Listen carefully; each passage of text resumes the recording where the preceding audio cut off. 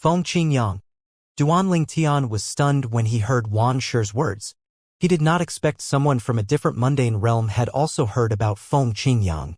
Based on this, he realized that Feng Qingyang's fame was so widespread that it was not just contained in the Saint Province realm. Even people from other mundane realms had heard about Feng Qingyang. Wuxia said, "Speaking of Qing Fengyang, rumor has it that the great overarching Golden Celestial's inheritance appeared in the Beyond Heaven's secret zone when it opened up previously. It seems like that was the inheritance that Feng Qingyang from the Saint Province realm had obtained." Wang Shi nodded. A hint of envy could be seen in his eyes as he said, "You're right. He obtained that inheritance. I wonder if the great overarching Golden Celestial's inheritance will appear this time. It's said that the Beyond Heaven secret zone is created by a few great overarching Golden Celestials." "You said Senior Feng Qingyang acquired the great overarching Golden Celestial's inheritance?" Duan Lingtian asked. Then he thought to himself, "From what I recall about the myths and ancient legends in my past life, great overarching Golden Celestials are the strongest Celestials." He asked Wang Shi for confirmation. "Wang Shi, who are the great overarching Golden Celestials?" "Brother Lingtian, you came to the Beyond Heaven secret zone, but you don't even know about great overarching Golden Celestials?" Wang Shi was taken aback when he heard Duan Lingtian's question. Then he said, "The great overarching Golden Celestials are the strongest Celestials. Great overarching Golden Celestials are renowned even in Devata realms. Like I said earlier, it's said that the Beyond Heaven secret zone was created by a few great overarching Golden Celestials. The most precious treasures in this secret zone aren't the weapons or other items. It's the inheritances that were left behind that are the most precious." An expression of envy appeared on his face as he continued to say, "When the Beyond Heaven secret zone opened previously, it was said that a great overarching Golden Celestial's inheritance appeared, and it was obtained by your Saint Province realm's eminent celestial, Feng Qingyang." Duan Lingtian was shocked. So Senior Feng Qingyang obtained the great overarching Golden Celestial's inheritance? It seemed like his speculation was right. Sword Saint Feng Qingyang did have a fortuitous encounter in the Beyond Heaven secret zone that granted him the ability to kill 8 tribulation bodiless celestial and the strength of a 9 tribulation bodiless celestial despite only being an eminent celestial. Previously, he had wondered what kind of fortuitous encounter Sword Saint Feng Qingyang had in the secret zone. With Wang Shi's explanation, he finally obtained his answer. Rong Bo sneered when he heard that Duan Lingtian did not even know about great overarching Golden Celestials. "What a hick!" Duan Lingtian's expression darkened and he frowned when he saw Rong Bo's mocking gaze. Did Rong Bo think he could bully him? However, before Duan Lingtian could say anything, Wuxia had already spoken up. "Rong Bo, watch your mouth." An angry expression appeared on her face as she said, "Duan Lingtian didn't offend you, right? What are you trying to achieve by provoking him? We're a small group, and the most important thing is unity. If you have a hard time tolerating his presence, you're free to leave." Wuxia had lots of pent-up anger. Apart from his terrible manner, she had hated the way Rong Bo looked at her lecherously since they had met.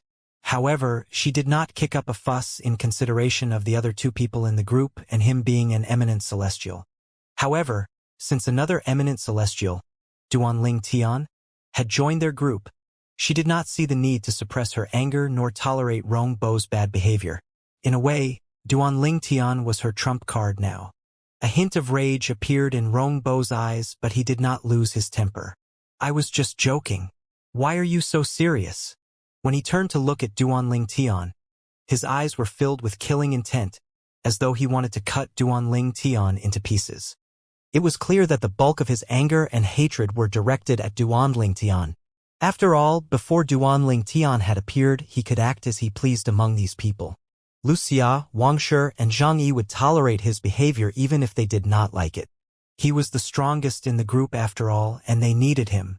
However, since Duan Lingtian had appeared, he had lost his importance in the group. He was treated like a nobody. How could he not be infuriated by such a difference in treatment? How could he not hate Duan Lingtian? At this moment, Wang Shi quickly stepped forward to mediate. He could tell Duan Lingtian was getting annoyed by Rong Bo, brother Lingtian. That's how Rong Bo's temperament is. Don't mind him. Duanling Tian was, indeed, quite annoyed. However, after Wuxia and Wang Shi had spoken up, he decided to shrug it off. He said indifferently, "It's fine. You can't just go around killing dogs that bark at you, right? It's best to just ignore them." Duanling Tian's comment stunned Wuxia and Zhang Yi. Meanwhile, Wang Shi could only force a smile on his face. "Brat, who are you calling a dog, huh?" Rongbo asked furiously. However, Duanling Tian did not even deign to look at him, let alone respond to him. Once again, Wang Shi stepped up to maintain the peace. "That's enough. We're all in this together. Let's not make the situation tenser than it is. We should continue on with our journey. Otherwise, it'll be too late if someone else discovers the location." The rest of the journey continued smoothly. During the journey, Duanling Tian learned that Wuxia and Wang Shi came from the same mundane realm. The mundane realm was a huge mundane realm known as the Vast Cloud Realm. There were many galaxies and planets in that mundane realm. On the other hand, Rongbo came from a huge mundane realm known as the Skyline Realm. He was an outstanding genius from a powerful sect in that mundane realm. Apparently, he was like a celebrity among the younger generation in that realm. After all, eminent celestials who were less than 100 years old were extremely rare. Naturally, he did not divulge this information to Duanling Tian. It was Wuxia who had told Duanling Tian about it. Wuxia continued to explain. As for Zhang Yi, he came from a huge mundane realm known as the Yen Huang Realm. Duanling Tian's eyes widened as soon as he heard Wuxia's words. Yen Huang Realm. He turned to look at Zhang Yi immediately. "Zhang Yi, you're from the Yen Huang Realm?" He felt as though he could not maintain his composure at this moment. This was because he had lived on Earth in his past life. The people from Earth were said to be descendants of Emperor Yen and Emperor Huang. Elder Hua, the three-legged crow, had also once told him that Earth was known as Yen Huang Planet in the past. Although there was a high chance that Yen Huang Realm had no connection to Earth and the similar names were just a fluke, he could not control the emotions that surged through him when he heard the word Yen Huang. Yes, Zhang Yi could see the change in Duanling Tian's emotion. As indifferent as he was rather curious about what made Duanling Tian lose his composure. "Duanling Tian, have you heard of our Yen Huang realm?" "Zhang Yi, have you ever heard of Yen Huang Planet?" Duanling Tian asked Zhang Yi hopefully. "Yen Huang Planet," Zhang Yi exclaimed. It seemed like he had also lost his composure when he heard Duanling Tian's words. An astonished expression appeared on his face as he asked, "You're from the Saint Province Plain? But you've heard about Yen Huang Planet from our Yen Huang realm?" He was, naturally, familiar with Yen Huang Planet. After all, the sect he was from originated from Yen Huang Planet. Later on, the sect moved to another galaxy. "So there's a Yen Huang Planet in your Yen Huang realm?" Duanling Tian continued to ask, "Can you please elaborate on the Yen Huang Planet in the Yen Huang realm?" He really wanted to know if the Yen Huang Planet from the Yen Huang realm was Earth where he had lived during his past life. Of course, it was unknown if Zhang Yi found Duanling Tian agreeable or because Duanling Tian had asked about Yen Huang realm, but the usually apathetic Zhang Yi, who was taciturn, began to speak. "Yen Huang Planet is one of the cultivation planets in Yen Huang realm. There are only a few cultivation planets in Yen Huang realm. In fact, most of the cultivators in Yen Huang realm can trace their roots back to Yen Huang Planet. It's also for this reason that our realm is called Yen Huang realm.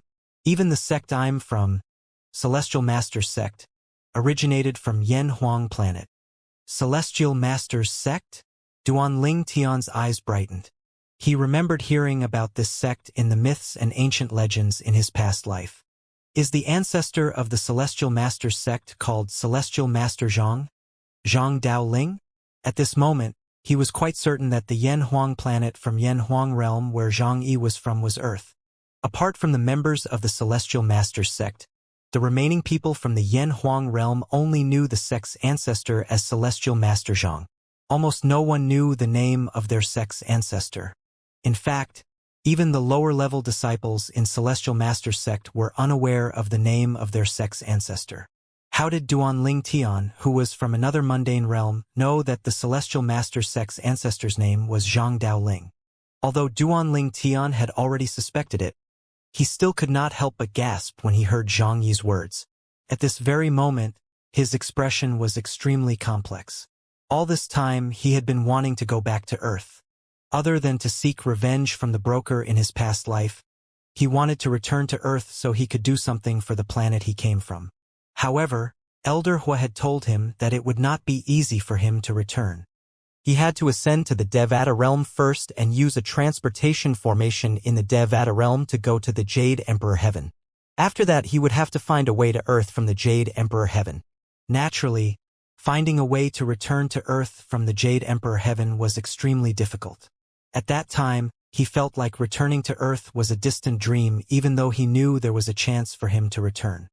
He did not expect that he might be able to return to Earth before he even ascended to the Devata realm when he entered the Beyond Heaven secret zone. Duan Ling Tian. Brother Ling Tian. The sound of people calling him caused Duan Ling Tian to regain his senses. He discovered that Wuxia, Wang Shi, and Zhang Yi were looking at him worriedly. When three of them realized Duan Ling Tian had snapped out of his daze, they asked in unison, "Are you okay?" "I'm okay." Duan Ling Tian nodded.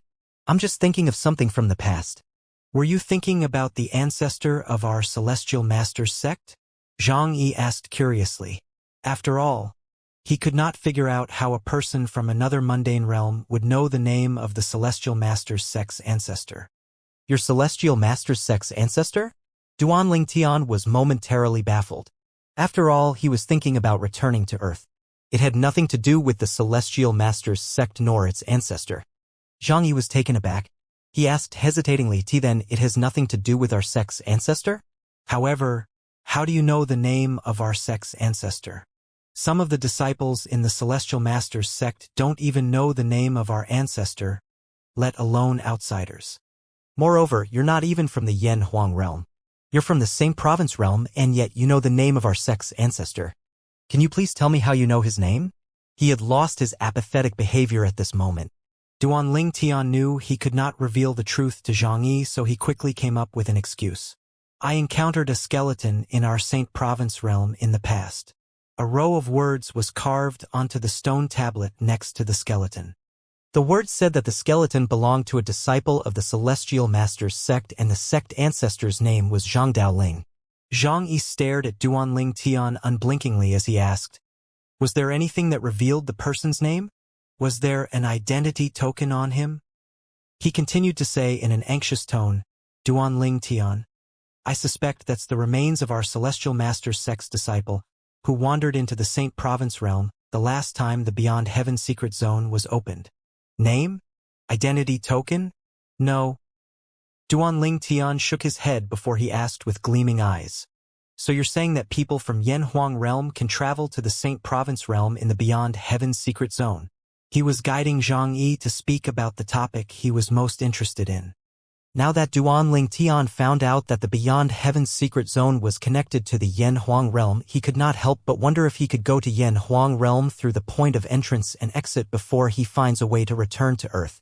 "Yes, of course."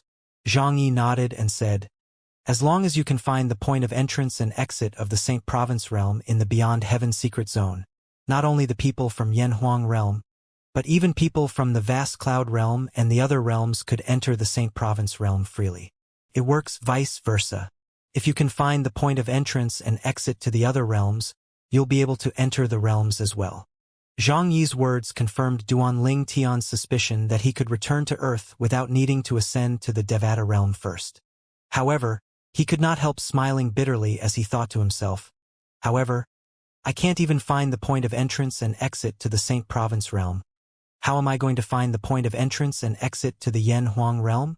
At this moment, Wang Shi chimed in, "Brother Duan Ling, do you know that after a person has been in here for 3 years, they'll be able to sense the direction of the point of entrance and exit of their realm. At that time, that person can choose to return to their realm or stay in the Beyond Heaven secret zone." 3 years? Why 3 years? Duan Ling Tian was puzzled. "I'm not really sure why it's 3 years. It has always been like that with the Beyond Heaven secret zone. Once one has entered the Beyond Heaven secret zone, one would not be able to leave for 3 years since one wouldn't be able to find the exit," Wang Shi explained. "Then what if I wish to go to another mundane realm? Will I need someone from that realm to lead the way after 3 years?" Duan Tian asked. Theoretically, yes. Wang Shi nodded. For example, if you want to travel to our vast sky realm, all you have to do is find someone from the realm after 3 years and have them guide you to the point of entrance and exit. I see. Duan Tian found Wang Shi's explanation extremely useful. He thought to himself, in other words, after 2.5 years, as long as I'm able to find someone from Yen Huang realm to lead me to the point of entrance and exit, I'll be able to go to Yen Huang realm. There's a chance I can return to Earth after I go to Yen Huang realm. He could not help but feel emotional when he thought about this. Duan Tian and the others continued on their journey. At the same time, he did not stop asking about the matters regarding Yen Huang realm and Yen Huang planet so he could have a better understanding of them. As it turns out, in the past, Earth was one of the most brilliant cultivation planets in Yen Huang realm. There were many strong powerhouses who came from there. Many of those powerhouses were those figures in the myths and ancient legends I heard about in my past life. However, due to the huge influx of cultivators, the heaven and earth spirit energy on Earth began to deplete. After a while, many cultivators and sects began to move away from Earth to other planets and galaxies where the heaven and spirit energy were rich. Since Yen Huang realm, the realm where Earth was located, is so big that it almost seems boundless, there are many galaxies and planets. In that realm, there are many sects and clans that compete at the interstellar level. The more Duan Tian learned about Yen Huang realm, the more he wished he could grow a pair of wings to facilitate his search for the point of entrance and exit to the Yen Huang realm. After learning about Yen Huang realm, although his biggest interest was to return to Earth, he also became very interested in Yen Huang realm as a whole. Xianxia said, actually, all huge realms are similar to our Yen Huang realm. For example, the vast cloud realm where Wang Shi and Wuxia came from, the skyline realm where Rongbo came from, and the Muro realm are all quite similar to Yen Huang realm. Generally, a huge mundane realm spanned across countless galaxies and planets. On the other hand, the Saint Province realm was considered as a small mundane realm. In the eyes of someone from a huge mundane realm, someone from a small mundane realm was no different from a barbarian. After listening to Wang Shi and Zhang Yi's explanation, Duan Tian discovered that their words lined up with everything that Elder Hua, the three-legged crow, had told him in the past. Duan Tian still remembered the words Elder Hua had said back then. Elder Hua had used these words to describe the difference between a large and small mundane realm. Generally, there are 2 types of mundane realms. One of them is similar to the world in your past life. They consist of planets and galaxies and are extremely vast. They're inhabited by all kinds of living things. The Devata realms, celestials, know them as large mundane realms. The mundane realm we're in is considered a small mundane realm. As you know, this mundane realm has the Tao Martial Saint Land, the mortal continents, and the sea. It has relatively fewer living species. The Beyond Heaven secret zone was linked to 5 mundane realms. Apart from the Saint Province realm that was a small mundane realm, the other 4 mundane realms were big mundane realms. One of the big mundane realms was also where Duan Tian's home planet in his past life was located. While they were traveling, Duan Tian turned to Zhang Yi and asked, Zhang Yi, how do people in Yen Huang realm categorize one's cultivation base? Do you use Saint Celestial stages to categorize cultivation base as well? He remembered that Elder Hua had said that the stages of one's cultivation base had different names in Yen Huang planet and the Saint Province realm. However, Zhang Yi and the others had mentioned the Saint Celestial stage earlier. Even Rongbo had said he would not be allowed to join the group if he had not broken through to the 9th form of the Saint Celestial stage. Yes, of course. Zhang Yi nodded before he continued to say, previously, the Yen Huang realm had different names for the stages in one's cultivation base. However, at some point it was standardized and changed to match the names in the surrounding mundane realms. Currently, the categorization of cultivation base in Mai, Wang Shi, Wuxia, and Rongbo's mundane realms are the same. If I'm not mistaken, the categorization of cultivation base in the Saint Province realm should be almost the same, right? Yes. Duan Tian nodded. After listening to Zhang Yi, he realized Elder Hua did not lie. However, the categorization of cultivation base in Yen Huang realm had changed instead. After traveling for some time, Wang Shi's solemn voice rang in the air. We should be arriving at the place Wuxia and I discovered in about 2 hours. His eyes brightened as he continued to say, There are numerous formations in that place. Based on my observation, I discovered that one of the formations restricts bodiless celestials from entering. Rongbo, who had been silent all of this time, looked at Wang Shi intently as he asked, "A formation that restricts bodiless celestials from entering? Are you sure?" "Yes." Wang Shi nodded. "Before entering the Beyond Heaven's Secret Zone, I've heard that there are some places in the Beyond Heaven's Secret Zone that have formations that restrict bodiless celestials from entering. Naturally, the bodiless celestial can't use their divine consciousness as well since it's linked to their souls. In fact, that place seemed to repel our divine consciousness as well. We couldn't even get close with our divine consciousness." He turned to look at Wuxia as though waiting for her to confirm his words. "That's right." Wuxia nodded. Duan Ling Tian raised an eyebrow. It seemed like Rongbo became very excited when he learned that bodiless celestials were prohibited from entering that place. His eyes were shining brightly and his expressions kept changing as though he knew something about the peerless treasures in that place. When Duan Ling Tian saw this, he could not help but think to himself, "Is it possible that Rongbo knows something that we don't?" Rongbo's change in behavior was too obvious. Even Wang Shi and Wuxia had noticed it. "Rongbo, do you know something?" Wang Shi asked with a frown. "If you know something, you should share it with us so that we can be prepared as well. It'll help us reduce the chances of accidents." Rongbo calmed down slightly when he heard Wang Shi's words. He shook his head and shrugged as he said, "It's nothing. I don't know anything." "As far as I know," Xianxia interjected, "in the Beyond Heaven's Secret Zone, bodiless celestials are prohibited from entering places that contain legacies or inheritance left by great overarching golden celestials." Rongbo's expression changed drastically when he heard Xianxia's words. He glared at Xianxia resentfully. He really did not expect Xianxia would be privy to this matter. After all, only a few powerful sects in the mundane realms knew that bodiless celestials were not allowed to enter places that contained legacies from great overarching golden celestials. He had no intention of revealing this information at all. Not only did Xianxia know about this information, but Xianxia even revealed it to everyone. He thought Xianxia was an incompetent teammate. The legacy of a great overarching golden celestial? Duan Ling Tian, Wang Shi, and Wuxia's eyes lit up when they heard Xianxia's words. How could they not feel excited? After all, the most valuable thing in the Beyond Heaven Secret Zone was a legacy or inheritance left behind by a great overarching golden celestial. Wang Shi took a deep breath to calm down and asked Xianxia again for confirmation. "Xianxia, are you sure about this?" "Well, this information has been passed down for generations in our Celestial Masters sect, so it should be true," Xianxia said as he looked at Duan Ling Tian. "Moreover, according to our sect elder, one of the 8 tribulation bodiless celestials in our sect, who had entered the Beyond Heaven Secret Zone before, he personally witnessed Feng Qingyang from the Saint Province realm enter a place that restricted bodiless celestials from entering. At that time, apparently, there were many bodiless celestials waiting for him outside to rob him when he came out. However, all those who tried to look for trouble with him were killed. He even managed to kill an 8 tribulation bodiless celestial with 10 moves.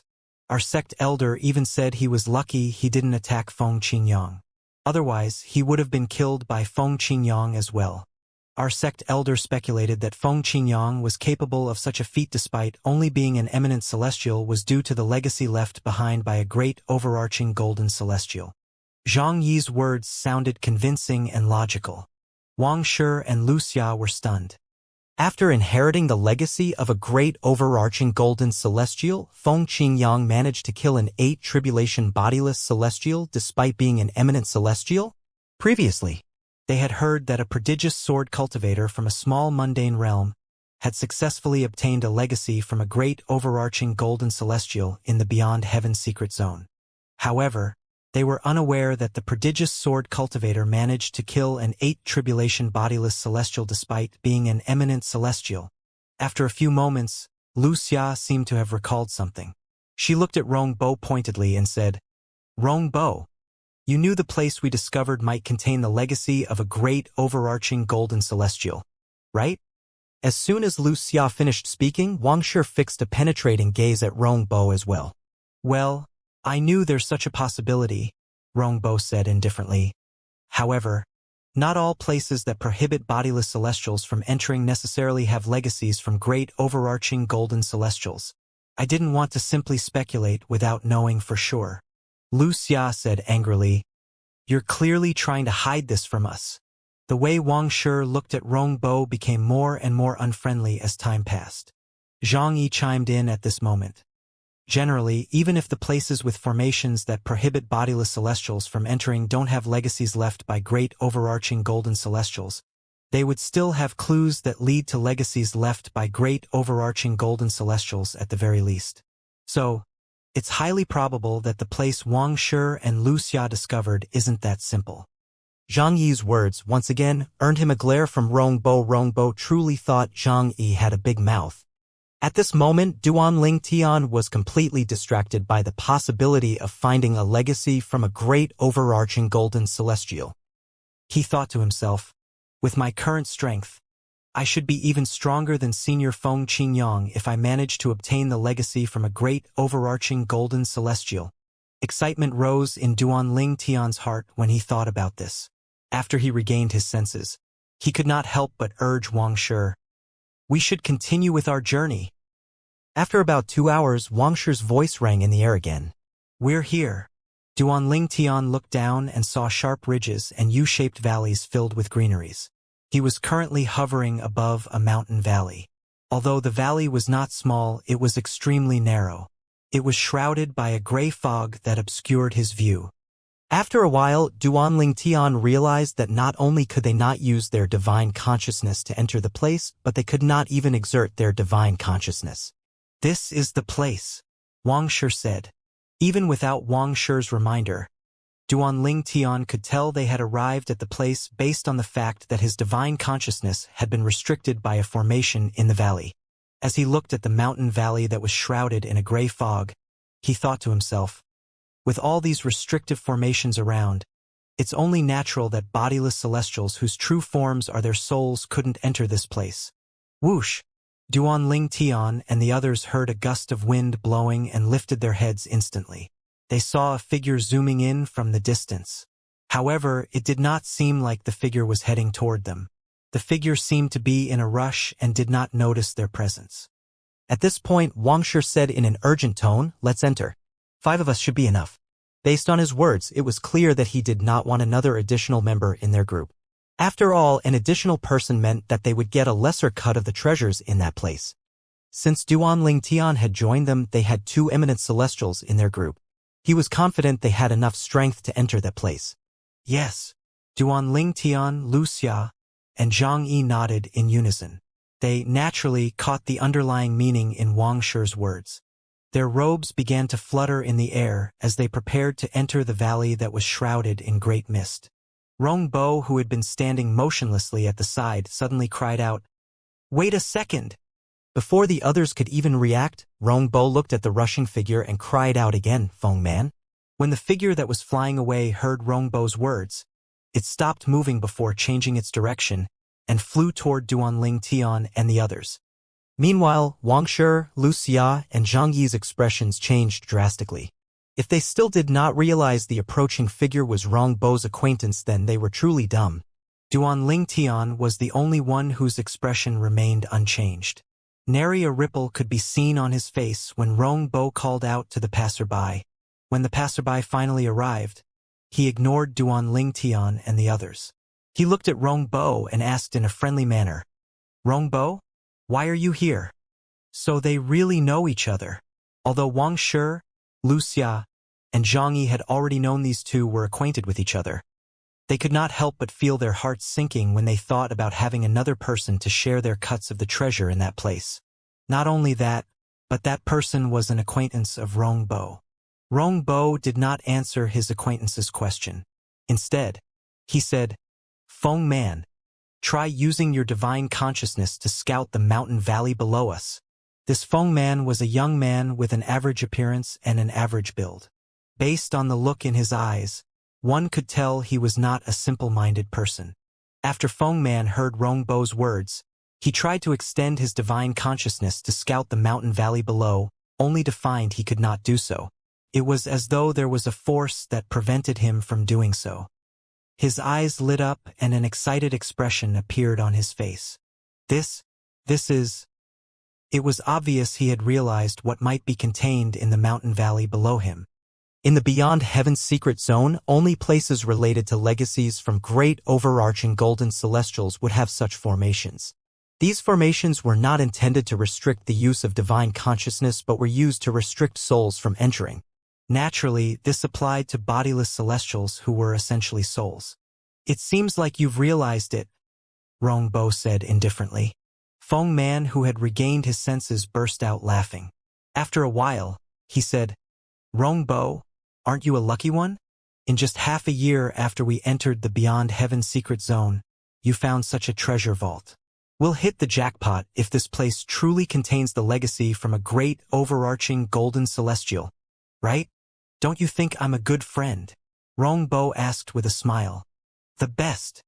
You're the best, Feng Man said as he gave Rongbo a thumbs up. I really owe you one for calling me over. If Rongbo did not call out to him earlier, he would have missed a great opportunity. After a while, Feng Man finally noticed Duanling Tian and the others. A frown appeared on his face as he said to Rongbo, Who are they? Rongbo, with our strength, we can enter this place on our own. His eyes flashed with killing intent as he turned to look at Duanling Tian and the others and said, We don't need all these people. As soon as Feng Man finished speaking, Rongbo turned around and studied the people before him. When his eyes landed on Duanling Tian, he nodded in agreement with Feng Man's words. You're right. It's unnecessary for us to bring so many people along. Rongbo. Wangshi almost vomited blood in anger when he heard Rongbo's words. What do you mean it's unnecessary to bring so many people along? Don't forget who discovered this place. If it weren't for me and Wuxia, you wouldn't have found this place. His eyes flashed with fury as he continued to say, As soon as we arrived at this treasure vault that might contain a legacy from a great overarching golden celestial, you plan to take everything for yourself?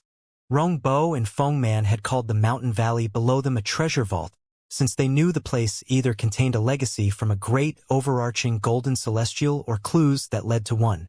A treasure vault was definitely a befitting name for this place. Although Wuxia was silent, she was glaring at Rongbo. If she knew this was going to happen, she would have insisted on kicking Rongbo out of the group.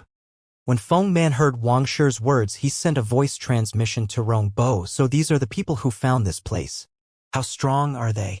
Can both of us defeat them? Based on Rongbo's reaction, it was clear Rongbo did not have a good relationship with these people. Rongbo quickly replied through voice transmission. Among those four, there's an eminent celestial, 2 cultivators at the 9th form of the Saint Celestial stage, and a cultivator at the 8th form of the Saint Celestial stage. If both of us join forces, it shouldn't be a problem for us to deal with them. After a pause, Rongbo added, However, it's fine just to kill the 3 males. Don't kill the girl yet. I want to. Well, in any case, when I'm done with her, I'll send her to them. When he finished speaking, the way he looked at Wuxia turned lecherous. Ever since Duanling Tian had joined the group, Rongbo did not dare to have lewd thoughts about Wuxia.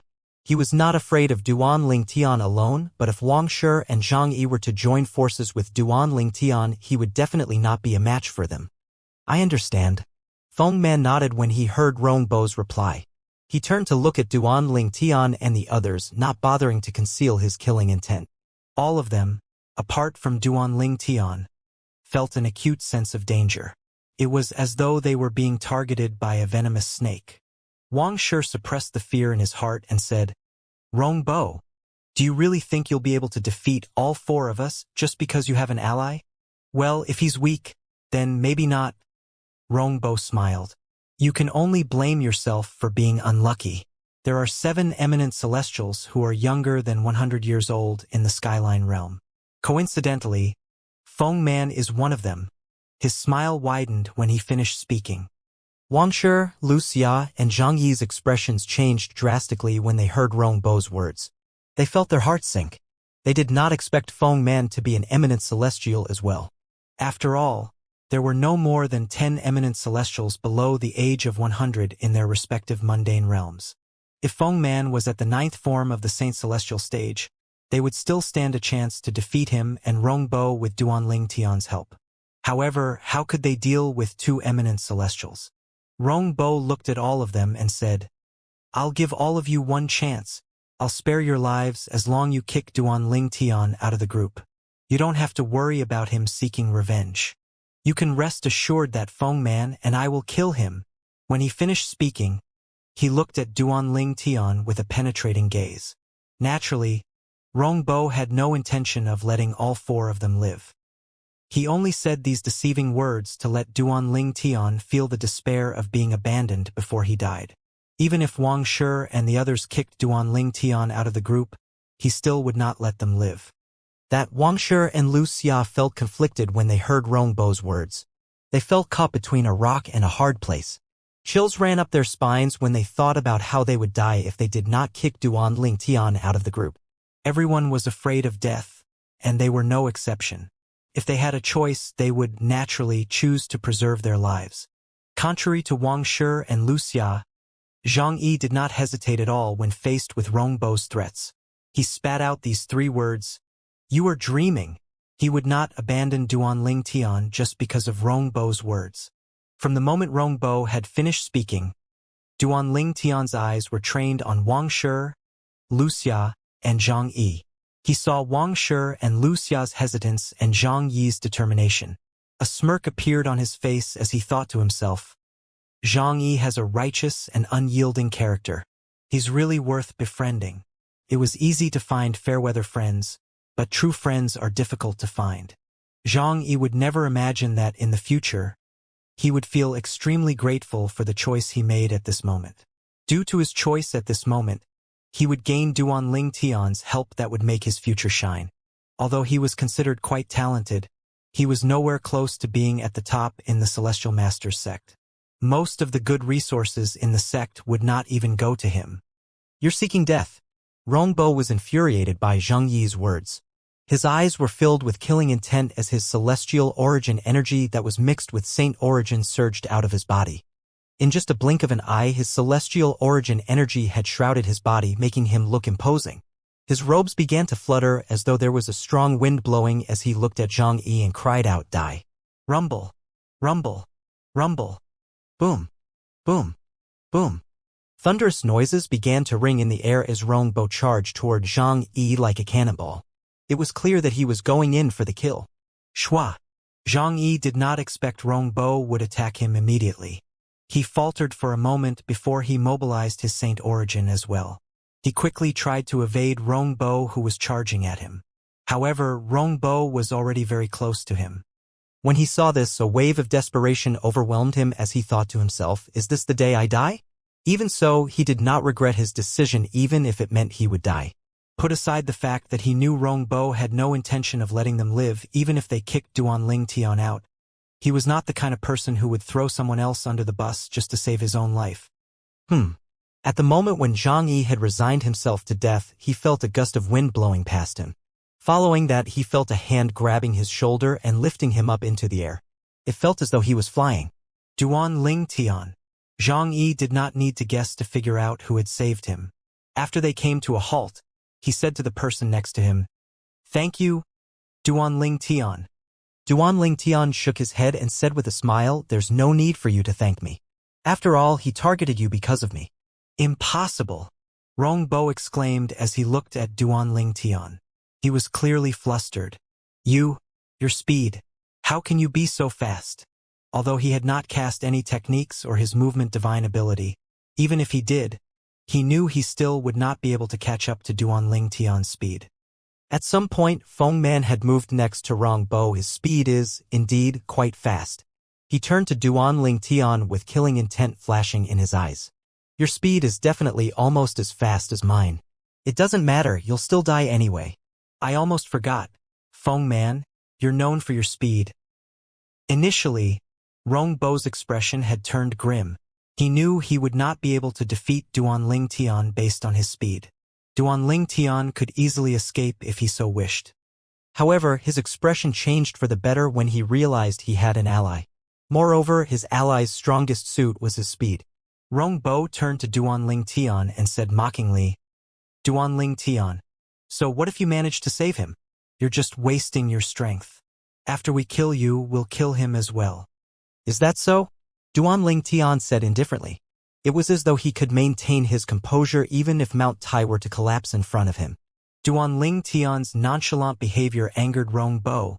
Since you're seeking death, I'll grant you your wish and kill you. Feng Man, let's kill him. Once we kill him, all the treasures in the treasure vault would belong to us. As soon as he finished speaking, celestial origin energy mixed with saint origin began to surge out of his body. Okay. Rong Bo's words spurred Feng Man into action.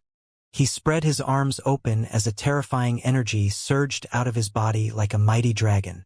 At this moment, he looked like a god of war. Duan Tian scoffed when he saw Rong Bo and Feng Man. He waved his hand and a sword appeared in his hand. The sword was translucent as though it was made from water. Rong Bo sneered. A weapon? Don't you know weapons from the mundane realms aren't of any use to eminent celestials? Weapons from the mundane realms were a burden to bodiless celestials and were of no use to eminent celestials. For this reason, Rong Bo mocked Duan Tian when he saw Duan Tian had retrieved his weapon. Duan Tian's celestial origin energy surged out of his body after circulating through his 99 saint veins and converged in his sword. He said indifferently, "How do you know for sure that my sword is from the mundane realm?" When Duan Tian's celestial origin energy that was mixed with saint origin surged into the sword began to shine brilliantly, blinding Rong Bo and Feng Man temporarily. "How do you know for sure that my sword is from the mundane realm?" These words kept echoing in Rong Bo and Feng Man's minds. At the same time, the sword that Duan Tian held in his hand radiated a destructive aura that felt as though it could destroy heaven and earth. As soon as Rong Bo and Feng Man felt the aura, both of their expressions changed immediately. They cried out in unison, clearly horrified, "Celestial Supreme Treasure?" Both of them could clearly sense the dangerous aura from Duan Tian's sword. It was definitely not an aura that weapons from mundane realms possessed. There was only one possibility. Duan Tian's weapon was from a Devata realm. Celestial Supreme Treasure? Zhang Yi, Wang Shi, and Wuxia were stunned by Rong Bo and Feng Man's words. The seemingly modest Duan Tian who had traveled with them possessed a celestial supreme treasure? Run! This thought appeared in Rong Bo and Feng Man's minds when they saw Duan Tian wielding a celestial supreme treasure. Rong Bo and Feng Man had a deep understanding of the strength of an eminent celestial since they were both eminent celestials as well. If both of them joined forces, there was no doubt they would be able to defeat an eminent celestial. Naturally, there were exceptions to this. If their opponent mastered a divine ability from a Devata realm or possessed a celestial supreme treasure, let alone two of them, even if they had another two eminent celestials helping them, they still would not be a match for their opponent. An eminent celestial with a celestial supreme treasure had strength comparable to a 3 bodiless celestial. If the celestial supreme treasure was of a higher grade, the strength it granted could be even stronger than a 3 bodiless celestial. For this reason, when Rong Bo and Feng Man realized the translucent sword in Duan Tian's hand was a celestial supreme treasure, they instantly discarded their thoughts of fighting and decided to run instead.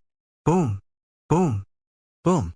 Sounds of explosions rang in the air as Rong Bo and Feng Man utilized their celestial origin energy that was mixed with saint origin to escape. Both of them moved really quickly, running in 2 different directions. Trying to run? Duan Tian sneered when he saw Rong Bo and Feng Man trying to escape. Then, the sword shot out of his hand immediately. Shoo! The short-lived sound of a sword cry rang in the air. The noise sounded like it heralded death to those people who heard it. Duan Tian took his time to cast the sword-wielding art, the 3rd stage of the Supreme Sword Tao Mental Cultivation Method Sovereign Heart Sword. Even without using the assist-type divine ability, the elementary devouring technique, his strength now was comparable to a 5 bodiless celestial.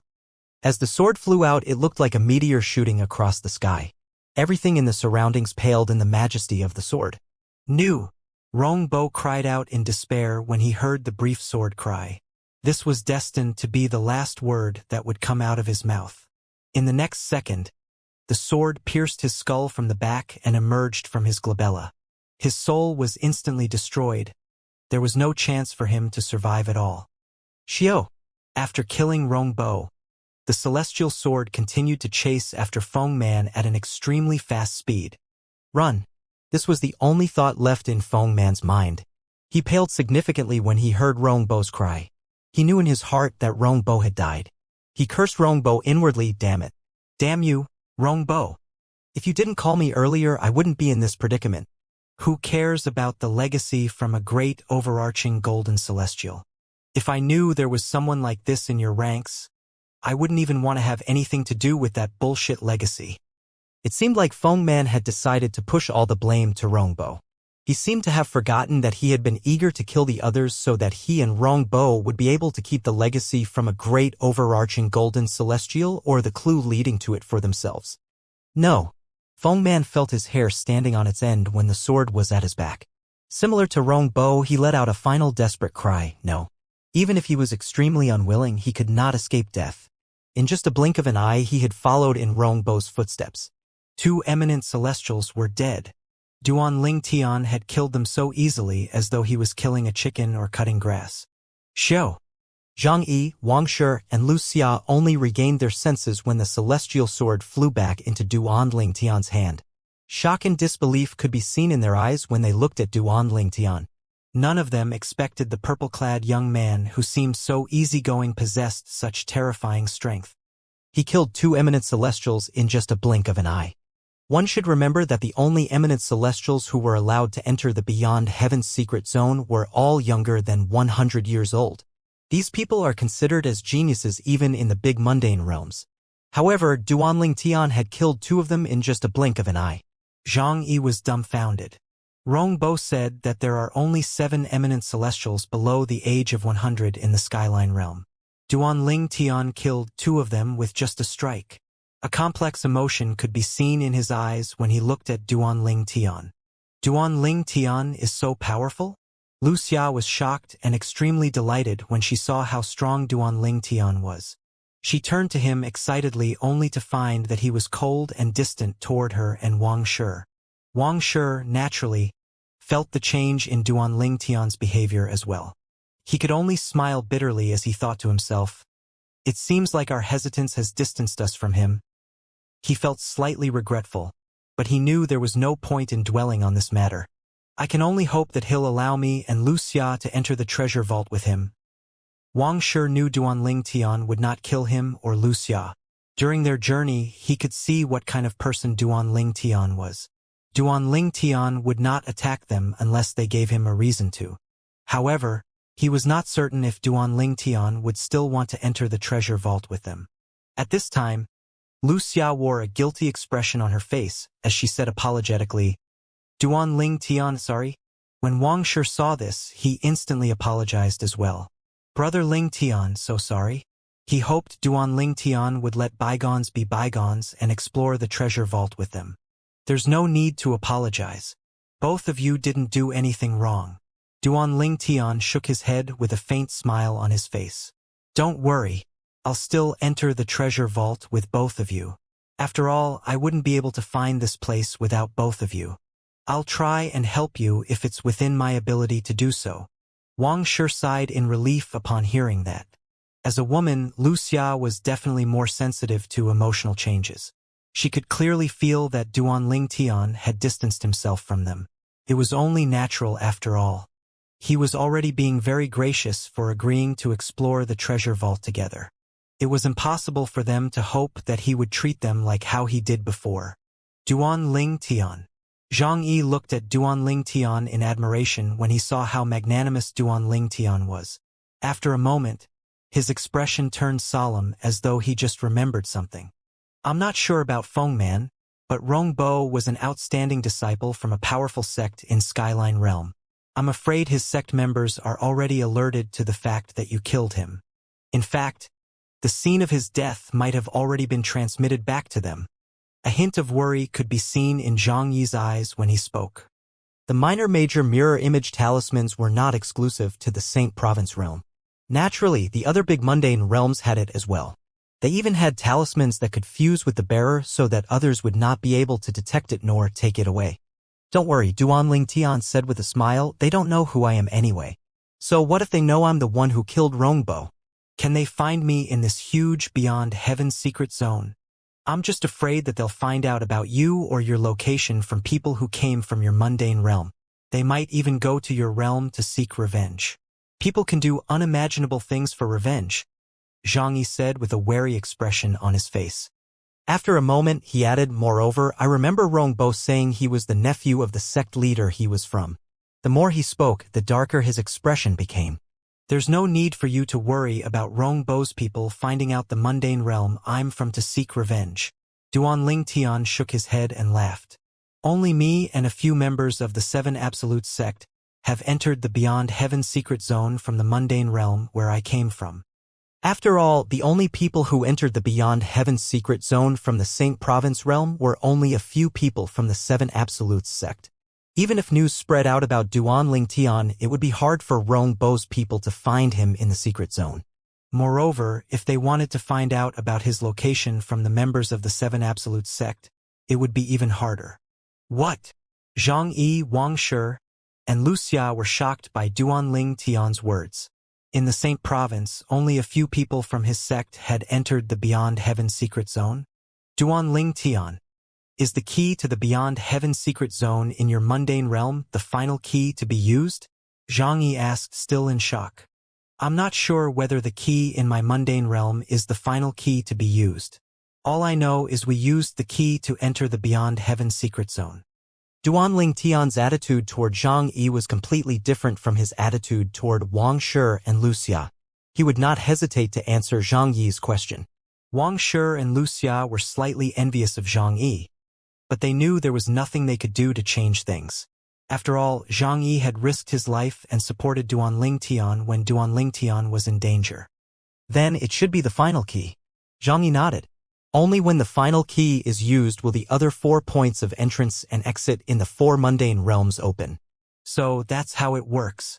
No wonder there are so many people from other mundane realms. As it turns out, the points of entrance and exit in the other mundane realms had been opened before and were sealed after that.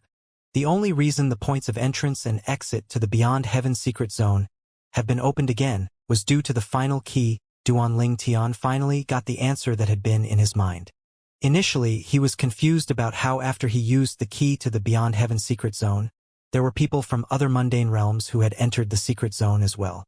Was it possible that the other 4 mundane realms had used their keys to open the entrance to the Beyond Heaven secret zone at the same time?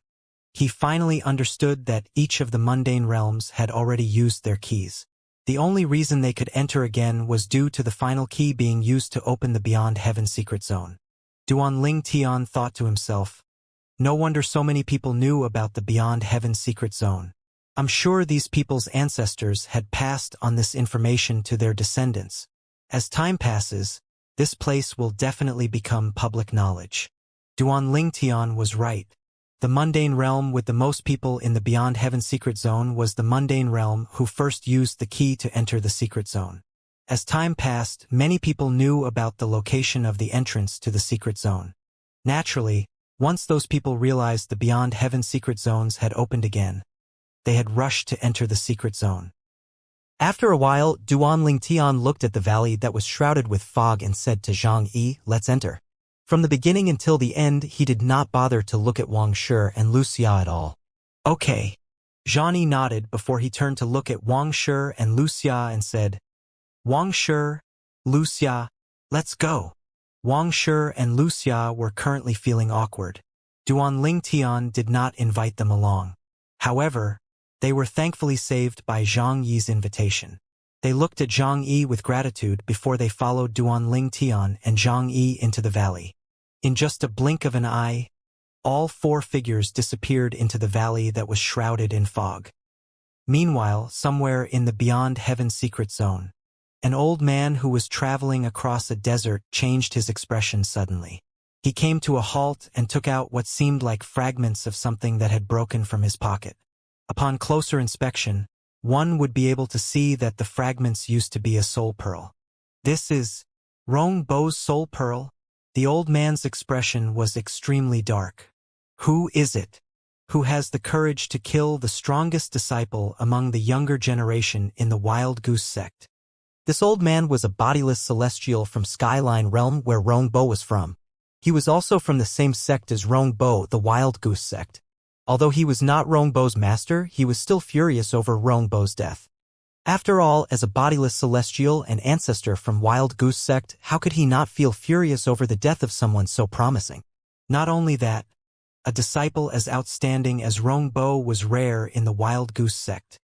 At this time, many people, young and old, from the Wild Goose sect in the Skyline Realm found out about Rongbo's death through his soul pearls that had shattered. This purple-clad young man is the culprit. Images of the moments before Rongbo's death until he was killed were projected before these people. Some of these people, mostly bodiless celestials, were enraged and vowed to avenge Rongbo. In other parts of the Beyond Heaven secret zone, a group of bodiless celestials from the Skyline Realm who were not members from the Wild Goose sect had also discovered that Feng Man's soul pearl had shattered. Similar to Rongbo, many bodiless celestials from his sect carried his soul pearl. Feng Man is dead? The few strongest bodiless celestials from Feng Man's sect also saw the scene where he was killed. The strongest bodiless celestial from Feng Man's sect growled when he saw the purple-clad young man in the mirror image. No matter who you are, you're destined to die when you kill a peerless genius from my sect. Duan Lingtian was, naturally, blissfully unaware that he was now the target of various bodiless celestials who had entered the Beyond Heaven secret zone from the Skyline Realm. Naturally, he would not be afraid even if those bodiless celestial found out about it. Just like he had said to Xianxia, the Beyond Heaven secret zone was so vast that the people from Skyline Realm would have a hard time finding him. Moreover, even if the people from Skyline Realm found out he was from the St. Province Realm, they still would not be able to find the point of entrance and exit to the St. Province Realm. Most importantly, there was no need for Duan Lingtian to be afraid of Rongbo and Feng Man's people.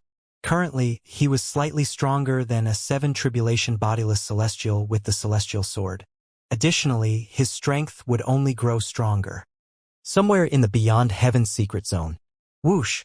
A graceful figure flew across the sky as she controlled the air in the barren mountains. The figure's appearance seemed to have dimmed the surroundings. The graceful figure was a woman with peerless beauty. Although she looked just like the girl next door, her temperament was that of a fairy who had descended from the 9 heavens.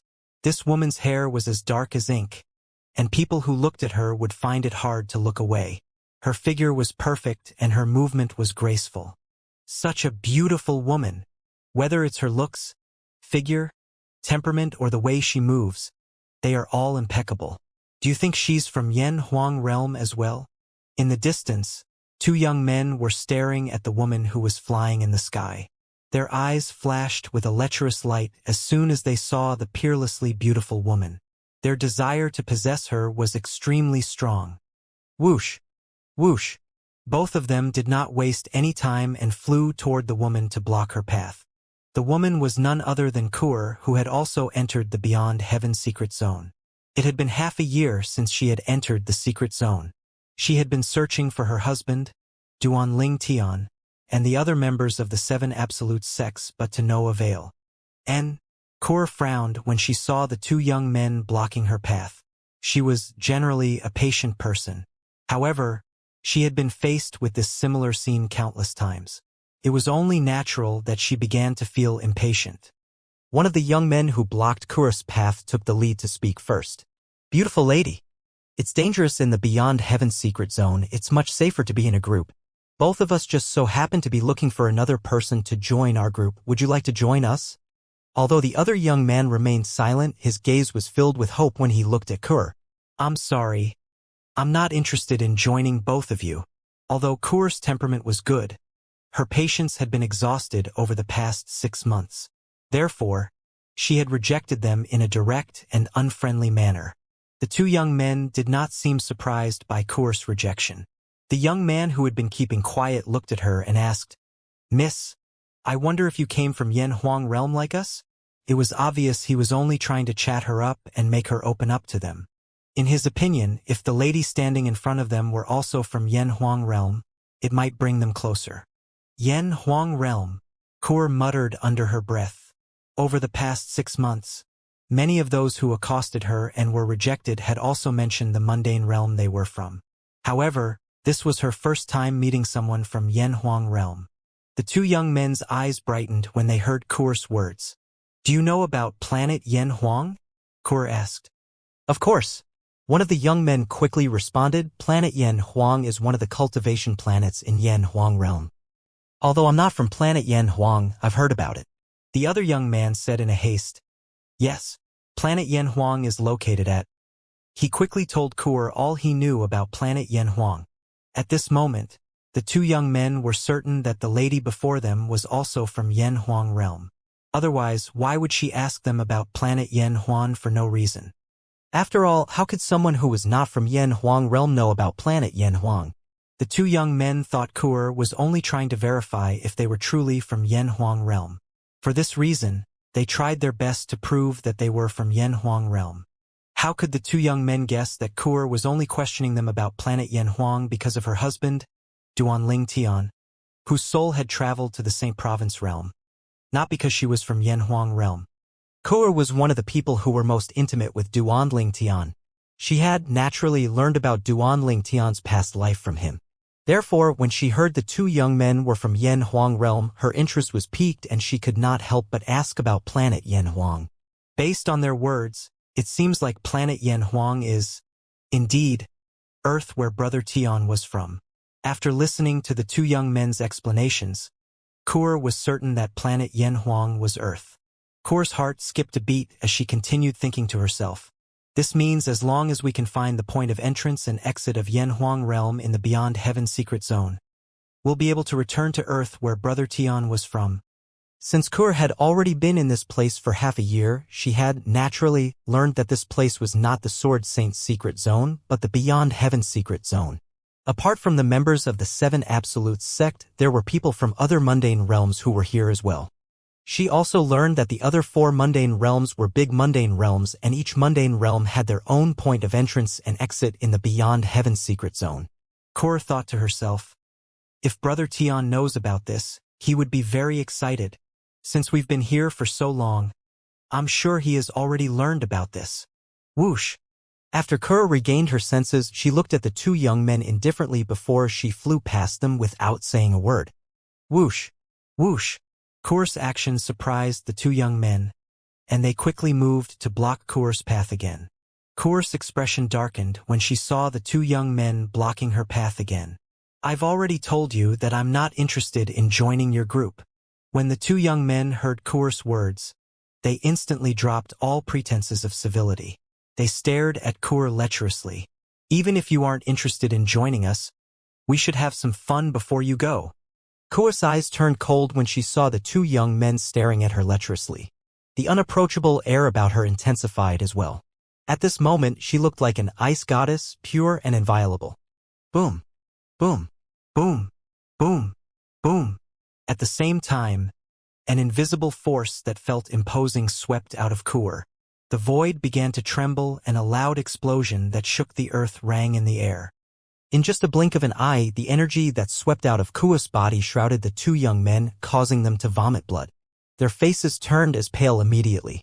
However, the imposing aura continued to surround them. It seemed like Kure had no intention of withdrawing the energy.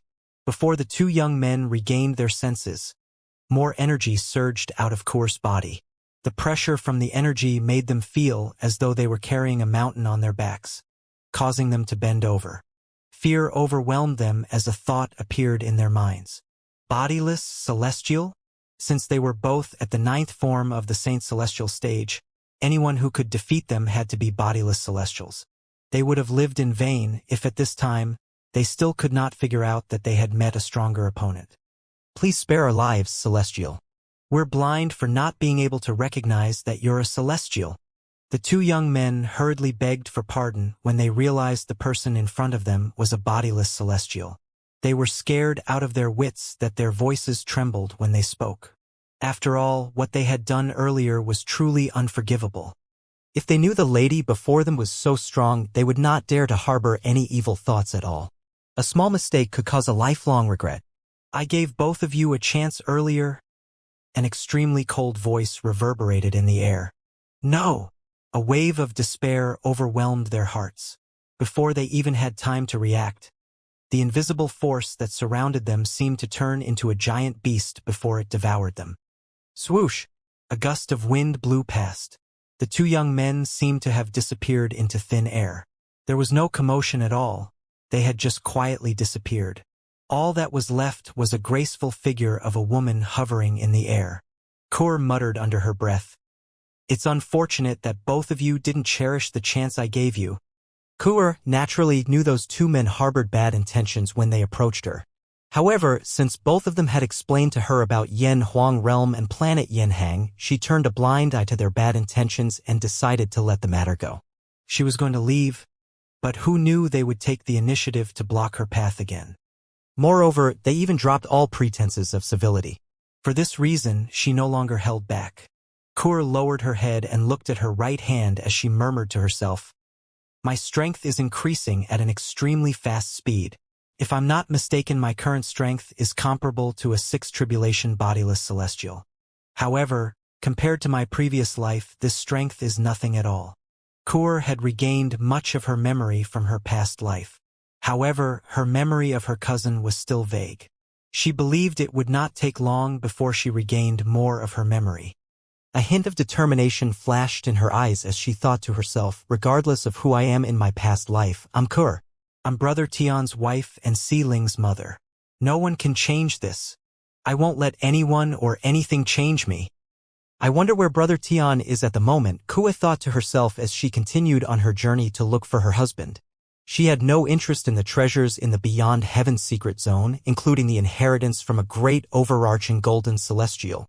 Although Kur had not completely recovered all her memories, she knew that the great overarching golden celestials could not compare to her at all in her past life. Even her servants could easily kill a great overarching golden celestial. Duanling Tian was, naturally, unaware that Kur's strength was now comparable to a sixth tribulation bodiless celestial. In fact, he was not even aware that she had entered the Beyond Heaven secret zone. Currently, he was in the valley that was shrouded by fog with Zhang Yi, Wang Shi, and Wuxia.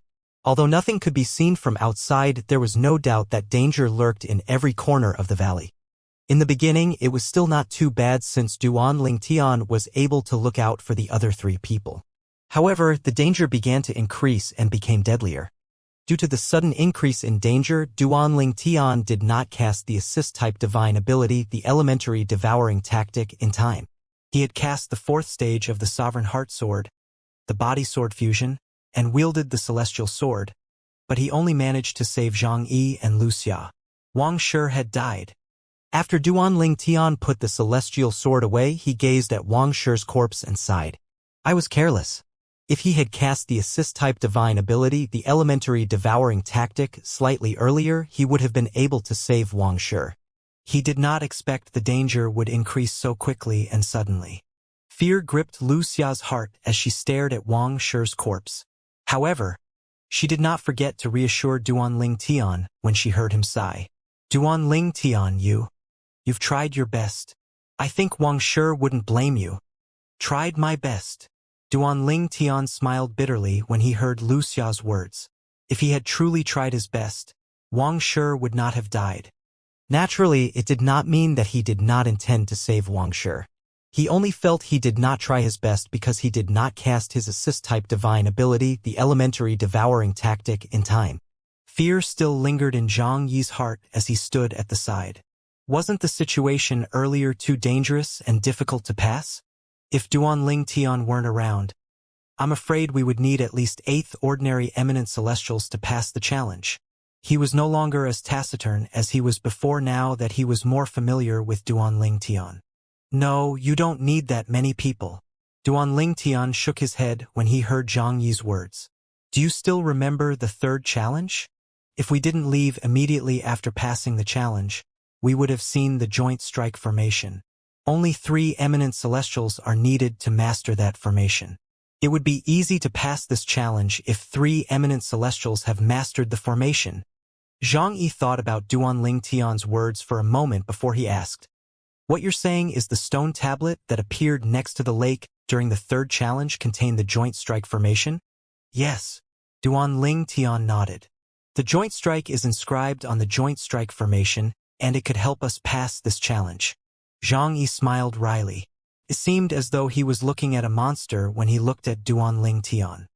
That's to say, when you protected me and Wuxia and successfully passed the challenge, you didn't even use the joint strike formation at all. You passed the challenge by only using your brute strength.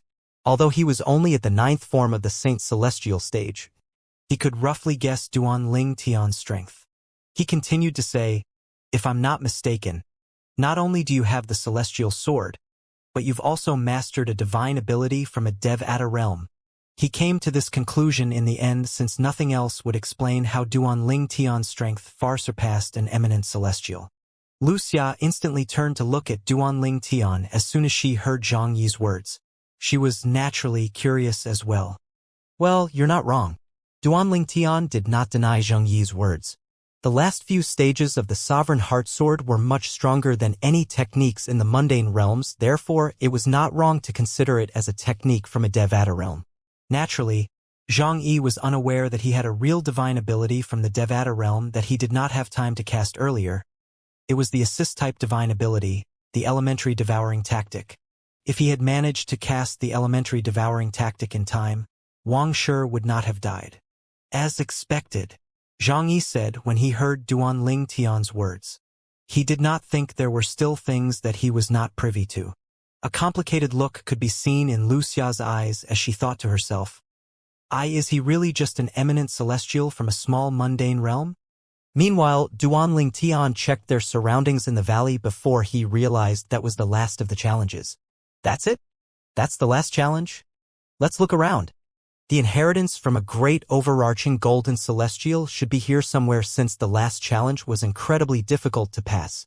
After all, it's normal that something extraordinary would be hidden around such a dangerous challenge. Wuxia said excitedly when she heard Duanling Tian's words. That makes sense. Zhang Yi nodded in agreement. Duanling Tian was the only one who did not think so. That might not be the case. Duanling Tian sensed something amiss with the last challenge. Its difficulty had increased by a few times. Although he could not use his divine consciousness after descending into the valley, he could still sense there were supposed to be more challenges after this one that they managed to overcome. However, it really seemed like there were no more challenges. For this reason, he suspected that all the challenges had combined into one challenge to increase the difficulty. Indeed, Duanling Tian's assumption was correct. Due to how easy it was for him to overcome the challenges, the last few challenges were combined into one to increase the difficulty. Nevertheless, it was still easy for him to pass the challenge. After all, he was not an ordinary eminent celestial. He was far stronger than an ordinary bodiless celestial. When Zhang Yi heard Duanling Tian's words, he suggested, let's just look around. Even if the inheritance from a great overarching golden celestial isn't here, we might find clues that are related to it. After that, 3 of them began to search the place. After a while, Duanling Tian found a shabby feng shui compass. It was really old and obvious that it had been around for a long time. Although it looked old and shabby, it seemed to be working in good condition. The needle was accurate and pointed in the same direction. Could it be showing us the direction? Wuxia gasped. Zhang Yi laughed. I don't think there's a need for us to look around anymore. I think the compass will bring us straight to the treasure vault. So this is the clue? Duanling Tian frowned. They did not waste any time and began to travel in the direction where the needle pointed. I hope there's an inheritance from a great overarching golden celestial in the treasure vault, Wuxia murmured. Even if there's none in the treasure vault ahead, we'll just have to keep following the clues. If we don't die, at some point, we'll find the inheritance in another treasure vault. Zhang Yi. Duanling Tian turned to Zhang Yi and asked, is it possible that other people who have also found treasure vaults might also find clues that ultimately lead to the same treasure vault that contains an inheritance by a great overarching golden celestial? Yes. Zhang Yi nodded without hesitation. From what I know, each time when the Beyond Heaven's secret zone opens, there'll only be one inheritance from a great overarching golden celestial. The last time the Beyond Heaven's secret zone opened, Feng Qingyang from your Saint Province realm managed to obtain the only inheritance from a great overarching golden celestial in the secret zone. Fear appeared in his eyes as he continued to say, It said that there were many eminent celestials who entered the treasure vault that contained the inheritance from a great overarching golden celestial with Feng Qingyang at that time, but none of them came out alive. According to some cultivators who weren't eminent celestials, the eminent celestials killed among themselves and some were killed by Feng Qingyang as they fought for the inheritance from a great overarching golden celestial. In the end, Feng Qingyang emerged as the ultimate winner. Duanling Tian, naturally, did not get to witness for himself how Feng Qingyang had killed and obtained the inheritance from a great overarching golden celestial at that time. Nevertheless, he could imagine how Feng Qingyang had surprised the group of talented powerhouses from the 4 big mundane realms. Senior Feng Qingyang had thoroughly mastered the 5 stages of the Supreme Sword Dao mental cultivation method's Sovereign Heart Sword when he was just an eminent celestial.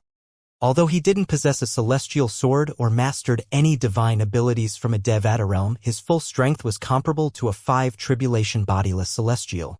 Duanling Tian, who had inherited the Sovereign Heart Sword that Feng Qingyang created, understood this very well. Based on Feng Qingyang's strength at that time, an ordinary eminent celestial was no match for him at all. Duanling Tian muttered under his breath. Although Duanling Tian's voice was not loud, Zhang Yi heard his words. He instantly voiced his disagreement. I don't think his strength is that exaggerated. Duanling Tian looked at Zhang Yi curiously. Why do you say so? After all, Senior Feng Qingyang from our Saint Province realm was already stronger than an ordinary bodiless celestial before he even entered the Beyond Heaven secret zone. The bodiless celestials in our Saint Province realm were no match for him at all at that time. Yes, I've heard about this. Zhang Yi nodded before he said, I've seen the records that are handed down in our Celestial Masters sect that documented what happened in the Beyond Heaven secret zone the last time it opened. Although the sword cultivator from your Saint Province realm, Feng Qingyang, didn't seem to have a celestial supreme treasure, he seemed to have mastered an extraordinary divine ability from a Devata realm.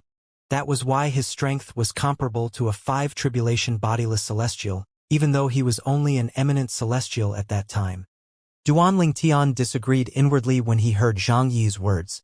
He knew those people must have mistaken the Supreme Sword Dao mental cultivation method's Sovereign Heart Sword that Feng Qingyang created for a divine ability from a Devata realm.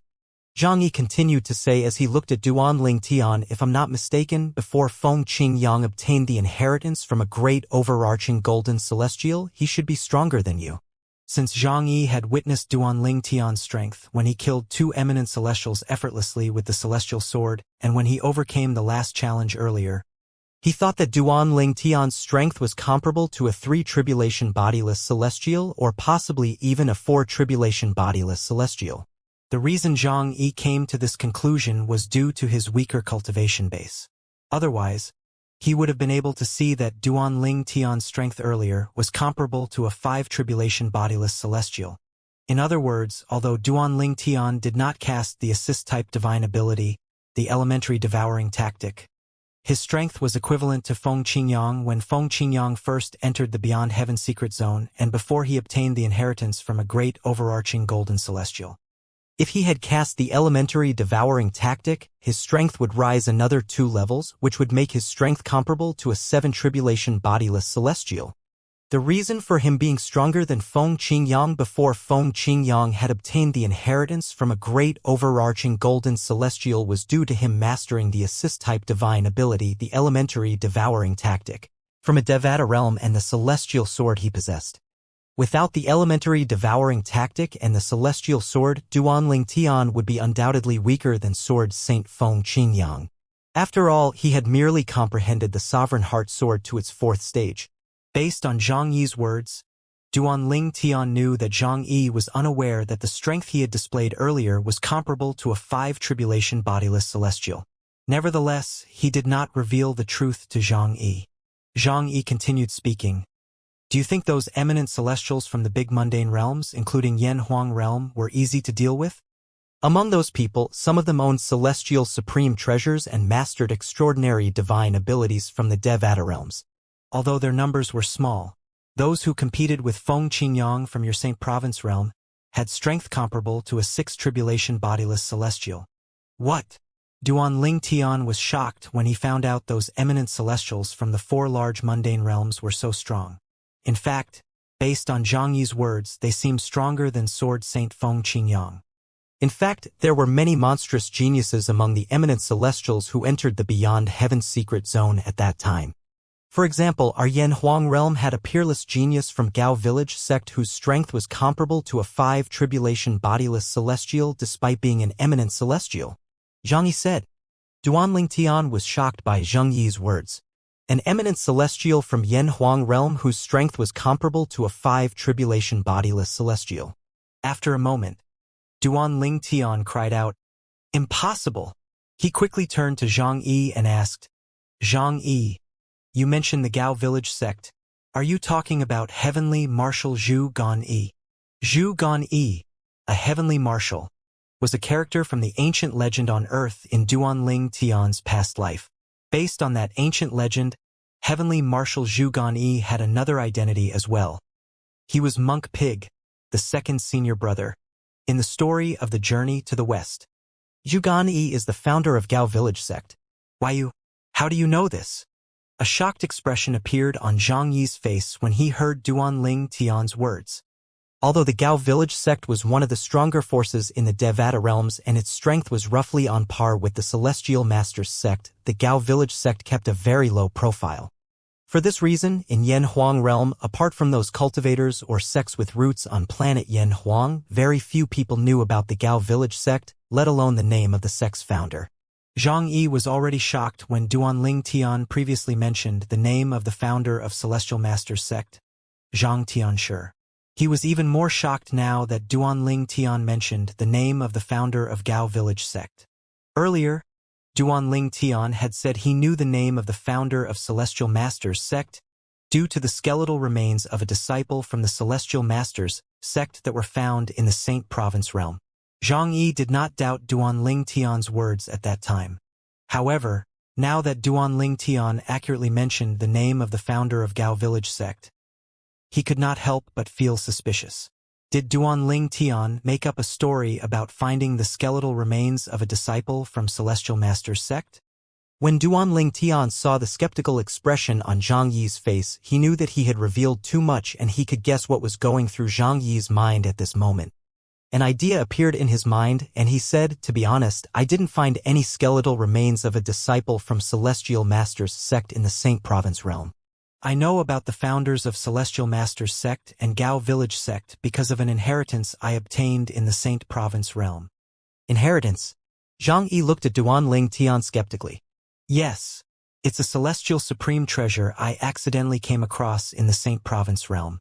The celestial supreme treasure is known as the 7 Treasures Exquisite Pagoda.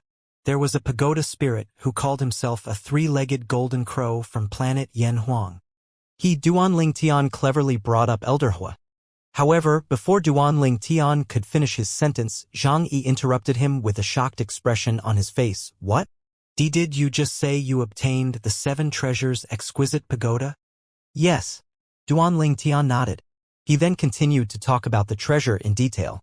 "The 7 Treasures Exquisite Pagoda that I obtained had a pagoda spirit on the 1st floor. That was the 3-legged golden crow I mentioned. The Jasper Celestial Sword was on the 2nd floor, and on the 3rd floor." Zhang Yi interrupted Duanling Tian again as he said, "The Astonishing God Halberd is on the 3rd floor, and the Universe Ruler is on the 4th floor. The Heaven Net Umbrella is on the 5th floor. The World Cleansing Horsetail Whisk is on the 6th floor, and the War Heave Spear is on the 7th floor." Zhang Yi stated all the celestial supreme treasures in the 7 Treasures Exquisite Pagoda as though he was listing out his family's treasures. Duanling Tian was taken aback. "Why you know about the 7 Treasures Exquisite Pagoda?" "Of course," Zhang Yi exclaimed. "The 7 Treasures Exquisite Pagoda is the top celestial supreme treasure according to legend. It's an extraordinary celestial supreme treasure even in the Devata realms. More importantly, it's from planet Yan Huang.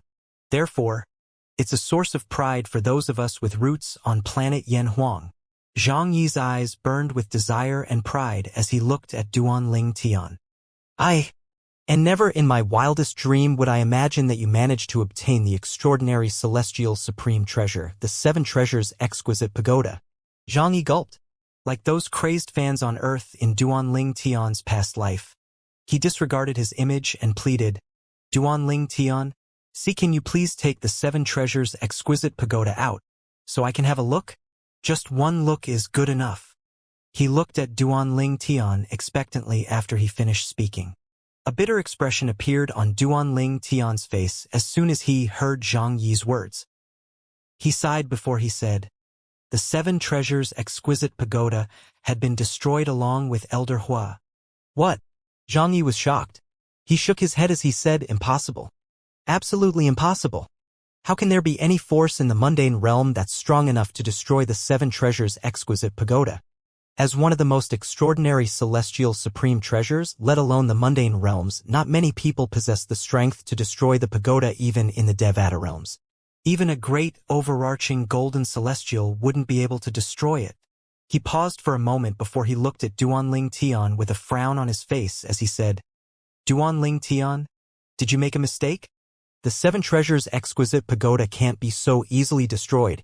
Zhang Yi did not doubt that Duanling Tian had truly obtained the 7 treasures exquisite pagoda before. Apart from the sad expression on Duanling Tian's face that could not be faked, Duanling Tian was able to speak about the 7 treasures exquisite pagoda in great detail. However, he found it hard to believe that the 7 treasures exquisite pagoda was destroyed. Duanling Tian sighed again. Indeed, there's no one strong enough to destroy a celestial supreme treasure in the mundane realms. Even 9 tribulation bodiless celestials aren't capable of such a feat. The reason it was destroyed was due to Elder Hua, the 3-legged golden crow, sacrificing his life and the 7 treasures exquisite pagoda to save my life. It was at that time the 7 treasures exquisite pagoda was broken and our connection was severed. A mournful expression appeared on Duanling Tian's face when he recalled the time he was forcefully sent back to the lower province of the Dao Martial Saint Land, as though he had lost something extremely precious. The 3-legged golden crow sacrificed his life and the 7 treasures exquisite pagoda? Zhang Yi shook his head. That's impossible. Although the 3-legged golden crow is the pagoda spirit of the 7 treasures exquisite pagoda, it's impossible for it to destroy the 7 treasures exquisite pagoda. The 7 treasures exquisite pagoda is one of the most extraordinary celestial supreme treasures. Even if the pagoda spirit has the strength to destroy the pagoda, its role as the pagoda spirit restricts it from destroying the pagoda. For lack of a better word, the pagoda spirit is only an accessory of the 7 treasures exquisite pagoda. There's no way it could have destroyed the pagoda. Zhang Yi was very confident when he spoke about this. As a disciple of Celestial Master's sect in Yanhuang realm, apart from cultivating, he liked reading ancient books about planet Yanhuang, one of the original cultivation planets in Yanhuang realm. This was why he was so knowledgeable about celestial supreme treasures and why he was confident the pagoda spirit of the 7 treasures exquisite pagoda could not destroy the pagoda.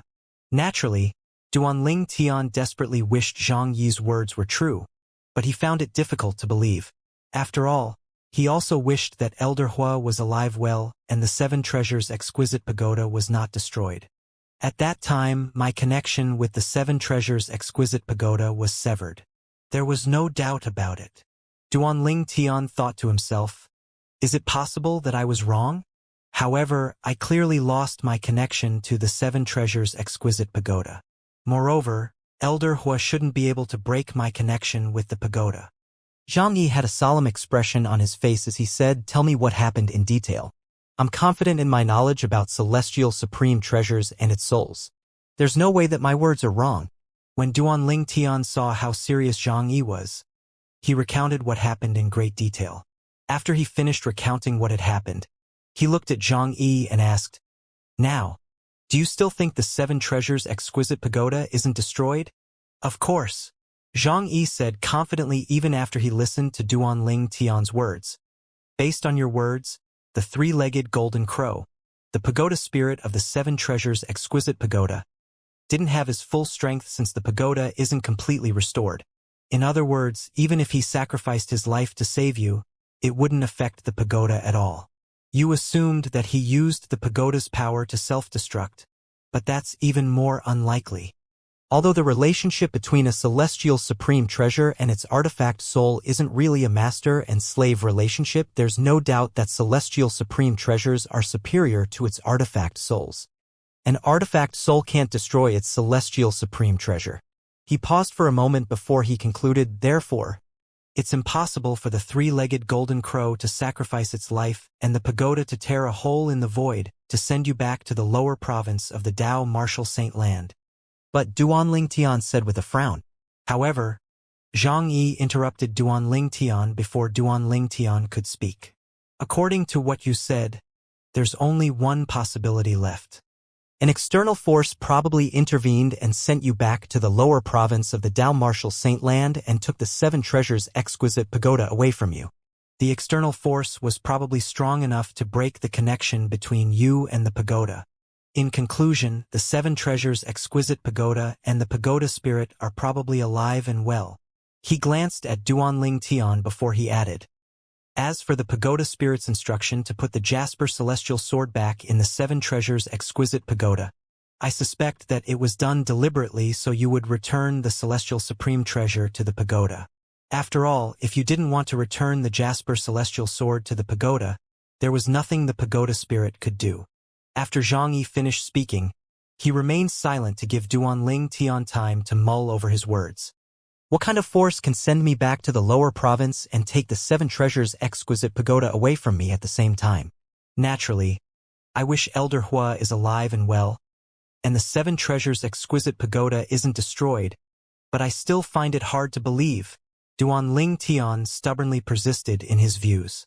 After all, he could not imagine what kind of being would be capable of such a feat. Not only was the person capable of sending him back to the lower province, but he was also able to convince Elder Hua to deceive him into returning the Jasper Celestial Sword and severing his connection to the 7 treasures exquisite pagoda. Moreover, he thought these were all Zhang Yi's speculations with no supporting evidence. Therefore, he was not convinced at all. Zhang Yi was rendered speechless when he saw Duanling Tian refusing to believe him even though he had spoken so much. You? After a while, he only said helplessly, well, forget about it. If you ever visit Yanhuang Realm one day, you'll realize that I'm right. Then, let's talk about it when the time comes. Duanling Tian did not think Zhang Yi was lying to him. However, without any evidence, he found it difficult to believe Zhang Yi's words. His eyes flashed with determination as he said, I'll definitely go to Yanhuang Realm. Wuxia, who was traveling next to them all this time, had remained silent. However, inwardly, she thought Zhang Yi's words had merits. Unfortunately, she could see that unless she or Zhang Yi could provide evidence, it would be difficult to convince Duanling Tian otherwise. Therefore, she did not speak up to support Zhang Yi's words. The 3 of them continued to travel in haste. After a while, Duanling Tian, who had sorted his thoughts out, looked at Zhang Yi again and asked, Zhang Yi, based on what you said earlier, there's an eminent celestial from Gao village sect who's less than 100 years old but is as strong as a 5 tribulation bodiless celestial. Apart from him, are there any eminent celestials like that in Yanhuang Realm? He was naturally curious about all these personages. Of course. Zhang Yi nodded and said, there's also an eminent celestial from Mount Huagua sect whose strength is comparable to a 5 tribulation bodiless celestial. Moreover, he's even stronger than the one from Gao village sect.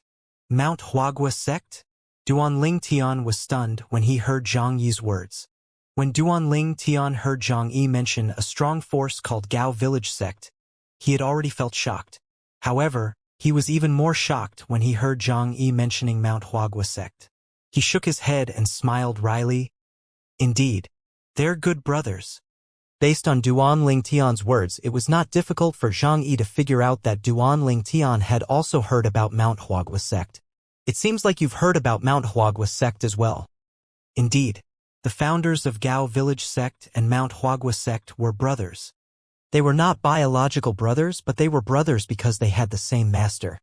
Since Zhang Yi found out Duanling Tian used to possess one of the top celestial supreme treasures, the 7 treasures exquisite pagoda, and that Duanling Tian used to communicate with the 3-legged golden crow Elder Hua, he was no longer surprised by Duanling Tian's knowledge of planet Yanhuang that was located in Yanhuang Realm. Yes, I heard it from Elder Hua. Duanling Tian nodded, pushing everything to Elder Hua. According to Elder Hua, Mount Huagua sect used to have an extraordinary cultivator called the Great Sage Sun Wukong. If I'm not mistaken, the founder of Mount Huagua sect is Sun Wukong, right? That's right. Zhang Yi nodded before he said, whether it's Mount Huagua sect or Gao Village sect, both of them originated from planet Yanhuang. The two sects had prospered in planet Yanhuang before the heaven and earth spirit energy was depleted. After that, the people and monkeys from Gao Village sect and Mount Huagua sect left planet Yanhuang in search of a new place to live in along with countless other cultivators. Similar to Gao Village sect and Mount Huagua sect, our Celestial Masters sect is also founded in planet Yanhuang and has a long history. Many forces that were established in other places in Yanhuang realm can't compare to us.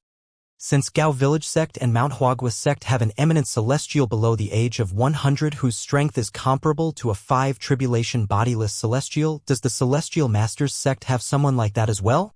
Duanling Tian asked curiously. We do. Zhang Yi nodded. A grim expression appeared on his face as he said, his strength is not something ordinary eminent celestials can compare to.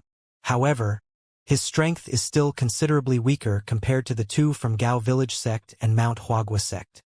Zhang Yi's emotion had changed, albeit subtly, when he spoke about this. Duanling Tian naturally noticed the subtle change. He could not help but ask it.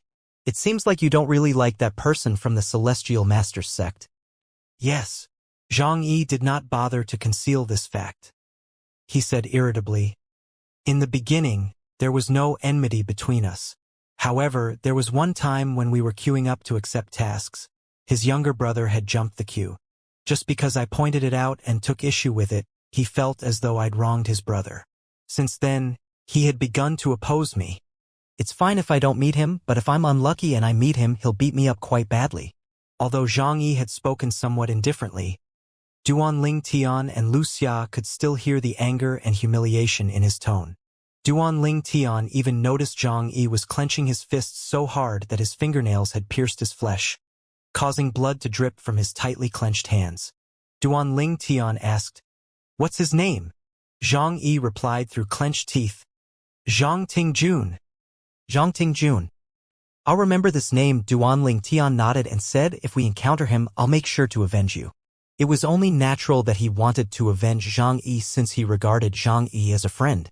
Thank you, but there's no need for that. Zhang Yi rejected Duanling Tian's kindness.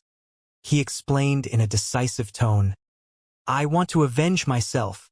This was also one of the reasons why he was so eager to enter the Beyond Heaven secret zone. Duanling Tian nodded. When he saw how resolute Zhang Yi was, he no longer harped on the topic.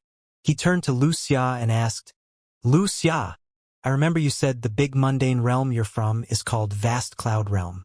Are there any eminent celestials below the age of 100 whose strength is comparable to a bodiless celestial in Vast Cloud Realm? Yanhuang Realm, where Zhang Yi came from, had more than one eminent celestials with strength comparable to bodiless celestials. There were still 3 other mundane realms, excluding the Saint Province Realm where Duanling Tian was from. The 3 mundane realms were Vast Cloud Realm, Skyline Realm, and Muro Realm. Duanling Tian had already met people from the Yanhuang Realm, Vast Cloud Realm, and Skyline Realm. He thought to himself, I wonder if any of those people I killed to obtain the Celestial Sword was from the Muro Realm? He was attacked by 2 groups of people when he tried to take the Celestial Sword. He managed to kill all of them, but he had no idea where they came from. The only thing he was certain of was that they were not from the Saint Province Realm. After all, in the Saint Province Realm, apart from him and the members of the 7 Absolutes sect, no one had entered the Beyond Heaven secret zone. Perhaps, after a year or so, someone from the Saint Province Realm might enter the Beyond Heaven secret zone. Even then, he knew the identity of that person. It was Gan Ruyen, his sister-in-law. Wuxia instantly responded to Duanling Tian's question. Yes. She began to tell him about the eminent celestials in Vast Cloud Realm, who were less than 100 years of age and had strength comparable to a bodiless celestial. According to her, the weakest among them had strength comparable to a 3 tribulation bodiless celestial, while the strongest had strength comparable to a 5 tribulation bodiless celestial. In other words, there aren't any eminent celestials in both of your mundane realms who have strength comparable to a 6 tribulation bodiless celestial. Duanling Tian asked Zhang Yi and Wuxia after Wuxia finished speaking. Well, we can't be certain about that, Zhang Yi shook his head and said, the one from Mount Huagua sect whom I told you about earlier. When I said his strength is comparable to a 5 tribulation bodiless celestial, that was 10 years ago. I don't know if he has gotten any stronger after 10 years. In Yen Huang realm, he's the eminent celestial who most likely possesses strength comparable to a 6 tribulation bodiless celestial. Duanling Tian's eyes widened in surprise. Comparable to a 6 tribulation bodiless celestial? Such strength was comparable to his strength before he had obtained the celestial sword. After he recovered from his shock, he asked, then, do you think there are eminent celestials whose strength is comparable to a 7 tribulation bodiless celestial in the other huge realms? That's highly unlikely. Zhang Yi shook his head immediately. He said confidently, it's already absurd for an eminent celestial to possess strength comparable to a 6 tribulation bodiless celestial. How can there be eminent celestials who possess strength comparable to a 7 tribulation bodiless celestial? Zhang Yi continued to say, an eminent celestial who possesses a celestial supreme treasure would have strength comparable to a 3 tribulation bodiless celestial, if he managed to master an assist-type divine ability from a Devata realm. He might be able to possess strength comparable to a 4 or 5 tribulation bodiless celestial. If he's lucky enough to also master an offensive divine ability, his strength would be comparable to a 6 tribulation bodiless celestial. Defensive and movement divine abilities won't raise one's strength at all. In other words, if an eminent celestial doesn't obtain the inheritance of a great overarching golden celestial, his strength would be comparable to a 6 tribulation bodiless celestial. That's the limit. Duanling Tian was thoroughly convinced by Zhang Yi's words. After all, just like Zhang Yi said, his assist-type divine ability, the elementary devouring tactic, could raise his strength by 2 levels. After all, the elementary devouring tactic was considered superior even in the Devata realms. Other assist-type divine ability would only be able to raise his strength by 1 level. Zhang Yi's voice continued to ring in Duanling Tian's ears. Well, it's almost impossible for an eminent celestial to possess strength comparable to a 7 tribulation bodiless celestial. Extraordinary celestial supreme treasures are extremely rare and valuable. Let alone the major forces in Yen Huang realm, it's almost unheard of even in the Devata realms, Zhang Yi said as he glanced at Duanling Tian, since he knew Duanling Tian used to possess the 7 treasures exquisite pagoda. He sighed as he said, it's really unfortunate that you lost the 7 treasures exquisite pagoda. Otherwise, you'll definitely be even stronger than you are now. Although the 7 treasures exquisite pagoda is not an offensive celestial supreme treasure, the Jasper celestial sword is a top celestial weapon. With it, your strength would rise another level. He sounded very confident when he spoke about this. Duanling Tian only smiled bitterly in response. He had long known about these things that Zhang Yi said. Zhang Yi said in an attempt to reassure Duanling Tian, anyway, don't worry. It's unlikely that there's an eminent celestial with strength comparable to a 7 tribulation bodiless celestial in the Beyond Heaven secret zone. Moreover, even the major forces in Yen Huang realm have 1 or 2 common celestial supreme treasures at the most. I haven't heard of any forces that have a rare celestial supreme treasure. Duanling Tian nodded. He sighed in relief inwardly after he heard Zhang Yi's words. Since the strongest eminent celestials were comparable to 6 tribulation bodiless celestials, and it was unlikely that there were eminent celestials comparable to 7 tribulation bodiless celestials, he no longer had to worry about the competition. With his strength, he was far stronger than all of them. He felt extremely confident at this moment. After all, if he unleashed all his strength and techniques, and used the celestial sword, his strength was comparable to a 7 tribulation bodiless celestial. Currently, he was 2 levels stronger than Feng Qingyang before Feng Qingyang had obtained the inheritance from a great overarching golden celestial. After a while, a frown appeared on Duanling Tian's face as he thought to himself. I remember one of Senior Feng Qingyang's competitors was an eminent celestial with strength comparable to a 6 tribulation bodiless celestial. Senior Feng Qingyang's strength was only comparable to a 5 tribulation bodiless celestial at that time. How did he manage to obtain the inheritance from a great overarching golden celestial then? According to Zhang Yi, all of the eminent celestials, including the eminent celestial with strength comparable to a 6 tribulation bodiless celestial, were killed.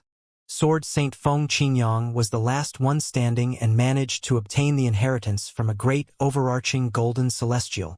Zhang Yi. Duanling Tian turned to Zhang Yi and asked. At that time, Senior Feng Qingyang only had strength comparable to a 5 tribulation bodiless celestial.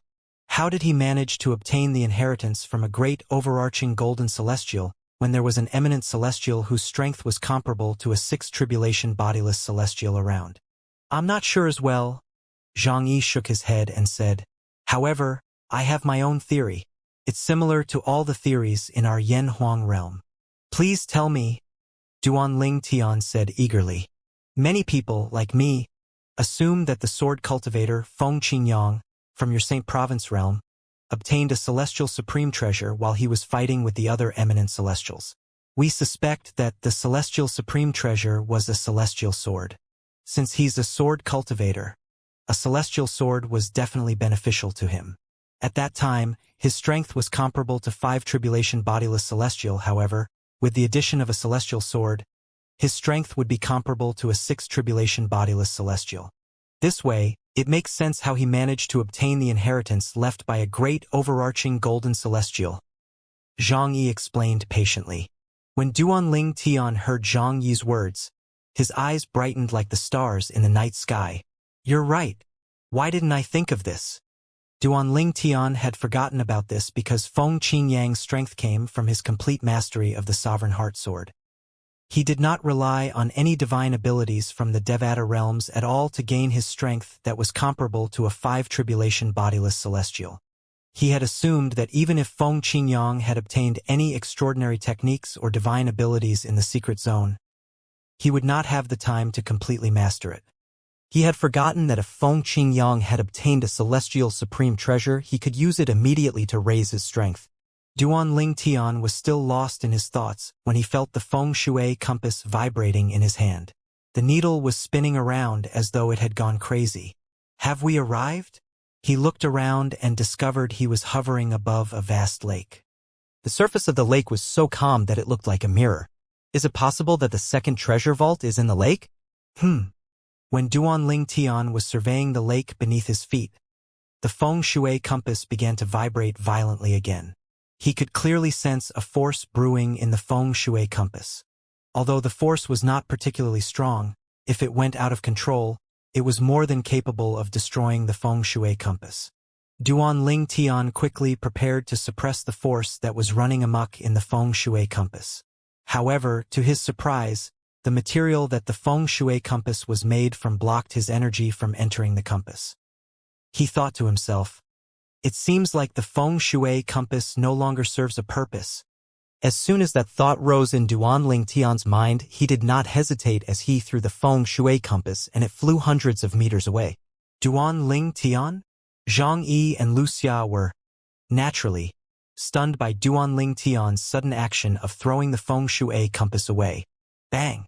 Before Duanling Tian could reply to them, the sound of an explosion rang in the air. Zhang Yi and Wuxia saw the feng shui compass that had been thrown out by Duanling Tian had exploded into nothingness. It has served its purpose. We'll have to rely on ourselves next, Duanling Tian explained when he saw Zhang Yi and Wuxia looking to him for an explanation.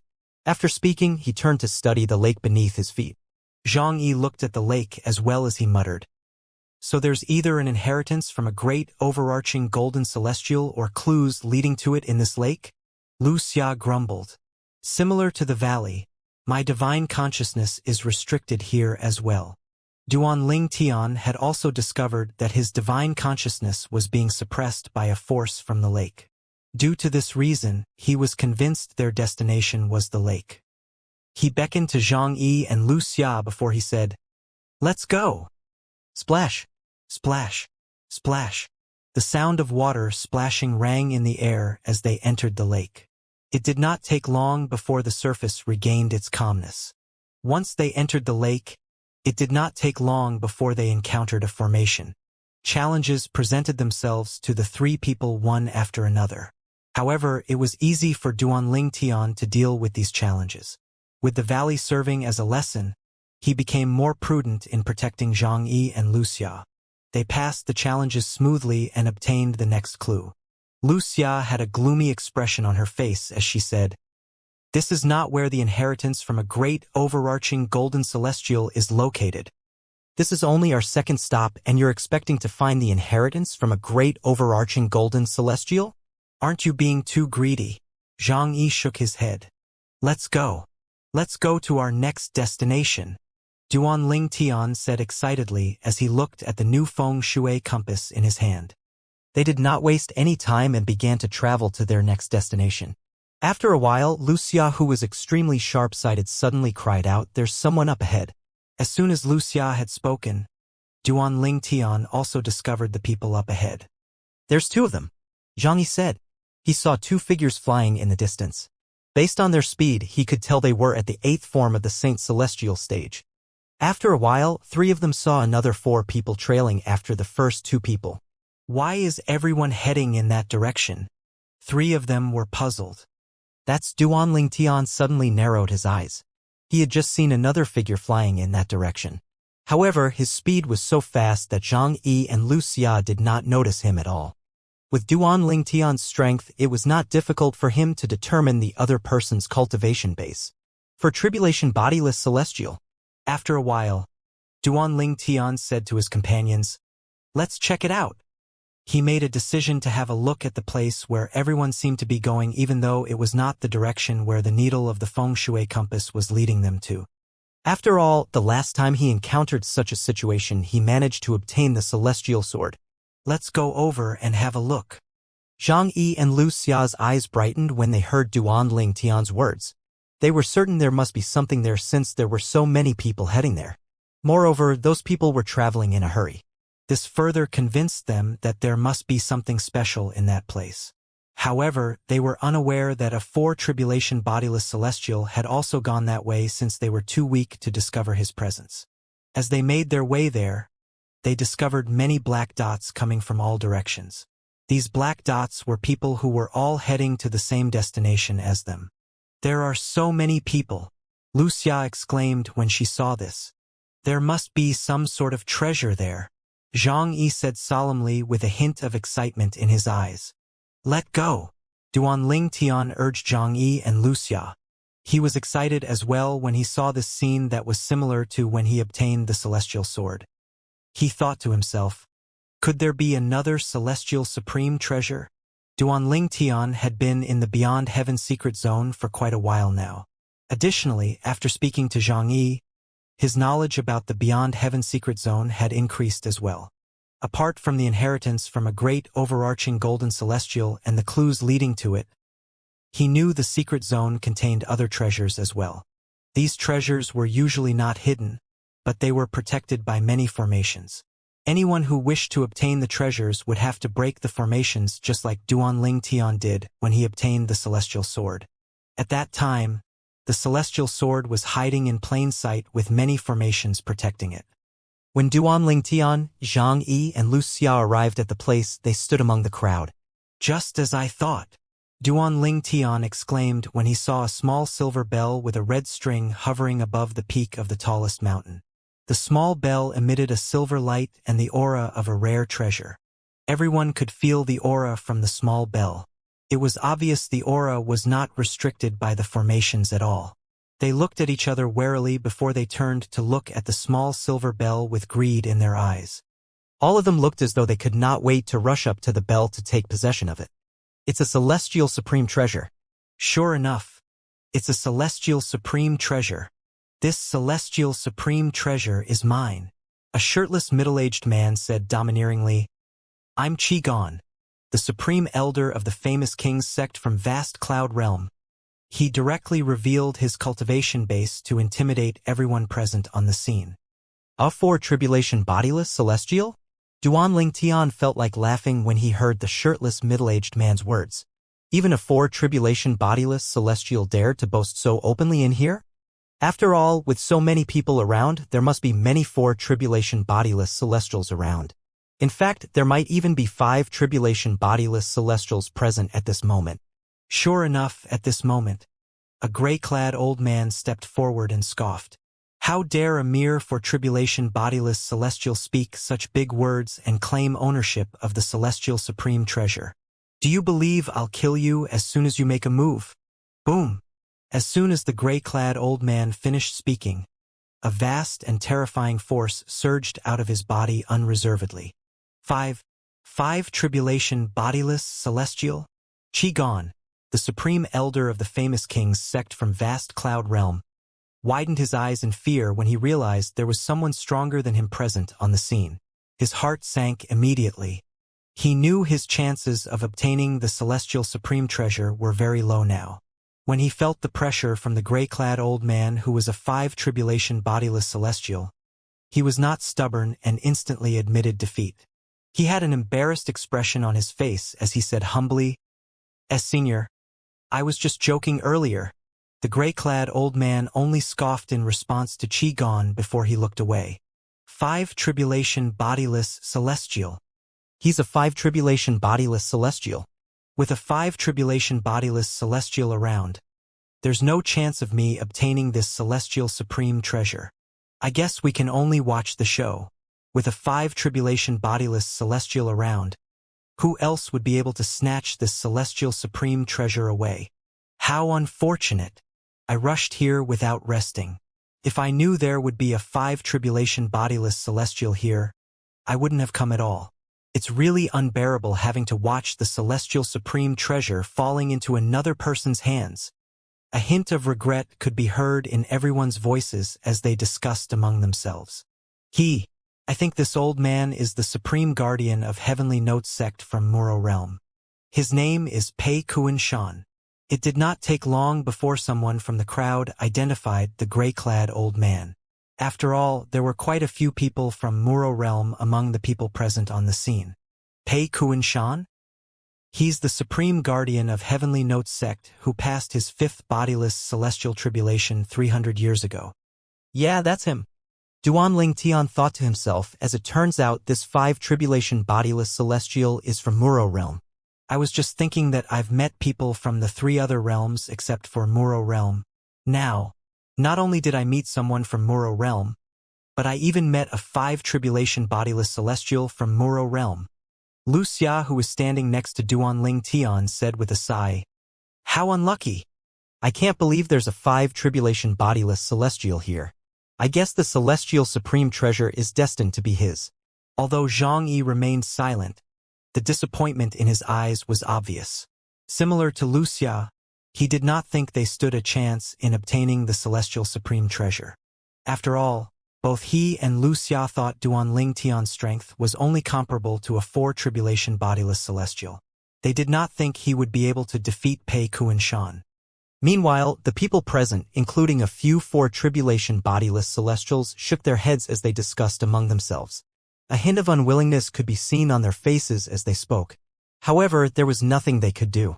They would only be seeking death if they tried to snatch the celestial supreme treasure away from a 5 tribulation bodiless celestial. We don't stand a chance. The celestial supreme treasure is destined to be his.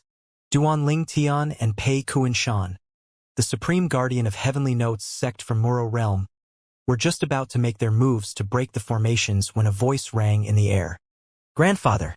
This voice caused P61 to halt his movements immediately. Duanling Tian, who noticed P61's reaction, turned to look at the source of the sound. He saw 2 figures approaching from a distance. One was standing in front and one was standing at the back. It was obvious that the person who had cried out was the person at the back. Duanling Tian could not help but smile when he saw the figure in front. It was as though he had seen his long-lost sibling. P61 laughed heartily when he saw the figure at the back. It belonged to a young man who was dressed in an embroidered robe. "Chang'er, how come you're here?" "Grandfather, I heard there's a celestial supreme treasure here, so I came here to have a look. I didn't expect to see you here." "I guess this celestial supreme treasure is destined to be yours," the young man said in a flattering manner. Whoosh! All of a sudden, the young man dressed in an embroidered robe moved as though he had noticed something. In just a blink of an eye, he appeared in front of a girl, blocking her path when he noticed her intention to leave. The girl was the figure in the lead earlier. It seemed like this young man was chasing after her. He said, "Beautiful, why are you in such a hurry to leave?" The woman whom P Lianshan, the grandson of P61, the supreme guardian of Heavenly Notes sect, stopped, said coldly, Pei Lian-chan, I have no relations with you. Who are you to stop me from leaving? Pei Lian-chan smirked as he said smugly, I can't do anything to you earlier since our strength is about the same. However, my grandfather is here now. There's no way you can escape. You'll be as helpless as a lamb on a chopping board once my grandfather seals your saint origin. At that time, I can do whatever I want to you. As he spoke, his eyes roamed lecherously all over the woman's body. From the moment he had laid eyes on this woman, he had taken a liking to her. His mind was filled with lewd thoughts and he could not wait to ravage her. Unfortunately, she was not any weaker than him, so there was nothing he could do to her. Just like that, they were stuck in a stalemate. For this reason, Pei Lian-chan was pleasantly surprised when he discovered his grandfather was here. His grandfather was a 5-tribulation bodiless celestial. Based on the situation, it seemed like his grandfather was the strongest person here. When he saw this, his covetous thoughts toward the woman instantly surfaced in his mind again. With his grandfather here, there was no way the woman would be able to escape. As soon as the woman heard Pei Lian-chen's words, she turned to look at Pei Kuan-shan warily. She thought about it for a moment before she finally said, Senior, there's no enmity between us. Can you? Before the woman could finish speaking, Pei Kuan-shan interrupted her with a scoff. There's no enmity between us, but since my grandson has taken a liking to you, you should just obey his wish. It's an honor that you're able to catch his attention. As soon as he finished speaking, he took a step toward the woman. Boom! In just a blink of an eye, a terrifying energy surged out of Pei Kuan-shan's body and shot toward the woman like a bolt of lightning.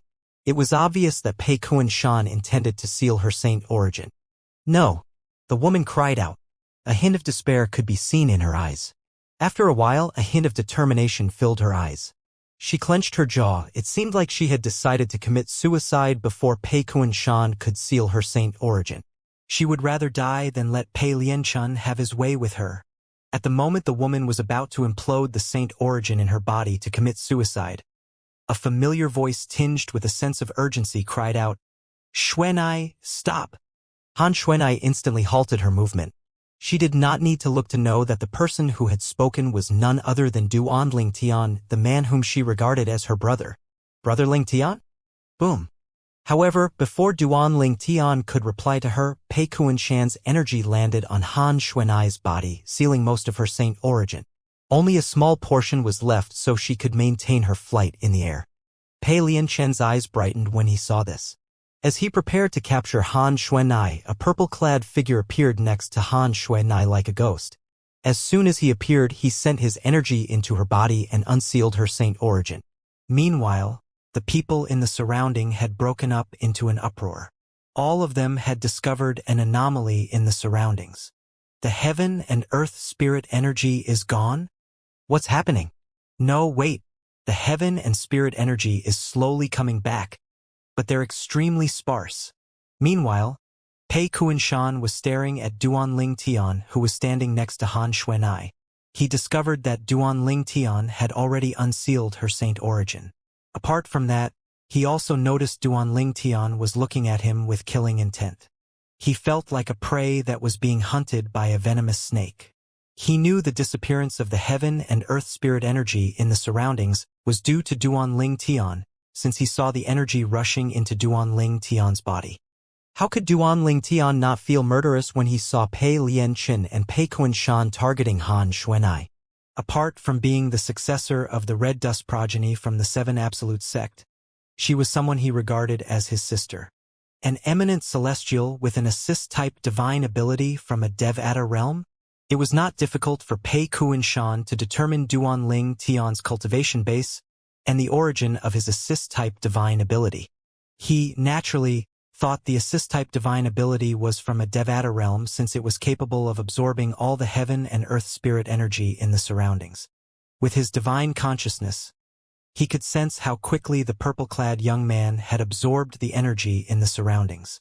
No divine ability from the mundane realms was capable of such a feat.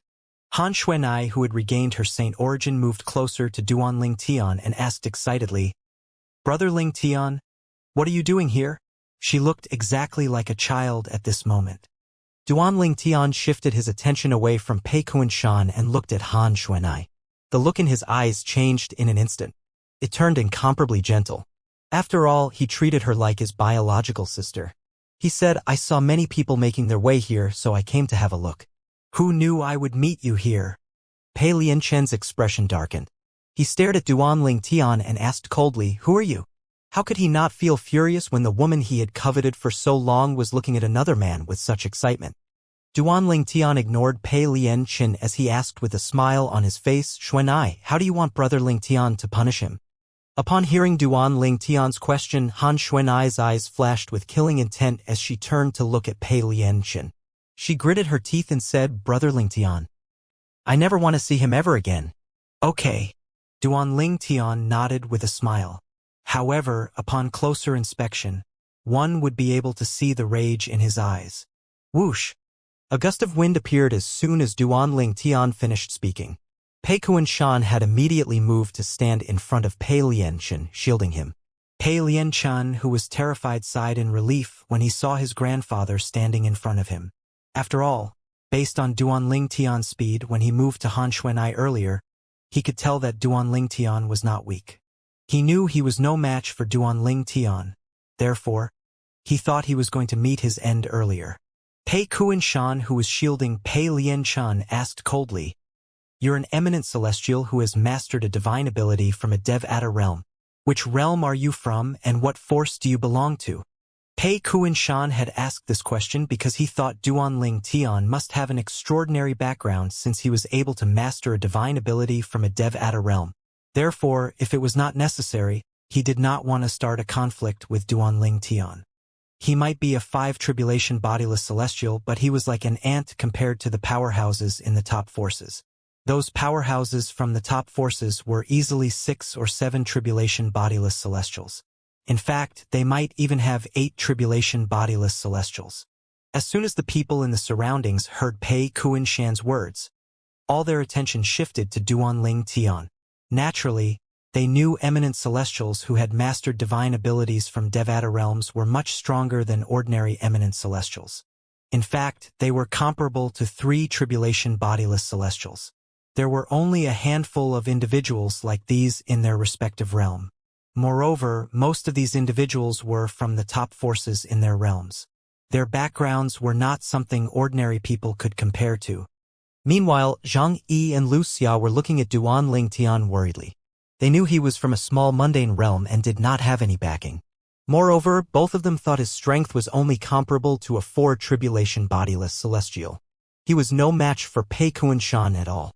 Zhang Yi quickly sent a voice transmission to Duanling Tian. "Duanling Tian, just say that you're from Mount Huagua sect in Yanhuang realm. The old man won't dare to look for trouble with you if you say this." Duanling Tian did not heed Zhang Yi's advice. Instead, he said coldly, "Not only did you fail to educate your grandson, but you're also a terrible example for your grandson. Since you insist on protecting him, I'll just kill you along with him." "Kill you along with him?" The entire place fell silent as soon as Duanling Tian finished speaking. Even Pei Kunshan and Pei Lianchen were stunned by his declaration. Crazy. He's crazy. He's insane. Even if he's an eminent celestial who has mastered a divine ability from the Devata realms, his opponent is a 5 bodiless celestial. In the mundane realm where I came from, the most powerful eminent celestial only has strength comparable to a 5 bodiless celestial. They're as rare as a hen's teeth. Who does he think he is? Maybe he's one of those extraordinarily strong eminent celestials? Impossible. Do you know how rare those eminent celestials are? Moreover, even if he's one of those strong eminent celestials, he still wouldn't be a match for this 5 bodiless celestial. You're right. Look at him. He's obviously a greenhorn who doesn't know what's good for him. When the crowd regained their senses, they began to discuss among themselves. Most of them thought Duanling Tian was a fool. "You said you'll kill me?" Pei Kunshan looked at Duanling Tian disdainfully when he regained his senses. "Boy, I'll give you one more chance to tell me where you're from. Otherwise, I'll have to teach you a lesson on behalf of your elders." His eyes flashed coldly as he spoke. Pei Lianchen glared at Duanling Tian with killing intent as he said to Pei Kunshan, "Grandpa, Why are you wasting words with him? Just kill him. Pei Kunshan frowned when he heard Pei Lian Chen's words. He was reluctant to kill Duanling Tian. Naturally, it was not because he was benevolent. He was only afraid of the possibility that Duanling Tian might have a formidable background. After all, an eminent celestial who had mastered a divine ability from a Devata realm had to come from a top-ranking force. Such a person definitely had a high status. If he killed someone like that, the members of his sect might come looking for him. Even if they were from another mundane realm, who knew if they would enter Muro realm through the point of entrance and exit in the Beyond Heaven secret zone? You're going to teach me a lesson on behalf of my elders? Duanling Tian sneered when he heard Pei Kunshan's words. He said indifferently, "How unfortunate you won't have a chance to do so." Everyone, including Pei Kunshan and Pei Lianchun, was stunned speechless by Duanling Tian's words. They could not figure out where he got his confidence from. At this moment, a sword appeared in Duanling Tian's hands. It was the celestial sword that was as translucent as a pool of water. Sword-wielding art. His energy that was enhanced by the assist-type divine ability, the elementary devouring tactic, surged into the celestial sword immediately. Whoosh! The celestial sword instantly lit up and emitted a destructive aura. Since the space in the Beyond Heaven's secret zone was much more stable compared to the mundane realms, the force from Duanling Tian did not tear holes in the void. How's this possible? Apart from Han Xuanai, who was standing the closest to Duanling Tian, Pei Kunshan was the first to sense the destructive aura from Duanling Tian's celestial sword. As soon as he sensed the energy, he felt his heart sink. His instincts told him that the person in front of him was dangerous. After a while, his expression changed drastically. Alarm began to blare in his mind when he verified that Duanling Tian was holding a celestial supreme treasure. No! Is that a celestial supreme treasure? Show! At this moment, the short-lived sound of a sword cry rang in the air. Pei Kunshan's eyes widened in fear and shock. In just a blink of an eye, the celestial sword was only a mere foot away from him. No! Pei Kunshan hurriedly mobilized his celestial origin energy. Although the speed was not slow, he did not think he would be able to completely mobilize his energy in time. Based on the speed of the sword, it was comparable to the speed of a 6th tribulation bodiless celestial or someone stronger. He's an eminent celestial whose strength is equivalent to a 6th tribulation bodiless celestial. This was Pei Kunshan's last thought as a soft noise sounded in the air. Something had pierced his glabella, effectively destroying his soul. Before he died, he finally understood why the purple-clad young man was so bold as to say he would kill him. As it turned out, the purple-clad young man was not boasting. After killing Pei Kunshan, Duanling Tian did not even waste any time before he turned around and used his sword to pierce Pei Lian Chen's glabella as well. He had killed both of them with just one strike. Xiao! After killing Pei Kunshan and Pei Lian Chen, the celestial sword drew an arc in the air as it flew back to Duanling Tian's hand. At this moment, time seemed to have stood still for everyone present.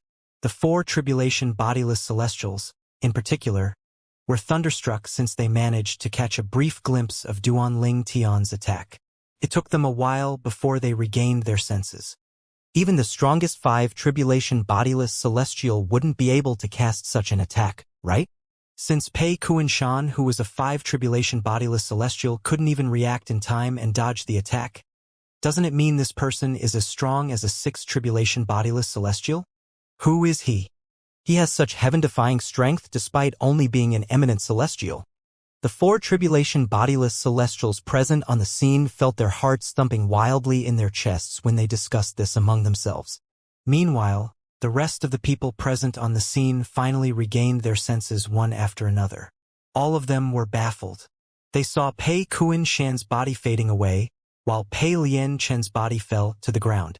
As a bodiless celestial, Pei Kunshan had no physical body. Therefore, when he died, he only faded away. What's happening? Pei Kunshan is dead? He's a 5 tribulation bodiless celestial. How can he die so easily? Pei Lian Chen is dead as well. Shock and disbelief could be seen on the crowd's faces. Meanwhile, Zhang Yi and Wuxia, who had been worried about Duanling Tian, were in a similar state as well. They did not expect Duanling Tian would be able to defeat a 5 bodiless celestial so effortlessly. His opponent did not even have the time to retaliate. Zhang Yi felt chills running up his spine as he thought to himself, killing a 5 bodiless celestial so easily as though he's killing a chicken. Does this mean his strength is comparable to a 6 bodiless celestial? At this moment, he finally realized he had truly underestimated Duanling Tian. Contrary to his assumption, Duanling Tian was much stronger than a 4 bodiless celestial. The only person who did not seem surprised was Han Xuanai. After all, she had known Duanling Tian's strength was comparable to a 6 bodiless celestial before they even entered the Beyond Heaven secret zone. As the current successor of the Red Dust progeny, Han Xuanai was very knowledgeable even though her cultivation base was only at the 8th form of the Saint Celestial stage. Brother Ling Tian, your sword. She could tell Duanling Tian's sword was extraordinary. Duanling Tian said with a faint smile on his face, I obtained this celestial sword in the Beyond Heaven secret zone. Although Duanling Tian's voice was not loud, everyone present heard his words clearly. Celestial sword? A celestial supreme treasure? A 4 bodiless celestial said in horror. That's why his attack is so terrifying. As it turns out, he was using a celestial supreme treasure. The remaining 4 bodiless celestials turned to look at Duanling Tian in unison. An envious expression could be seen on their faces. At this moment, many people's eyes were darting back and forth between Duanling Tian and the small silver bell that was protected by formations. It seems like today he'll gain another celestial supreme treasure. Swoosh! Just as expected, Duanling Tian vanished from his spot in just a blink of an eye. When he reappeared, he was next to the small silver bell. He had gone through the formations as though the formations were only there for show. Ding! Ding! Ding! Duanling Tian held the small silver bell in his hand and shook it as he studied it. It should be a type of sound celestial supreme treasure. As soon as this thought appeared in Duanling Tian's mind, he sent some of his energy into the bell before shaking it again. The sound of the bell was loud and clear. Ding! Ding! Ding! Ding! Ding! This time, when the bell rang, a terrifying sonic wave rippled out from the bell in Duanling Tian's hand. In just an instant, many people began to cry out in pain. Those with a lower cultivation base even injured their internal organs and threw up blood. Oh! Ouch! What's happening? Wuxia, who was caught unprepared, threw up blood as well, causing her face to turn as pale as a sheet of paper. Even Zhang Yi's face turned pale when the sonic wave hit him. Only eminent celestials and those who were stronger than 2 bodiless celestials were not affected. There was only one eminent celestial present on the scene. However, there were many 2nd bodiless celestials whose strength was similar to an eminent celestial present. The effect the bell had on the people present was, in fact, quite weak. After all, Duanling Tian only sent a small amount of his energy into the celestial supreme treasure since he only intended to test the bell out. Duanling Tian continued to look at the bell in surprise as he thought to himself, the energy I sent into the bell earlier was at most comparable to the strength of a cultivator at the 7th form of the Saint Celestial stage. However, the sonic wave managed to injure those at the 8th form of the Saint Celestial stage. Moreover, it even affected the cultivators at the 9th form of the Saint Celestial stage to a certain degree. The 3 and 4 bodiless celestials who were present could, naturally, tell how much energy Duanling Tian had sent into the small silver bell. When they saw the people who were affected, they could tell how powerful the celestial supreme treasure was. Their eyes brightened with greed as they looked at the bell. However, there was no doubt they did not dare to make a move even though they coveted the bell. After all, they knew they were no match for Duanling Tian. Moreover, P61 served as a lesson to them, so they did not dare to act recklessly no matter how greedy they were. Those 4 bodiless celestials who caught a brief glimpse of Duanling Tian's attack were even more fearful. Duanling Tian had looked like the Grim Reaper when he killed P61 and Pei Lianchen. It was better not to act recklessly. Their lives were more important than a celestial supreme treasure after all. What a strong celestial supreme treasure! Since he's able to kill Pei Kuan Shan, who was a 5 tribulation bodiless celestial, this means his strength is comparable to a 6 tribulation bodiless celestial at least. We're only seeking death if we try to snatch that celestial supreme treasure away from him. I guess I really have no fate with this celestial supreme treasure. I'm really jealous that he possesses 2 celestial supreme treasures. If only I cultivated the soul congregation embodiment. When the ringing from the bell stopped and the sonic wave faded away, those people with a lower cultivation base finally heaved a sigh of relief. They shifted their eyes back to Duanling Tian. A hint of envy and fear could be seen in their eyes at this moment. Duanling Tian smiled as he stared at the bell. This bell seems quite powerful. In just a blink of an eye, he disappeared from his spot and reappeared next to Han Xuanai. He looked at her and said, "Xuanai, if I'm not mistaken, the red dust progeny seems to include sonic attacks, right? This bell is too cumbersome. Moreover, I have no use for it, so you can have it." Han Xuanai was dumbfounded when she saw Duanling Tian passing the celestial supreme treasure to her. She did not expect he would give her such a precious treasure. The bell was a celestial supreme treasure that was superior to all weapons in the mundane realm. Even if he did not have any use for it, he could have given it to one of her 2 sisters-in-law or Feng Tianwu. As much as she knew that he cared for her, she knew very well that she was nothing compared to her 2 sisters-in-law and Feng Tianwu. Naturally, this was only Han Xuanai's opinion. She was also very important to Duanling Tian since he regarded her as his sister. "It's too cumbersome. I have no use for this bell, so you can have it." Duanling Tian's words echoed in the crowd's mind. All of them seemed as though they were struck by a bolt of lightning when they heard his words. Some of them were so angry that they threw up blood. What was cumbersome? It was a celestial supreme treasure. How could it be cumbersome? What did he mean by he had no use for it? Zhang Yi smiled bitterly. He had the same opinion as the people around him. He said as he shook his head, "Duanling Tian's words really make the rest of us feel speechless." As for Wuxia, who was standing next to Zhang Yi, she had a jealous expression on her face when she looked at Han Xuanai. How she wished she was Han Xuanai. She could not imagine how she would feel if someone gave her a celestial supreme treasure. Han Xuanai did not take the bell from Duanling Tian. She said, "Brother Ling Tian, I think you should keep this celestial supreme treasure for Sister Kuer or Sister Tianwu. Even if they can't use it, you can keep it for Sister Feier."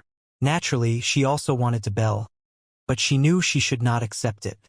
Duanling Tian shook his head and said in a dissatisfied tone, "Xuanai, it seems like you've become more disobedient in these few years that I didn't see you. Well, if you don't like the bell, then I'll just throw it away and let others have it." Duanling Tian's words caused many people's hearts to ache. Heavens, how could he speak so casually about throwing a celestial supreme treasure away? At this moment, many people were staring at Han Xuanai with a burning gaze. All of them had the same thought in their minds. "Please say you don't like it. Please, miss, you must stick to your words. Don't accept it." Naturally, all of them wished Han Xuanai would reject the celestial supreme treasure so Duanling Tian would throw it away. At that time, they would have a chance of obtaining the small silver bell. Although they knew the chances were slim, they still could not help but hope for it. The 4 tribulation bodiless celestials, in particular, fervently prayed that Han Xuanai would not accept the bell. After all, if Duanling Tian really threw it away, among the people present, they had the highest chances of obtaining the bell.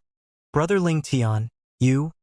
Han Xuanai felt rather helpless when she heard Duanling Tian's childish words. She was rendered temporarily speechless, causing the atmosphere to turn awkward. "Just take it." Duanling Tian simply threw the bell to Han Xuanai before he flashed back to Zhang Yi and Wuxia and left Han Xuanai standing alone. Everyone's eyes were trained on the bell as Duanling Tian threw it to Han Xuanai. It was as though they would immediately reach for it if Han Xuanai did not take it. Han Xuanai had no choice but to take it. She looked at Duanling Tian appreciatively and said, "Thank you, Brother Ling Tian. We've known each other for such a long time. There's no need to be polite. Moreover, I'm not used to you being so polite." Duanling Tian gazed at Han Xuanai and shook his head. Then he said, "Since we managed to meet, let's stick together. Let me introduce you to these 2 people. Duanling Tian quickly introduced Han Xuanai to Zhang Yi and Wuxia. From the beginning until the end, he had treated everyone present as though they were air. These people who were treated like air finally sighed in relief when Duanling Tian and his companions left. Then they discussed among themselves. Who's that man? His strength is actually comparable to a sixth tribulation bodiless celestial despite only being an eminent celestial. I wonder which mundane realm he came from. I don't know. However, I'm certain he's not from our vast cloud realm. Well, we don't have someone like him in Muro realm either. After Duanling Tian and his companions left, the crowd that was left behind, naturally began to discuss him. After all, an eminent celestial who had strength comparable to a sixth tribulation bodiless celestial was rare even in a large mundane realm. How could they not feel curious? Those who were present were from the four large mundane realms: the Muro realm, Skyline realm, Yanhuang realm, and Vast Cloud realm.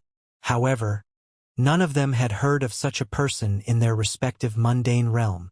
I'm from Yanhuang realm, and I haven't heard of such a person.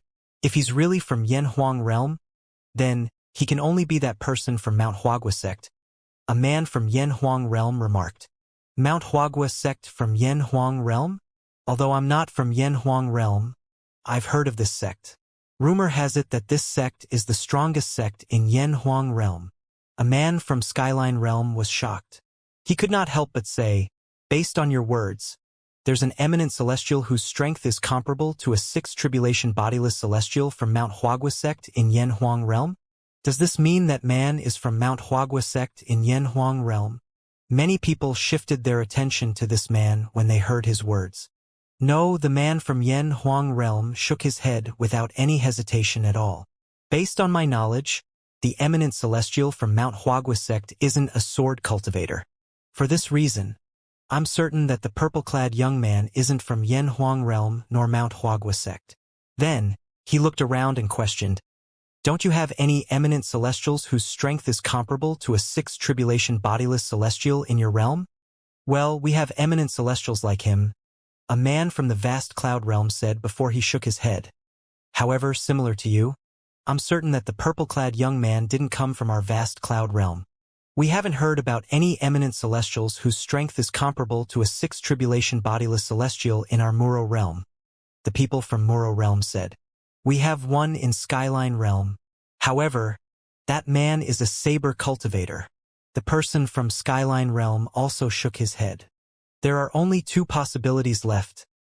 A voice suddenly rang in the air, suppressing all the other voices. 1. The purple-clad young man may be from one of our four large mundane realms, but he keeps a low profile so we weren't aware of his existence. 2. He's from the small mundane realm, the Saint Province realm. The former theory sounds more plausible compared to the latter. After all, the Saint Province is a small mundane realm. How could they have an eminent celestial whose strength is comparable to a sixth tribulation bodiless celestial? A man from Skyline realm said with a frown. The Saint Province realm was a small mundane realm after all. If it was not because one of the keys to the Beyond Heaven secret zone was placed in the Saint Province realm, they probably would not have known about the Saint Province realm at all. The people from large mundane realms had a sense of superiority over those from small mundane realms. I agree.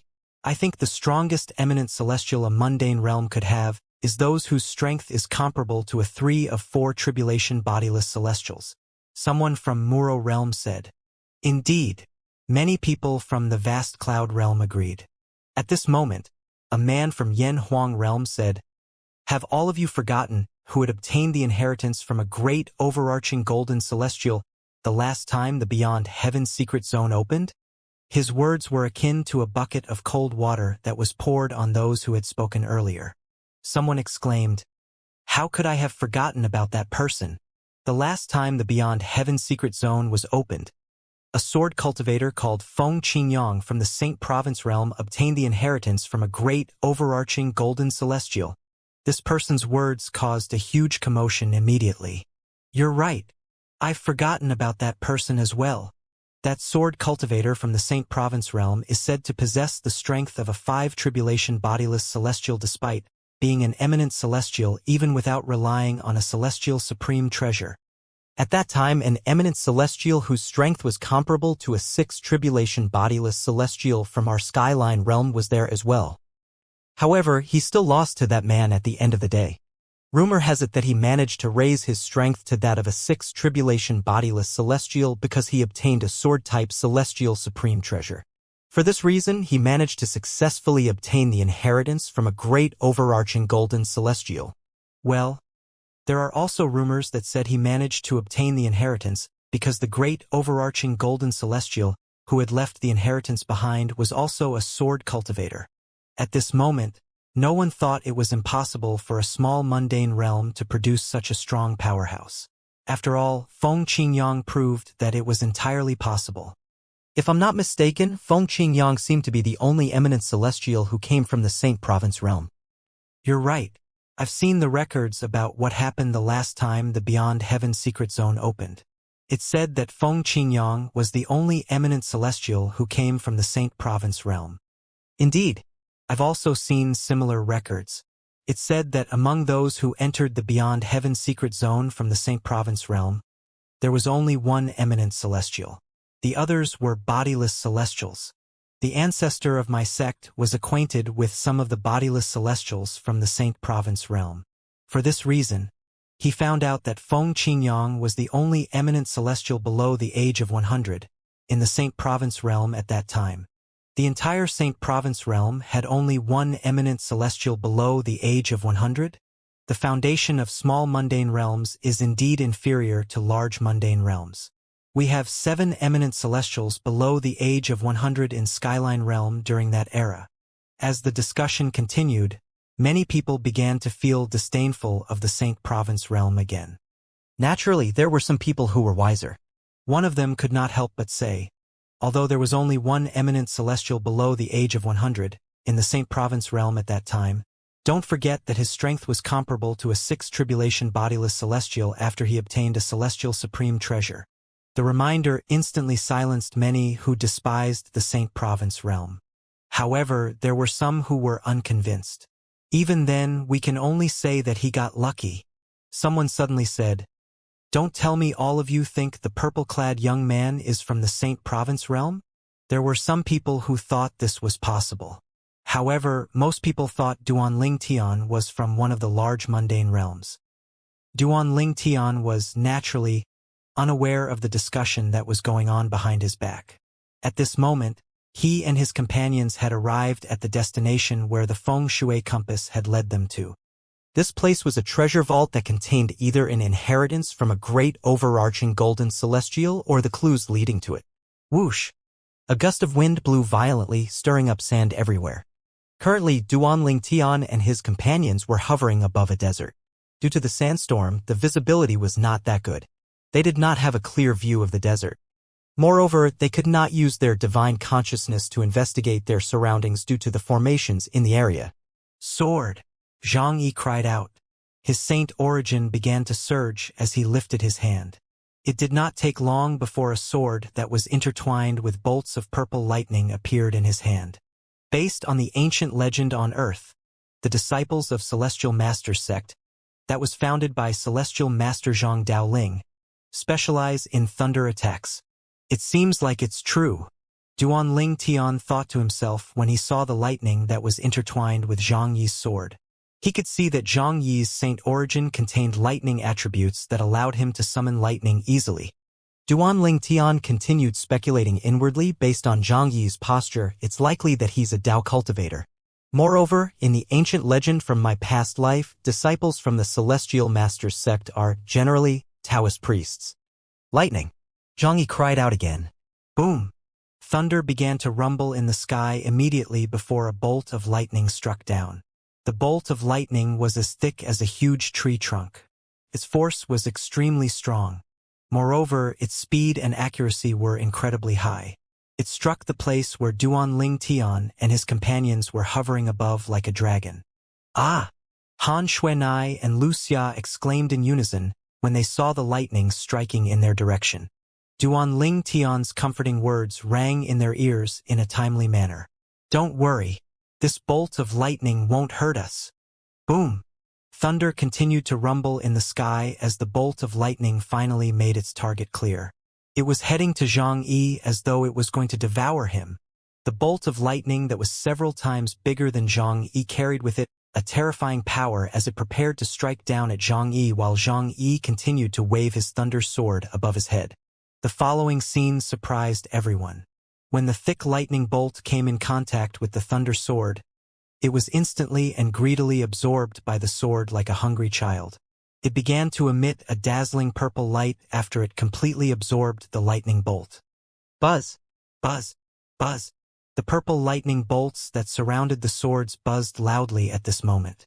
Duan Tian's eyes brightened when he saw this method. He could clearly feel the strong resonance between Zhang Yi's sword and heaven and earth.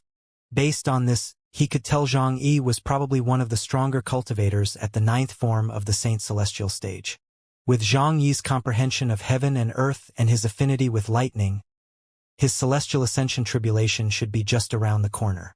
Lightning strike! Zhang Yi cried out again.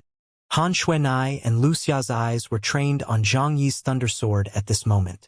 Zhang Yi lifted the thunder sword before he slashed them down through the sandstorm. Swoosh! The sound of a sword cry rang in the air. Zhang Yi's sword cry was different from Duan Tian's sword cry. Duan Tian's sword cry sounded clear and pure, whereas Zhang Yi's sword cry contained the low roar of thunder. Boom! Boom! Boom! Boom! Boom! When Zhang Yi slashed his sword down, there was a burst of light. 9 bolts of lightning shot out from the sword like 9 purple WIRM dragons. These 9 bolts of lightning converged into one gigantic bolt of lightning before it struck down at the desert ferociously. The light was so dazzlingly bright that even Duan Tian had to squint his eyes. Boom! Duan Tian and the 2 women were still squinting their eyes when an earth-shattering noise rang from under their feet. Accompanying the noise was a huge shockwave. However, the shockwave was quickly suppressed by Zhang Yi's thunder sword. Boom! Boom! Boom! Boom! Boom! After that earth-shattering noise died down, the sandstorm seemed to have disappeared. Duan Tian and his companions could see a giant pit in the midst of the desert. They could see an extensive palace hidden in the giant pit. Is this an underground palace? As soon as Duan Tian had spoken, the palace of the gates opened automatically as though it was welcoming them. Before they regained their senses, a voice that was filled with vigor rang from the palace. It stunned Han Xuanai, Zhang Yi, and Lu Xia and caused Duan Tian to slightly frown. How could they maintain their composure at this moment? Young men, congratulations.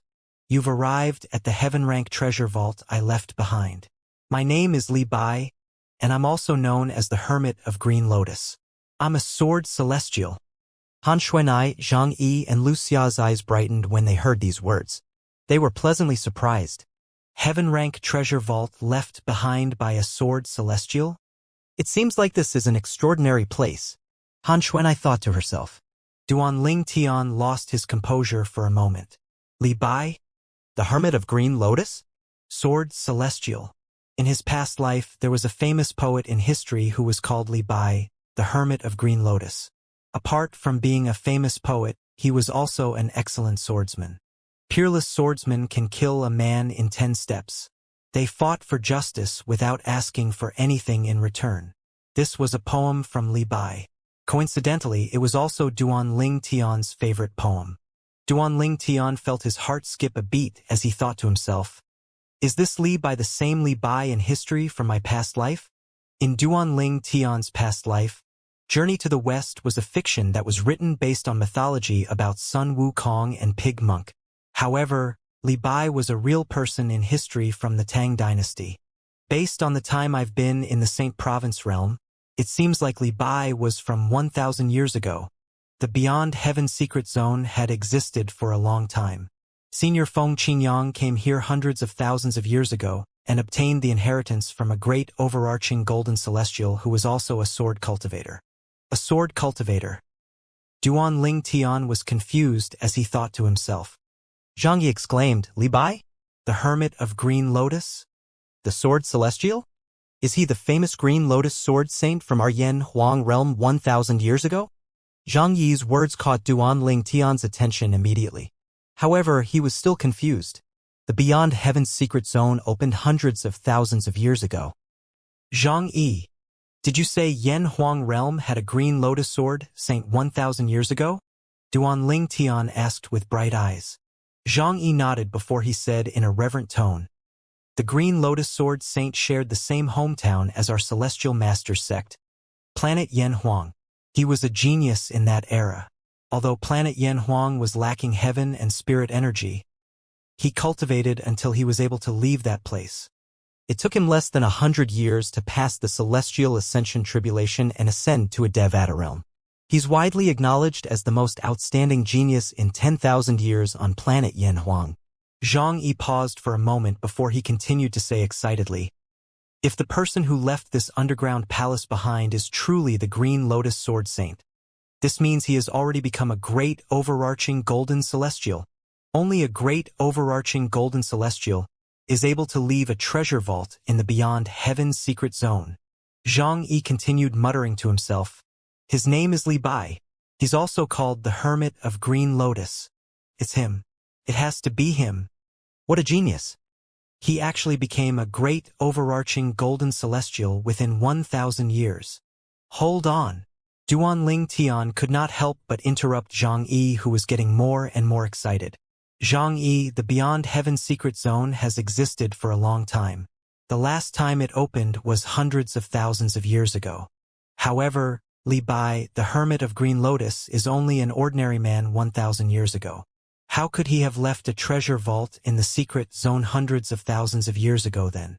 The ancient poet, Li Bai, was a figure from 1,000 years ago on Earth where Duanling Tian used to live. However, the Beyond Heaven secret zone had existed for a long time, possibly even millions of years ago. The Beyond Heaven secret zone last opened hundreds of thousands of years ago. It was impossible for the Li Bai on Earth to have left this treasure vault here based on the timeline. Zhang Yi, who was baffled by Duanling Tian's words, asked, "Duanling Tian, don't you know that apart from people from the 5 mundane realms, great overarching golden celestials can enter the Beyond Heaven secret zone as well? Moreover, they can enter whenever they please. Great overarching golden celestials from Devata realms can enter the Beyond Heaven secret zone as well? There's such a thing." Duanling Tian was, naturally, taken aback since he did not know about this matter. In fact, he did not even know about the Beyond Heaven secret zone before he entered it. He had thought it was called the Sword Saint secret zone and that it was left behind by Sword Saint Feng Qingyang. Han Xuanai was similarly shocked when she heard this, while Wuxia remained unperturbed, as though she had already known about all these things. The Beyond Heaven secret zone is actually a medium for great overarching golden celestials to find inheritors for their inheritances. The reason why this realm is so stable that even 9 tribulation bodiless celestials aren't able to even leave a hole in the void is due to the fact that this secret zone was created by a great overarching golden celestial.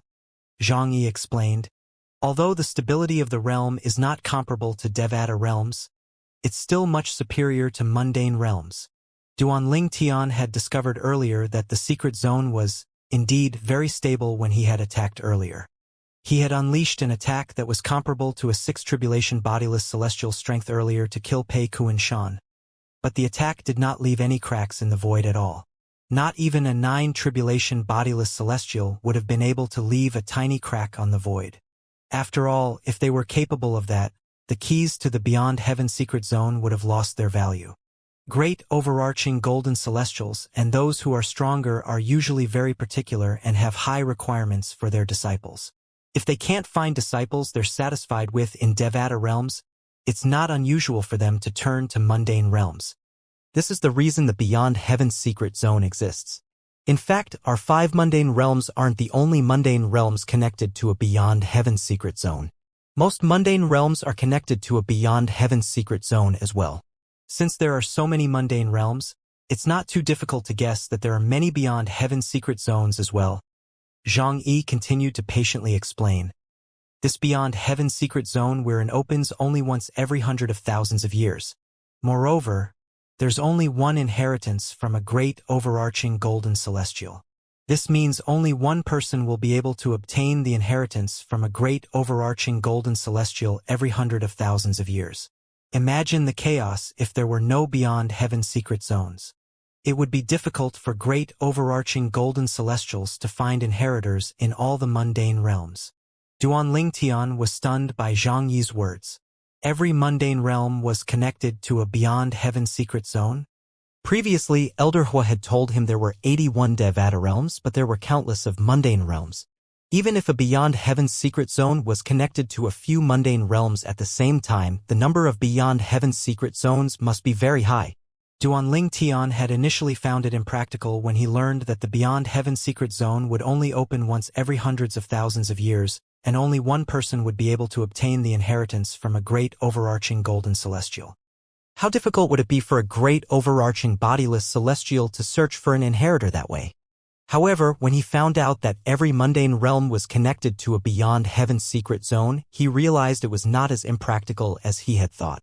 After all, the number of mundane realms were high. This means the number of beyond heaven's secret zone was high as well. Who knew if there were hundreds of thousands, possibly millions, of beyond heaven secret zones out there? If there are hundreds of thousands of beyond heaven secret zones, this meant that even if the secret zones only opened once in 100,000 years and only one person would be able to obtain the inheritance, collectively, it meant that there would be one man each year who received the inheritance. If there were 1,000,000 beyond heaven secret zones, this meant that there would be 10 men who inherited the inheritance in a secret zone every year. The numbers of inheritors were quite high when calculated in this manner. Therefore, Duanling Tian no longer found this method impractical. Zhang Yi finally spoke up again. Therefore, the Green Lotus Sword Saint, no, I should call him the Green Lotus Sword Celestial, has a high chance of being Li Bai from planet Yanhuang. As long as he has already become a great overarching golden celestial, there's no reason why he can't leave his inheritance here. Speaking of which, Zhang Yi gazed at Duanling Tian and laughingly questioned, Duanling Tian, you wouldn't think that the underground palace in front of us has the inheritance left behind by that Green Lotus Sword Celestial Li Bai, would you? After a while, he narrowed his eyes as he asked Duanling Tian curiously, Duanling Tian, you can't possibly think the inheritance from Li Bai, the Green Lotus Sword Celestial, is in the underground palace, right?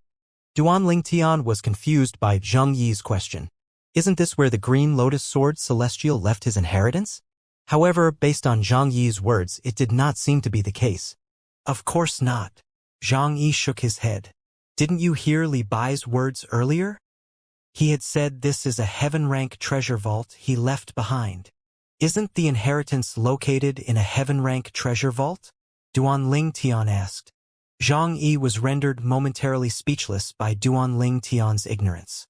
He really wondered how Duanling Tian managed to enter the Beyond Heaven secret zone half a year ago. Nevertheless, he still patiently explained everything to him. You don't know about heaven-rank treasure vaults?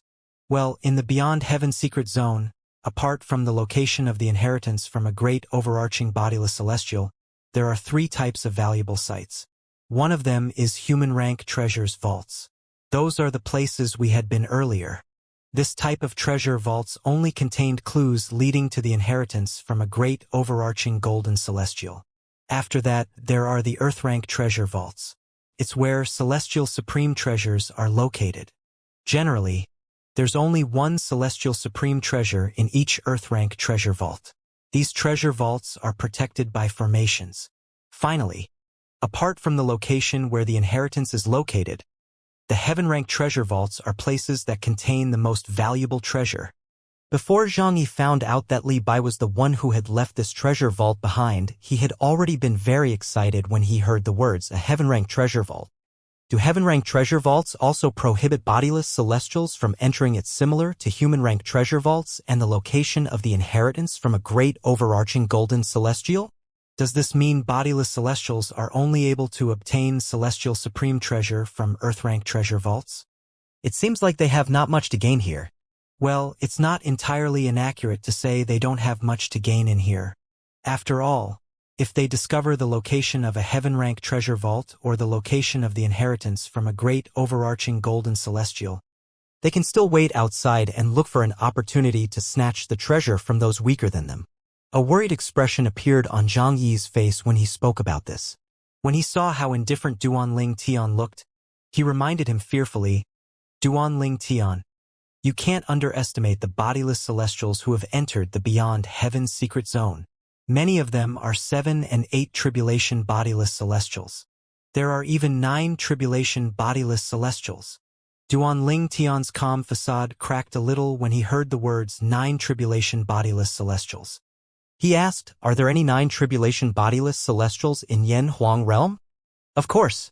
Zhang Yi replied without any hesitation. Duanling Tian felt his heart skip a beat when he heard Zhang Yi's words. After all, knowing about 9 tribulation bodiless celestials and the possibility of meeting one was a different matter. 9 tribulation bodiless celestials were extremely rare in the Saint Province realm where Duanling Tian came from. After all, it was extremely difficult to become a 9 tribulation bodiless celestial. There were very few 8 tribulation bodiless celestials who could pass the 9th bodiless celestial tribulation to become a 9 tribulation bodiless celestial. For this reason, Duanling Tian had also assumed that the other mundane realms had a scarcity of 9 tribulation bodiless celestials as well. He was naturally stunned when he learned from Zhang Yi that there were 9 tribulation bodiless celestials in Yen Huang realm. He was even more stunned when Zhang Yi told him Yen Huang realm had more than just 1 or 2 9 bodiless celestials. It took him a while before he regained his senses. After a while, he looked at Zhang Yi with a hint of fear in the depths of his eyes as he asked, is what you said true? Of course. Zhang Yi replied confidently. Put everything else aside. Just my celestial master's sect alone has a 9 tribulation bodiless celestial. However, he'll be facing his 10th bodiless celestial tribulation in a few decades, so he has gone into closed-door cultivation. Although the beyond heaven secret zone has opened, none of us dared to disturb him for fear of affecting his cultivation. For this reason, he didn't enter the beyond heaven secret zone. 10th bodiless celestial tribulation. Duanling Tian's body shivered slightly when he thought about this. The 10th bodiless celestial tribulation was the deadliest bodiless celestial tribulation apart from the tribulation oath from the 9 heavenly tribulation. 9 tribulation bodiless celestials would have to undergo the 10th and final bodiless celestial tribulation. If they failed to pass the 10th tribulation, they would die. If they passed the 10th tribulation, they would be able to obtain the second chance to ascend to a Devata realm. Since you have a 9 tribulation bodiless celestial in your celestial master sect, does this mean Mount Huagua sect and Gao village sect have 9 tribulation bodiless celestials as well? Duanling Tian asked. There's one in the Mount Huagua sect, but the Gao village sect has none. Although the Gao village sect doesn't have a 9 tribulation bodiless sect, its status is still high in Yanhuang realm due to its close relationship with Mount Huagua sect. Everyone knows provoking Gao village is equivalent to provoking Mount Huagua sect as well. I'm sure you know the reason is due to the founders of Mount Huagua sect and Gao village sect sharing the same master. Zhang Yi replied. Duanling Tian nodded, but his stunned expression had not completely disappeared. He continued to ask, from my knowledge, it's extremely difficult to become a 9 tribulation bodiless celestial. In the same province realm, the existence of a 9 bodiless celestial is extremely rare. It seems like Yen Huang realm is really different from the same province realm. His eyes shone with curiosity as he continued to ask, why does it seem so easy for Yen Huang realm to have 9 tribulation bodiless celestial? Zhang Yi replied, that's obvious. The same province realm is only a small mundane realm. Not only is it small, but it also lacks inheritances from celestials. On the other hand, Yanhuang realm is a large mundane realm.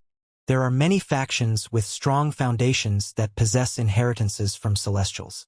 These inheritances from celestials range from celestial supreme treasures and divine abilities from the Devata realms. If an 8 tribulation bodiless celestial possesses a celestial supreme treasure and masters a divine celestial treasure from a Devata realm, how difficult do you think it would be for them to pass the 9th bodiless celestial tribulation?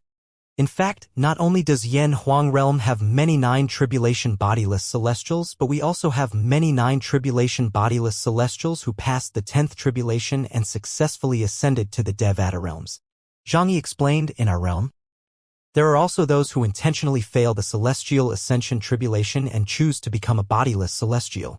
Most of these people generally have already possessed a celestial supreme treasure and mastered a divine ability from a Devata realm. With these two in their arsenals, it wouldn't be difficult for them to pass the 10th tribulation. Even if they fail, they still manage to buy 10,000 years worth of time to protect their respective sections. At this point, Zhang Yi's eyes brightened and his tone turned reverent as he said, "In fact, the ancestor of our celestial master's sect who's a 9 tribulation bodiless celestial had intentionally failed his celestial ascension tribulation in the past so he could continue to protect our sect for another 10,000 years. Barring any unforeseen circumstances, he'll likely pass the 10th tribulation in a few decades." Inheritances from celestials? Duanling Tian was enlightened and his interest was piqued. He could not help but ask, where do the inheritances from celestials come from?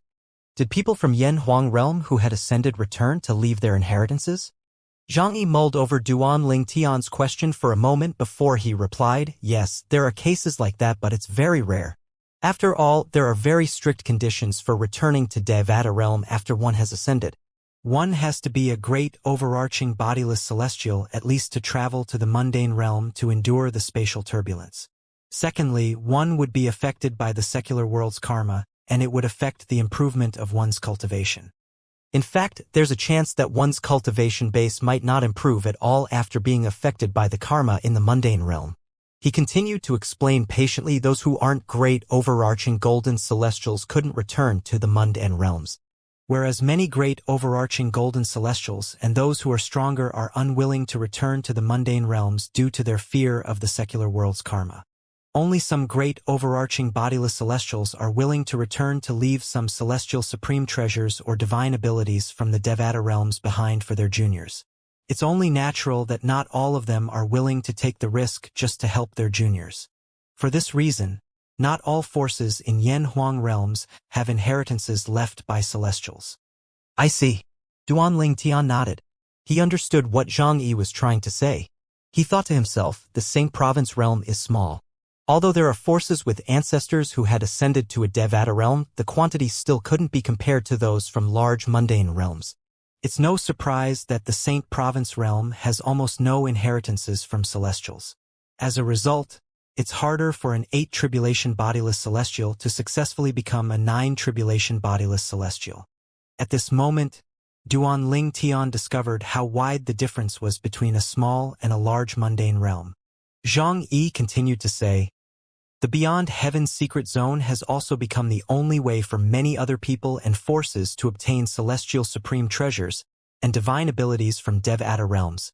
Many people swarmed like bees into this place because they knew they would achieve glory and fame if they managed to find a celestial supreme treasure or divine abilities from the Devata realms." Duanling Tian nodded. Naturally, he knew that for those forces who did not have inheritances from celestials, the Beyond Heaven secret zone was the last place that would give them a chance to obtain inheritances by celestials. Also, it was no surprise that forces like the Celestial Masters sect and Mount Huagua sect had also entered to search for inheritances by celestial even if they already had it. After all, was there anyone who dislikes having more treasures from a celestial? Duanling Tian changed the topic and asked, "What's inside the heaven-rank treasure vault if the inheritance from a great overarching golden celestial isn't in there?" Zhang Yi answered, "In the heaven-rank treasure vault, there are mostly more than one celestial supreme treasures and divine abilities from Devata realms. I'm quite certain Li Bai, the Green Lotus Sword Celestial, has left some celestial supreme treasures and perhaps 1 or 2 divine abilities from the Devata realms here. More than one celestial supreme treasures and few divine abilities from the Devata realms?" Duanling Tian's eyes lit up immediately.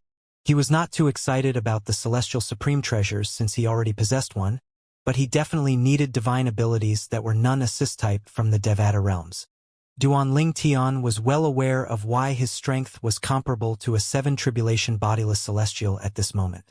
It was all thanks to the Supreme Sword Dao mental cultivation method Sovereign Heart Sword, the assist-type divine ability, the elementary devouring tactic, that was extraordinary even in Devata realms, and the celestial sword. Although the Sovereign Heart Sword was extraordinarily powerful, it was a martial tactic, not an offensive divine ability. Therefore, if Duanling Tian managed to obtain an offensive divine ability from a Devata realm, he could master it without worrying that it would conflict with the Sovereign Heart Sword. However, the offensive divine ability would still have to somewhat complement the sovereign heart sword. Otherwise, its strength would be greatly reduced, or it might even fail to raise Duanling Tian's strength. Duanling Tian thought to himself excitedly, if I'm able to obtain a sword-type offensive divine ability, it'll definitely complement the sovereign heart sword. My strength will definitely rise if I can master it. Currently, his strength was comparable to a 7 tribulation bodiless celestial when he unleashed all his strength and techniques in his arsenal. However, if he managed to master a sword-type offensive divine ability from the Devata realms, his strength would probably rise to a level comparable to an 8 tribulation bodiless celestial. Duanling Tian continued to think to himself excitedly, if I can also successfully master the heart sword amalgamation, the 5th stage of the sovereign heart sword, then my strength would be equivalent to a 9 tribulation bodiless celestial. However, he calmed down after he thought to himself again, however, I don't think I'll be able to completely master the heart sword amalgamation before ascending to a Devata realm.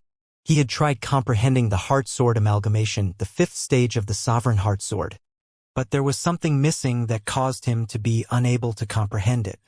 Shortly after, Duanling Tian shifted his attention to the underground palace. Anyway, it would be great if I'm able to obtain a sword-type offensive divine ability from the heaven-rank treasure vault that Li Bai, the green lotus sword celestial, left behind. On the other hand, upon hearing Zhang Yi's words, Lu Xia's expression had remained calm while joy filled Han Xuanai's face. Han Xuanai did not expect the heaven-rank treasure vault would also contain divine abilities from the Devata realms and celestial supreme treasures. Let's enter. Duanling Tian promptly spoke as 3 pairs of eyes turned to look at him. Then, he took the lead and entered the underground palace. Han Xuanai and the others followed closely behind him. Duanling Tian was the pillar of the group. If Duanling Tian did not take the lead, they would not have dared to recklessly enter the heaven-rank treasure vault. As soon as Duanling Tian and his companion passed through the doors of the palace, the entire place flashed and changed completely. They did not even have a chance to take a clear look at their surroundings before it changed. Duanling Tian raised an eyebrow. It seemed like he was no longer in the palace. They were outdoors and a swamp could be seen. The entire place was eerie and gloomy. Did we activate an illusory formation when we entered this place? Han Xuanai asked after she recovered from her shock. She moved closer to Duanling Tian. Although she was powerful as well, she was still unsettled by the dark and eerie swamp. Moreover, this was a heaven-rank treasure vault left behind by a great overarching golden celestial. She did not dare to underestimate the danger that lurked in here. All 4 of their expressions were solemn when a familiar voice rang in the air again. There are a total of 9 challenges in this heaven-rank treasure vault that I left behind. You will gain something of mine every time you make it through 3 challenges. Lu Xia cried out. That's the green lotus sword celestial's voice. She looked around warily, as though searching for a 5th person. Li Bai's voice rang in the air again. After the 3rd challenge, the reward would be a celestial supreme treasure. After passing the 6th challenge, the reward is a divine ability. And, when you pass all 9 challenges, you'll be rewarded with a jade token that contains the recording of my comprehension on the sword Dao in the past 1,000 years.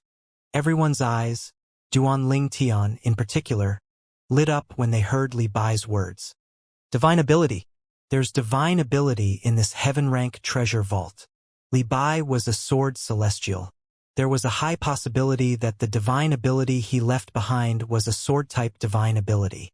Duanling Tian's heart thumped in his chest wildly. Took him a long time before he managed to calm down. He thought to himself, the green lotus sword celestial said he also left behind his comprehension of the sword Dao. This should count as his inheritance or legacy as well, right? Li Bai's comprehension of the sword Dao should be his legacy, just like how the sovereign heart sword was Feng Qingyang's legacy. After a while, Duanling Tian turned to Zhang Yi and asked, do you know anything about this? I forgot to mention it earlier. In a heaven-rank treasure vault, apart from celestial supreme treasures and divine abilities, there was also another thing.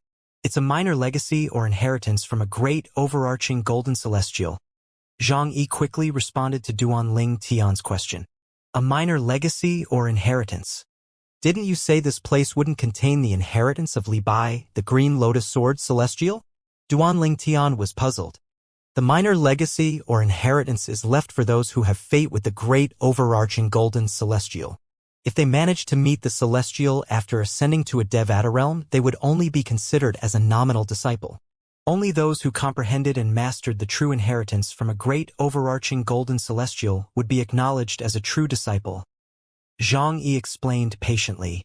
However, that's not to say it's useless. It would still be slightly useful. With Zhang Yi's explanation, Duanling Tian had a clearer understanding of the situation now. He thought the minor legacy of a great overarching golden celestial was negligible. Knowing this, he completely lost interest in Li Bai's comprehension of the Sword Dao. Currently, Duanling Tian had focused all his attention on passing the 6th challenge since the reward would be a divine ability from a Devata realm. Moreover, there was a high possibility that it was a sword-type offensive divine ability. Suddenly, Zhang Yi cried out in alarm, "It is coming!" Duanling Tian returned to his senses immediately and heard the soft sound of something bubbling. After a look around his surroundings, he and companions discovered the swamp was bubbling like lava. The energy waves are really powerful. The energy from the swamp caused Han Xuanai, Zhang Yi, and Wuxia to feel depressed. Duanling Tian was the only one who seemed unaffected by the energy waves. Whoosh, whoosh, whoosh. The sound of wind whistling in the air suddenly sounded from all directions. Then, water from the swamp began to boil over as numerous giant swords appeared. The swords looked dull as though they were made of stone. They moved fairly slowly as they left the swamp. However, as soon as they completely got out of the swamp, they were no longer slow nor did they look clunky. They seemed as light as a feather and as fast as lightning. At this moment, tens of thousands of giant swords flew out of the swamp, all aimed at Duanling Tian and his companions. Shou! Xiu! Shou! Shou! Shou! Numerous swords' cries rang in the air as they flew toward Duanling Tian and his companions, ready to kill them. These swords. Each of the swords' strength is comparable to the full strength of a cultivator at the 7th form of the Saint Celestial stage. Duanling Tian could clearly sense the power from the swords. Naturally, this level of power was no threat to him, so he was not worried. However, the same could not be said for Han Xuanai and Wuxia. Both women's faces had paled at this moment. Although both of them were at the 8th form of the Saint Celestial stage, they still felt a tremendous pressure when faced with giant swords that contained the full strength of a cultivator at the 7th form of the Saint Celestial stage. Zhang Yi's expression had also turned solemn, but it was not as grim as the girl's. Sword! Lightning! He cried out without wasting any time. He quickly sent his Saint Origin into the Thunder Sword before he began to destroy several of the gigantic stone swords in one sweeping motion. Boom! Rumble! When Zhang Yi destroyed the few gigantic swords, the remaining swords divided themselves into 9 groups and flew out in all directions, causing a thunderous noise to ring in the air. The shockwaves stirred up the dust and sand, obstructing everyone's sight. After the dust settled, Duanling Tian and the other 3 saw the 9 groups of swords had transformed into 9 larger swords. It would take a dozen or more men to hug the circumference of the sword. Rumble! Rumble! Rumble! Every time the swords moved, a thunderous noise would ring in the air. It sounded as though giants were walking on earth. The swords, Zhang Yi's expression changed drastically. He could clearly sense the sword's energies were currently not any weaker than him. Interesting. Colors continued to drain from Han Xuanai and Wuxia's faces as a faint smile appeared on Duanling Tian's face. He did not expect the first challenge in the Heaven Rank treasure vault that was left behind by Li Bai, the Green Lotus Sword Celestial, would be so challenging. Currently, the strength of each of the swords was comparable to the strength of a cultivator at the 9th form of the Saint Celestial stage. In fact, it was stronger than ordinary cultivators at the 9th form of the Saint Celestial stage. Individually, the swords were certainly weaker than Zhang Yi. In fact, he could even deal with 2 or 3 of them. However, if all the swords attacked him at once, he did not think he would be able to deal with it. He looked at Duanling Tian with a bitter smile on his face. Duanling Tian, who knew we'd need your help with the first challenge as well. Previously, Zhang Yi and Wuxia could deal with the earlier challenges in the human rank treasure vault. They did not need Duanling Tian's assistance at all. He really did not expect that the first challenge in the heaven-rank treasure vault was so difficult that, let alone Wuxia, even he could not deal with it. Don't worry, it's just a small matter. Duanling Tian shook his head with a faint smile when he heard Zhang Yi's words. Swoosh, swoosh, swoosh. At the same time, the 9 swords that looked as though they were capable of holding up the sky and seemed clunky and slow began to move. Their speed was even faster compared to earlier. Not only did the swords look formidable, but even the shockwaves from the swords were terrifying. Apart from Duanling Tian and Zhang Yi, who remained unmoved, Han Xuanai and Wuxia looked as though they were going to be blown off. However, that did not last long. Suddenly, the silhouette of a black turtle appeared from Duanling Tian and shrouded the women. They instantly felt the pressure disappear. Go! Duanling Tian said quietly. The celestial sword that had appeared in his hand at some point zoomed out with a short-lived sword cry. Han Xuanai, Wuxia, and Zhang Yi could vaguely hear the sword cry, but they could not see the sword at all as it moved. Boom! Boom! Boom! Boom! Boom! A thunderously loud sound reverberated in the air, causing 3 of them to feel as though they were going deaf. Meanwhile, Duanling Tian cast the sword-wielding art to control the celestial sword and destroy the 9 swords all at once. Size-wise, Duanling Tian's sword was like an ant compared to the 9 gigantic swords. However, Duanling Tian's sword easily destroyed the 9 gigantic swords. Just like that, Duanling Tian and his companions successfully overcame the first challenge by Li Bai, the Green Lotus Sword Celestial. 4 of them ventured deeper into the swamp area before it flashed again. The swamp had disappeared, and they were currently in a luxuriously decorated hall. Everything they saw gold and shiny. It was extremely lavish. The hall was lit up by numerous luminous pearls that were embedded in the hall. Each of the pearls was so big that it would need 2 grown men to hug it. While Duanling Tian and his companion were going through the second challenge in the heaven-rank treasure vault in the Beyond Heaven secret zone, the realm adjacent to the St. Province realm, the Land of Exile, was experiencing a disturbance of its own. Since the space barrier had been torn down, almost anyone can travel freely between the 2 realms once their cultivation base had reached a certain stage. Roar! An earth-shattering dragon cry resounded in the air. In the polar south of the Land of Exile, among the barren hills that were shrouded with red mist, there was a blood-red lake. Currently, the blood-red lake was roiling. Boom! A loud explosion sounded in the air as a white figure shot out of the lake. The lake seemed to have exploded when the figure shot out. The blood-red water spurted up into the air like geysers, looking as though blood was splattering in the air. Roar! A dragon cry sounded in the air again. The former dragon cry seemed to have come from the lake earlier, whereas this dragon cry seemed to have come from several thousands of feet above the lake in the sky. A white divine dragon was seen hovering above the lake. Its body was almost 2,000 meters long. It was covered in white and shiny scales. It looked as though it was sculpted from porcelain. It looked unreal. Upon closer inspection, one would notice the white divine dragon had 8 claws on each of its paws. It was an 8-clawed divine dragon. In the St. Province realm, there was only one 8-clawed divine dragon. He was also the clan leader of the dragon clan in the lower province. He was an 8-clawed golden dragon. How did an 8-clawed white dragon appear in the Land of Exile? When the 8-clawed white dragon moved, devil chi surged out of its body like lightning bolts. Its eyes were red as though it had experienced chi deviation. If there were members from the dragon clan here to witness this, they would be extremely shocked to see the white dragon. A white dragon was even rarer than a golden dragon. Its innate talent was even higher than a golden dragon.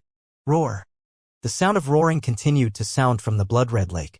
The sound was deeper compared to the cry of the 8-clawed white dragon. Boom!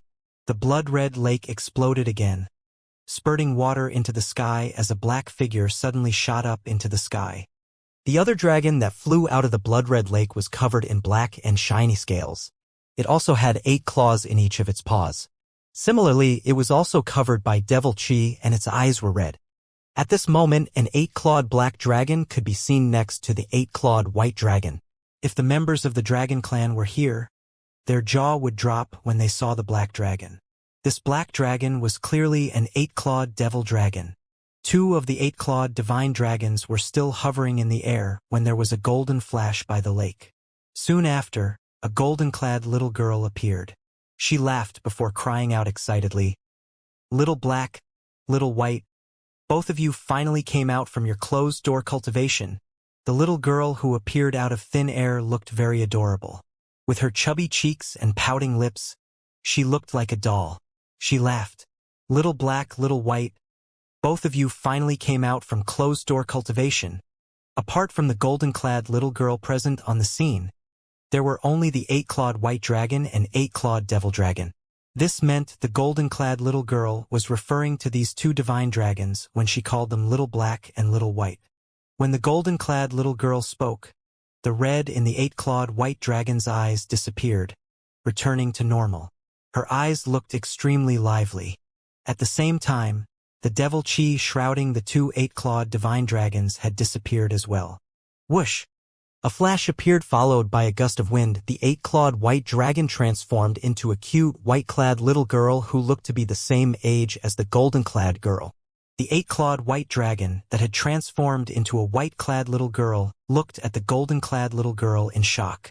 She did not expect the golden-clad little girl would come out of closed-door cultivation first. "Little Gold, has it been long since you came out of closed-door cultivation?" "Of course. Don't you know who I am?" "Currently, I'm the ferocious red-eyed celestial devouring mouse," the golden-clad little girl known as Little Gold said as she lifted her chin up proudly. A scoff rang in the air at this moment. It was from the 8-clawed devil dragon that had turned into a black-clad little boy whose age was also similar to the 2 girls. His cold expression made him seem older than his age, making him look like a little adult. At this time, his eyes had also lost the red color. However, unlike the 8-clawed white dragon whose eyes were lively, his eyes were cold. The golden-clad little girl turned to look at the black-clad little boy with a triumphant expression on her face. "What? Little Black? Don't you believe me?" The black-clad little boy known as Little Black had a disgruntled expression on his face as he replied, "If it wasn't for the fact that this legacy blood pool was left behind by a rodent-type divine beast, how could you have come out of closed-door cultivation before us?" "Excuses. I'm just stronger than you. Let's fight if you don't believe it." The golden-clad little girl was upset when she heard the black-clad little boy's words. She spoke quickly, one sentence after another, as she provoked the black-clad little boy. "Fine. Let's fight. Do you think I'm afraid of you?" The black-clad little boy sneered. Faced with the provocation from the golden-clad little girl, he did not back down. "Fine. Let's do it." Although the golden-clad little girl was a girl, she acted like a boy. She was undaunted. After she responded to the black-clad little boy, she turned to look at the white-clad little girl and said, "Little White, watch me beat him up. Does he really think I'm afraid of him just because he has successfully transformed into an 8-clawed devil dragon?" Both of you. The white-clad little girl was at loss seeing the golden-clad little girl and black-clad little boy's antics. Nevertheless, she knew there was nothing she could do. Both of them had always been this way, they had always fought. The only difference was they were weaker back then. She sighed as she thought to herself, "Well, I'll just let them be if they want to fight. In any case, I'd also like to see how strong Little Black has gotten. I think our strength should be about the same." If Duan Ling Tian was around, he would immediately recognize these 3 children. They were none other than the 2 little pythons and the Jedi's heavenly mouse who used to follow him around. Little Black, Little White, and Little Gold. Bang!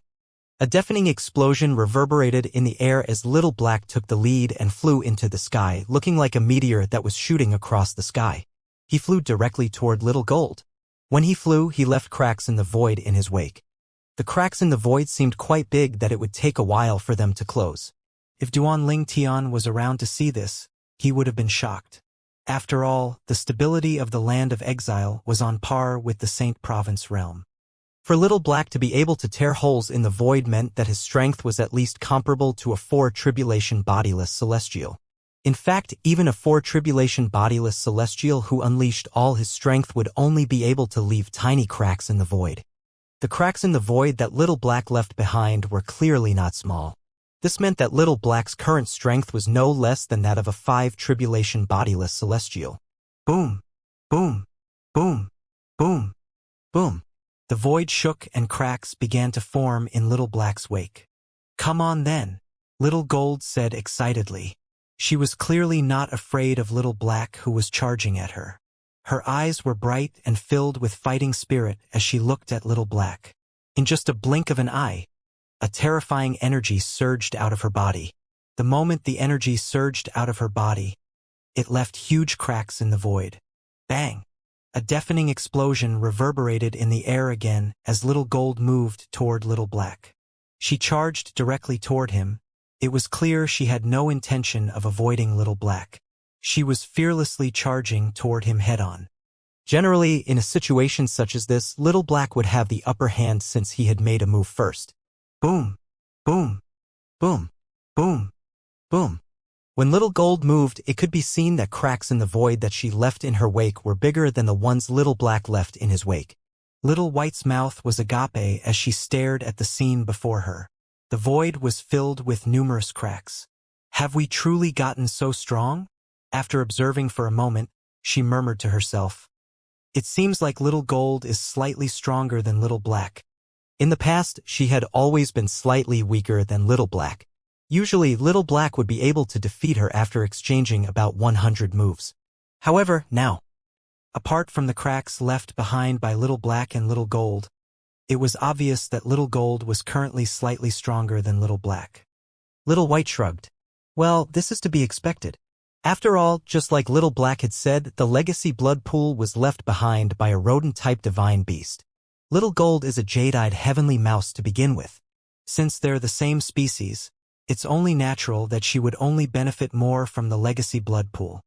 Little White continued, thinking to herself, moreover, if it wasn't for Little Gold, we wouldn't even be here. Previously, 3 of them were exploring the lower province of the Dao Martial Saint Land.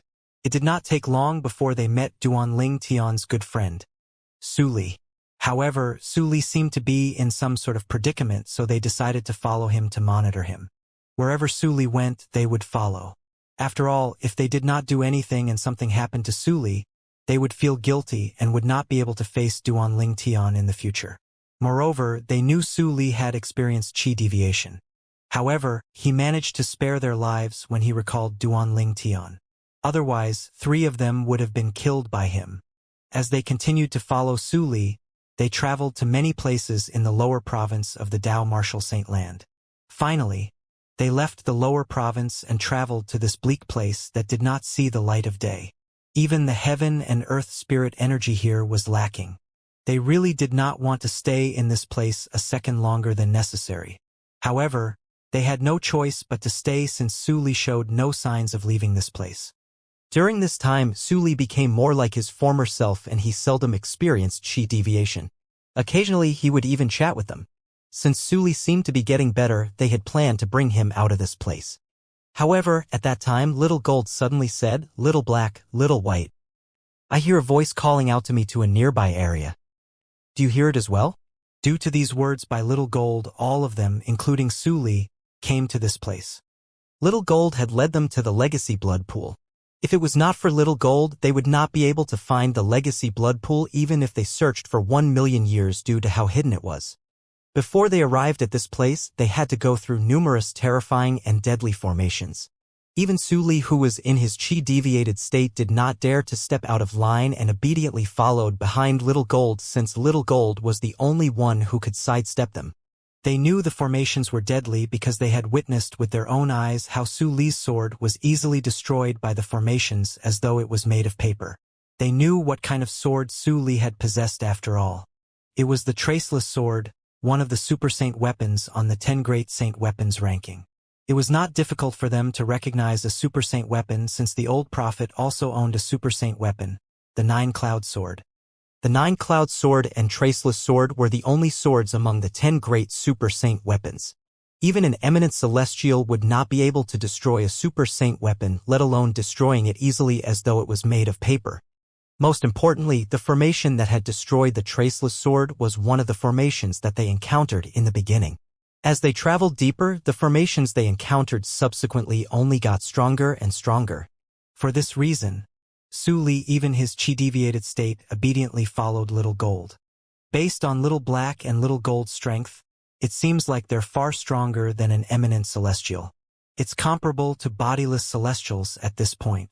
Little White's heartbeat quickened as she watched the battle between Little Black and Little Gold. This legacy blood pool is really amazing. What kind of existence is the Devata god devouring mouse? How did the legacy blood pool he left behind raise our strength so much? We became even stronger than eminent celestials even though we haven't undergone the celestial ascension tribulation. I wonder what people like us are called. The more she thought about it, the more confused she became. In fact, they only learned that the lake was called Legacy Blood Pool later on. When they had first arrived, all of them were attracted to the blood-red lake since they could clearly sense a type of energy that was even purer than the heaven and earth spirit energy from the lake. After they went into the lake, they discovered the pure energy surged into their bodies at an extremely fast speed, transforming part of their energy. While their strength was rising, information began to appear in their minds. It was from this information they learned that the lake was called Legacy Blood Pool and it was left behind by a senior who called himself Devata God Devouring Mouse. By immersing themselves in the lake, they were accepting his favor. In the future, when they ascended to the Devata realm, they would be able to join his faction. They learned that after immersing themselves in the pool, they could also use the secret technique that was also left behind to call upon the force of celestial ascension to ascend to the Devata realm. Bang! A loud explosion rang in the air, accompanied by a shockwave. Many cracks began to appear in the void again. The void seemed as fragile as a piece of paper as Little Black and Little Gold battled among themselves. This was only a warm-up, both of them had not even gotten serious yet. All of a sudden, Little White remembered Su Li. Where did Su Li go? Is he still in closed-door cultivation? She flew around to search for him, but it was futile. There were no traces of him at all. Splash! Little White decided to jump into the legacy blood pool again to search for Su Li. When she entered the lake, she realized that it was much larger than it looked. The last time I was in here, I was too busy cultivating that I didn't have a good look at it. Although the legacy blood pool was big, with her current speed, it did not take long for her to search the entire place. Boom! Boom! Boom! Boom! Boom! After about 15 minutes, a deafening explosion could be heard ringing consecutively above the legacy blood pool, stirring up the calm surface of the lake. Little White was, naturally, not affected by the disturbance. After searching the lake, she concluded that Su Li was no longer in the legacy blood pool. When she finally emerged from the lake, it seemed like the battle between Little Black and Little Gold had ended as well. Little Gold laughed triumphantly as she said, "You're so weak, Little Black. I managed to defeat you in less than 100 moves."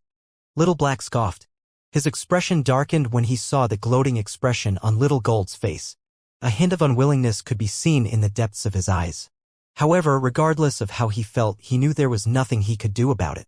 Although the legacy blood pool helped Little Black to transform into an 8-clawed divine dragon, it was still something left behind by a rodent-type divine beast after all. Naturally, Little Gold, who was a mouse, would benefit more from the legacy blood pool since she was a rodent. She had transformed into a red-eyed celestial devouring mouse. At this moment, Little White cried out, "Su Li is gone!"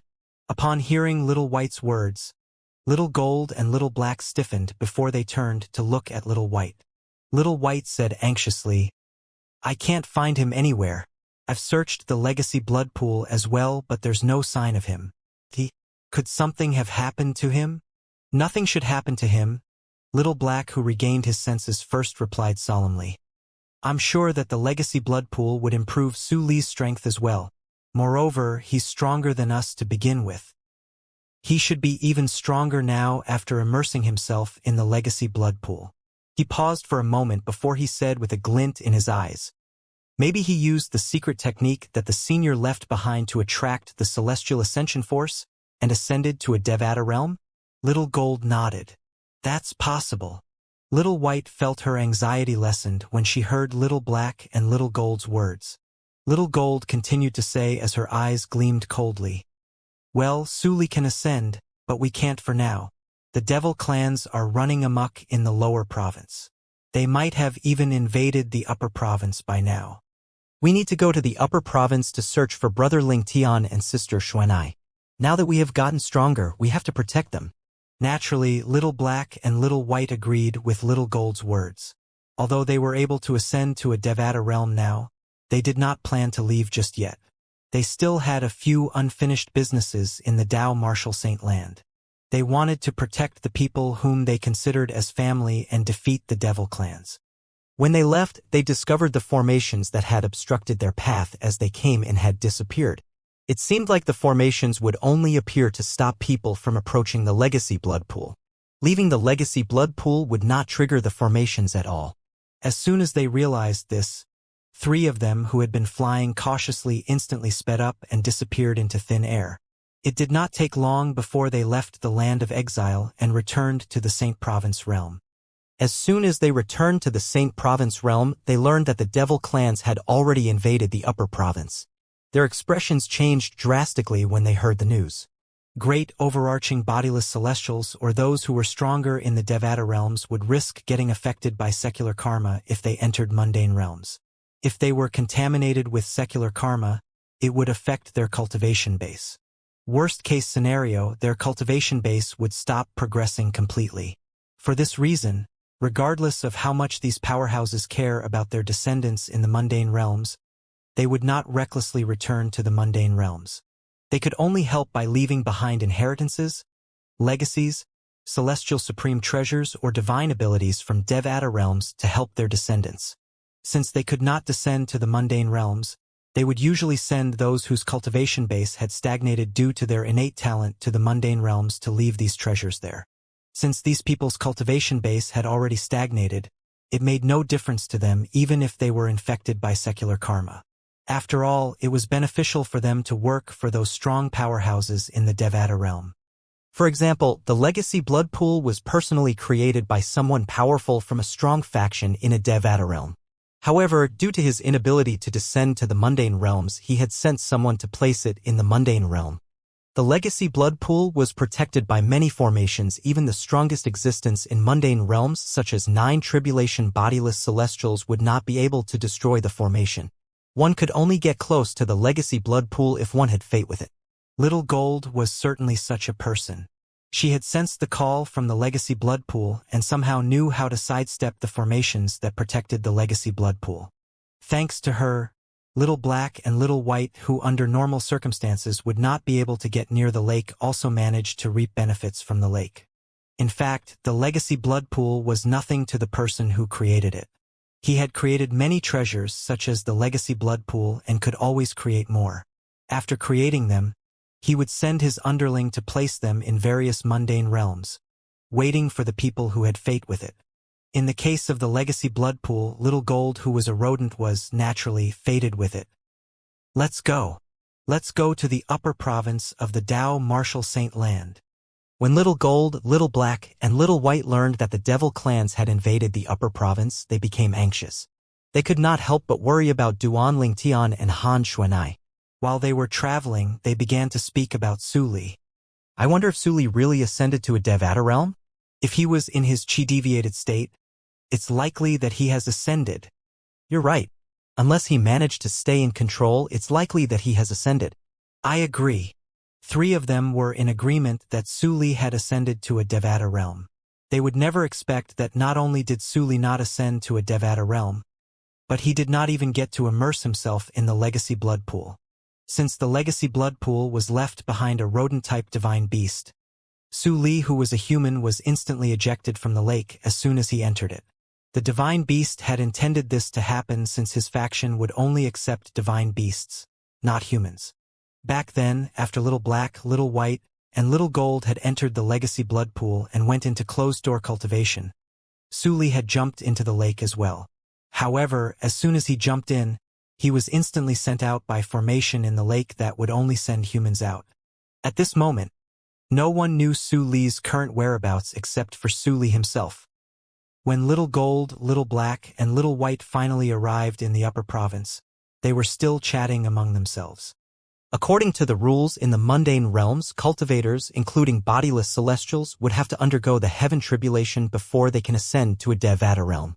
Not only did we become stronger than eminent celestials without undergoing the celestial ascension tribulation, but we can even directly ascend to the Devata realm if we want to. What's going on exactly? Little Gold muttered. Generally, cultivators at the ninth form of the Saint Celestial stage would attract the heavenly tribulation at some point before they were able to become eminent celestials and ascend to a Devata realm.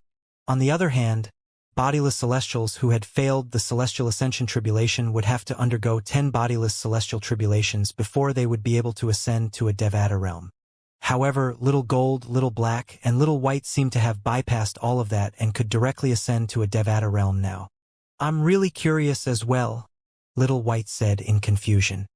Although Little Black remained silent, his expression showed that he felt the same way as Little Gold and Little White.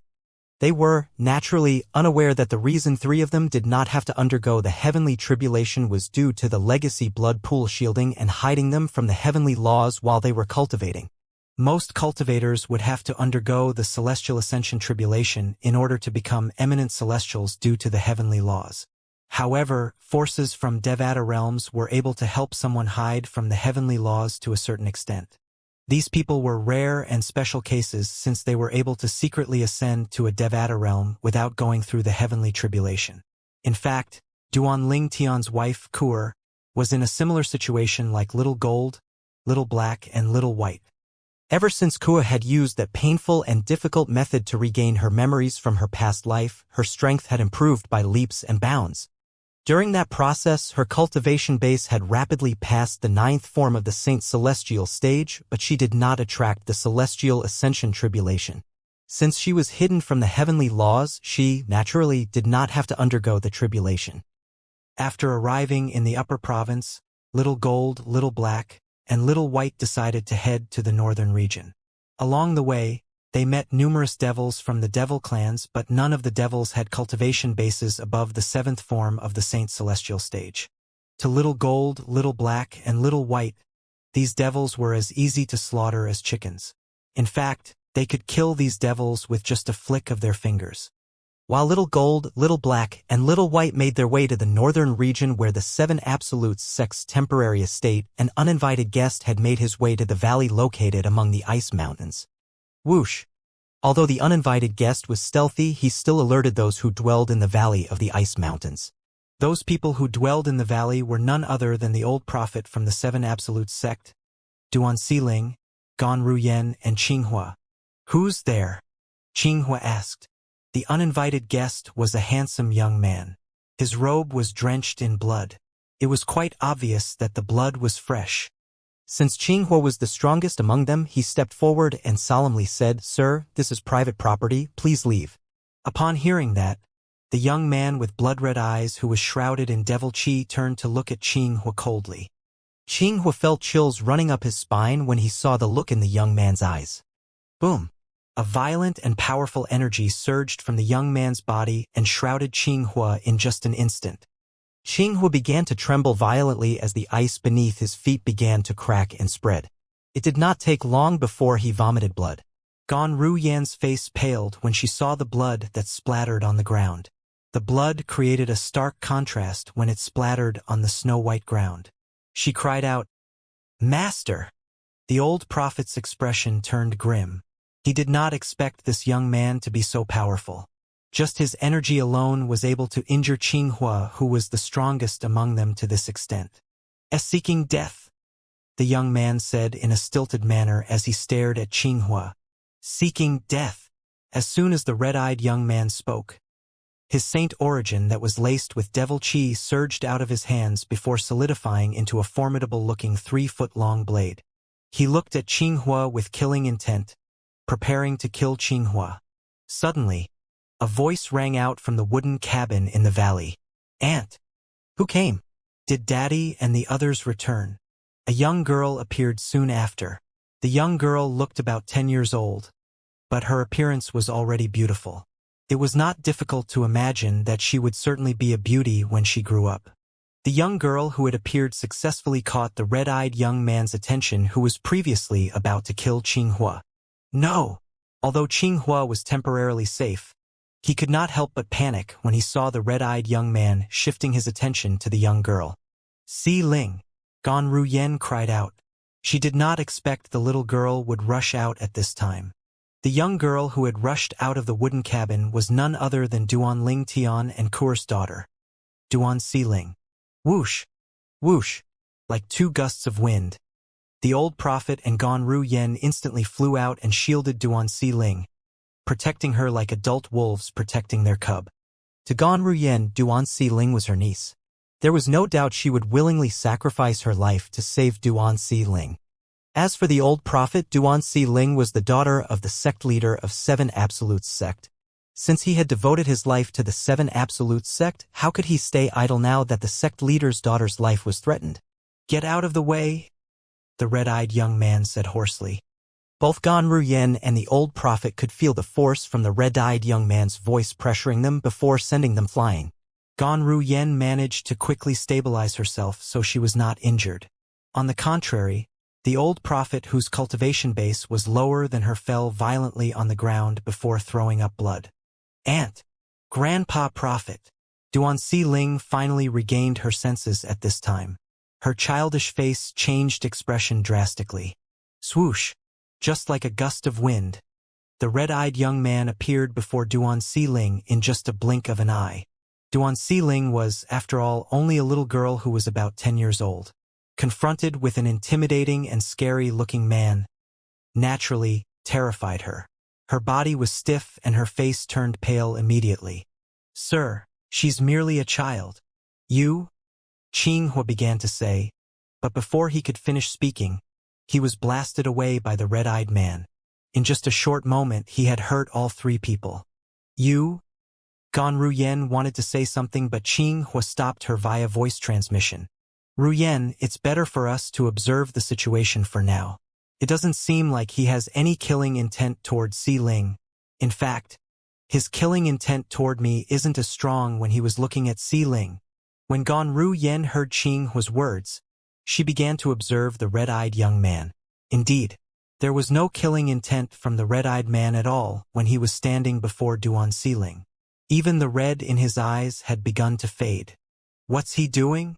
Gan Ruyen, Xianxia, and the old prophet were baffled. After a while, the red in the young man's eyes disappeared completely and his eyes returned to normal.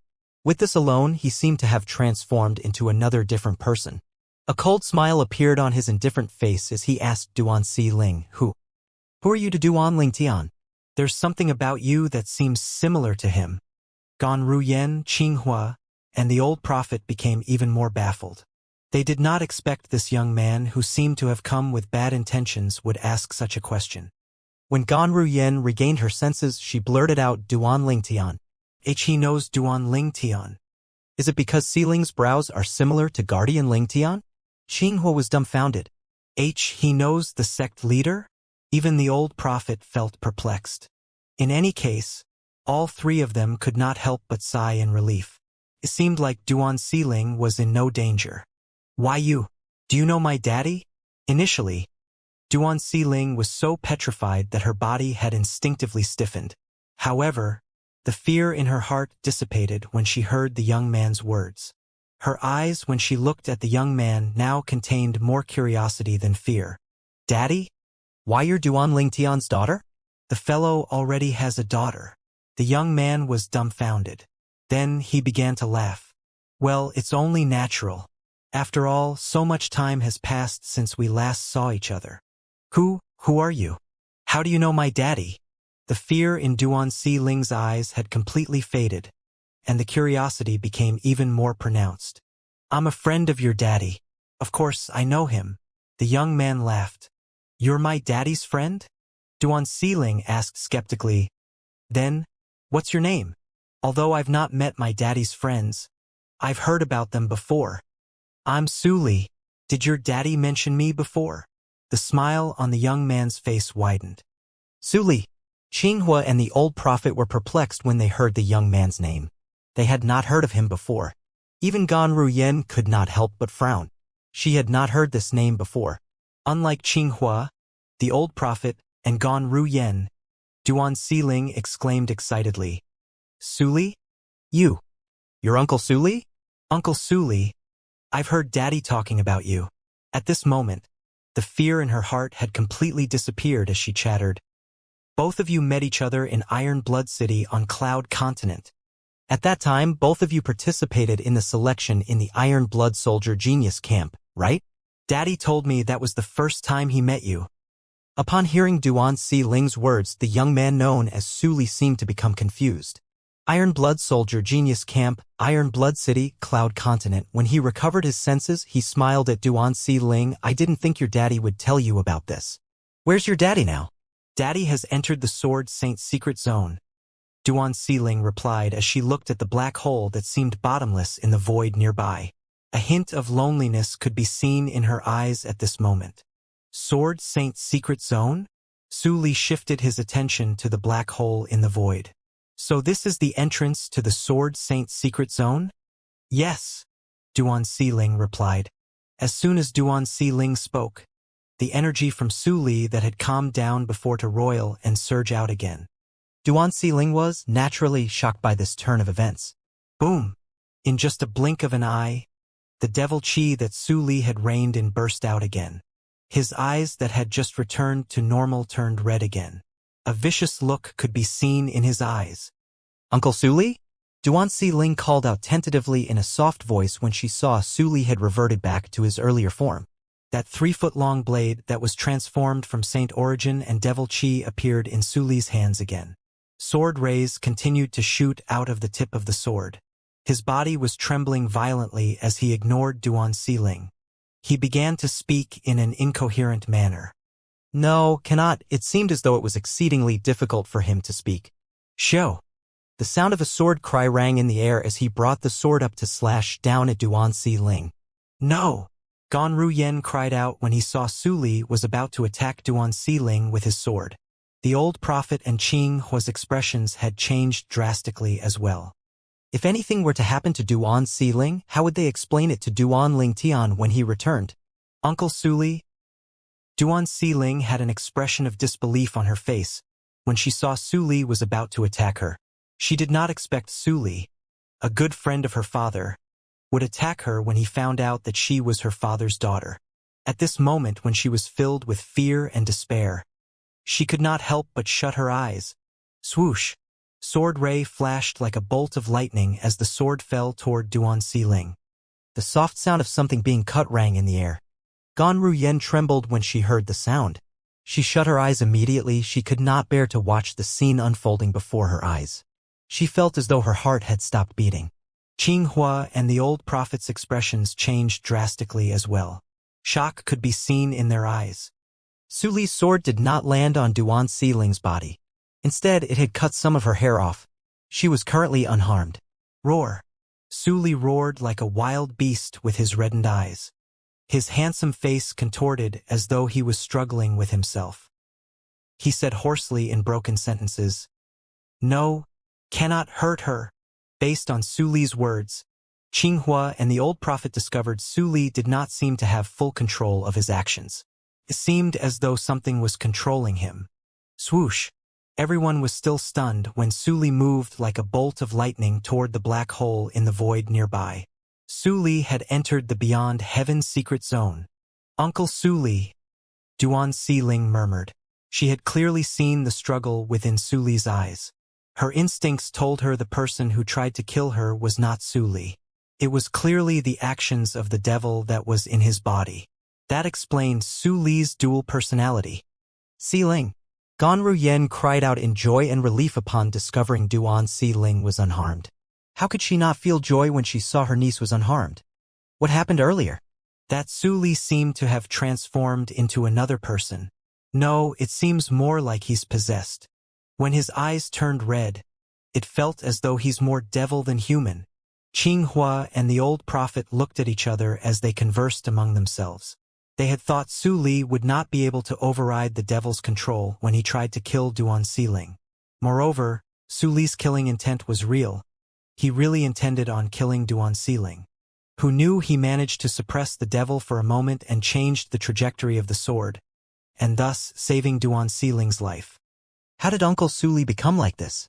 Duan Si Ling asked worriedly when she heard Qing Hua and the old prophet's conversation. She could see Su Li was not in a good condition before he left. Although she had already come to a conclusion in her mind, she still wanted confirmation. The old prophet furrowed his brows as he asked, "Little Si Ling, did you truly hear your daddy speaking about him? He's truly from Cloud Continent." "Yes." Duan Si Ling nodded her head. "Daddy mentioned Uncle Suli a couple of times before. He even said Uncle Suli is his best friend, and that his biggest regret is not being able to meet Uncle Suli after he left Cloud Continent. Daddy hasn't seen Uncle Suli since then. I didn't expect Uncle Suli would suddenly appear here." "Yes. How did he know to come here?" The old prophet, Qinghua, and Gan Ruyen were confused when they heard Duan Si Ling's words. Naturally, they did not think it was a coincidence that Suli had appeared in this place. The upper province of the Dao Martial Saint Land was vast. Although it was not out of the realm of possibility for someone to accidentally stumble across this place, for the person to be also acquainted with Duan Ling Tian was too big of a coincidence. How Suli appeared here had a little to do with the legacy blood pool that Little Gold brought him to when they were in the land of exile.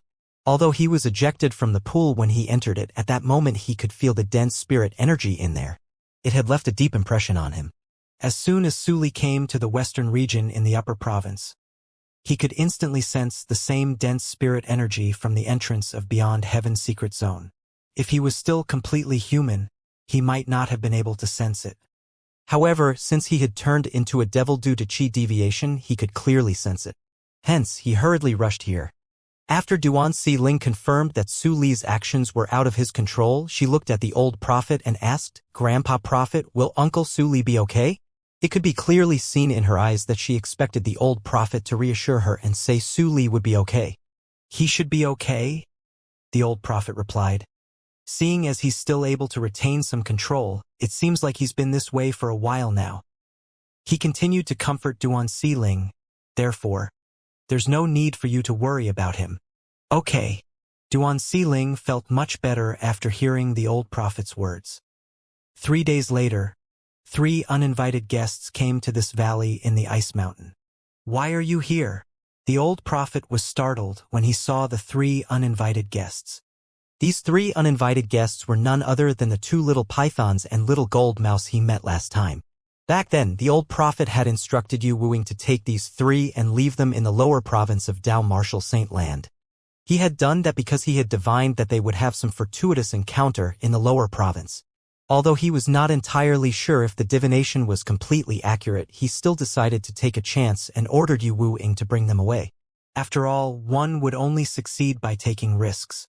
"Old geezer," the golden-clad little glared at the old prophet and asked, "Why did you order Yu Wuing to send us away to the lower province that's infested with devils? Were you planning to kill us?" Little Gold, Little Black, and Little White had returned to the upper province 3 days ago. Through the intelligence network of the Red Dust progeny, they learned about many things that they were unaware of. One of the things they found was the old prophet was the one who had ordered Yu Wuing to send them to the lower province. Naturally, they also knew the old prophet had done that because he had divined that they would have a fortuitous encounter in the lower province. However, they were upset that the old prophet did not even talk to them about it and just threw them to lower province without any explanation. For this reason, apart from Little Gold, even Little Black was staring at the old prophet coldly. Little White, whose temper was the best among the 3, was also staring at the old prophet with some hostility. "It seems like 3 of you managed to come across a fortuitous encounter in the lower province, right?" Although 3 of them did not release their energies, the old prophet could vaguely tell that they had gotten stronger based on the way they carried themselves. "The lower province?" "Fortuitous encounter," Little Gold said reproachfully. "What fucking fortuitous encounter could there be in the lower province? What? Does this mean 3 of you did not have any fortuitous encounter?" The old prophet was shocked. He began to mutter to himself, Don't tell me I made a mistake during divination?" Naturally, there were risks involved in sending the 3 of them away. It was not a sure thing that they would have a fortuitous encounter. Therefore, upon hearing Little Gold's words, the old prophet thought he had made a mistake.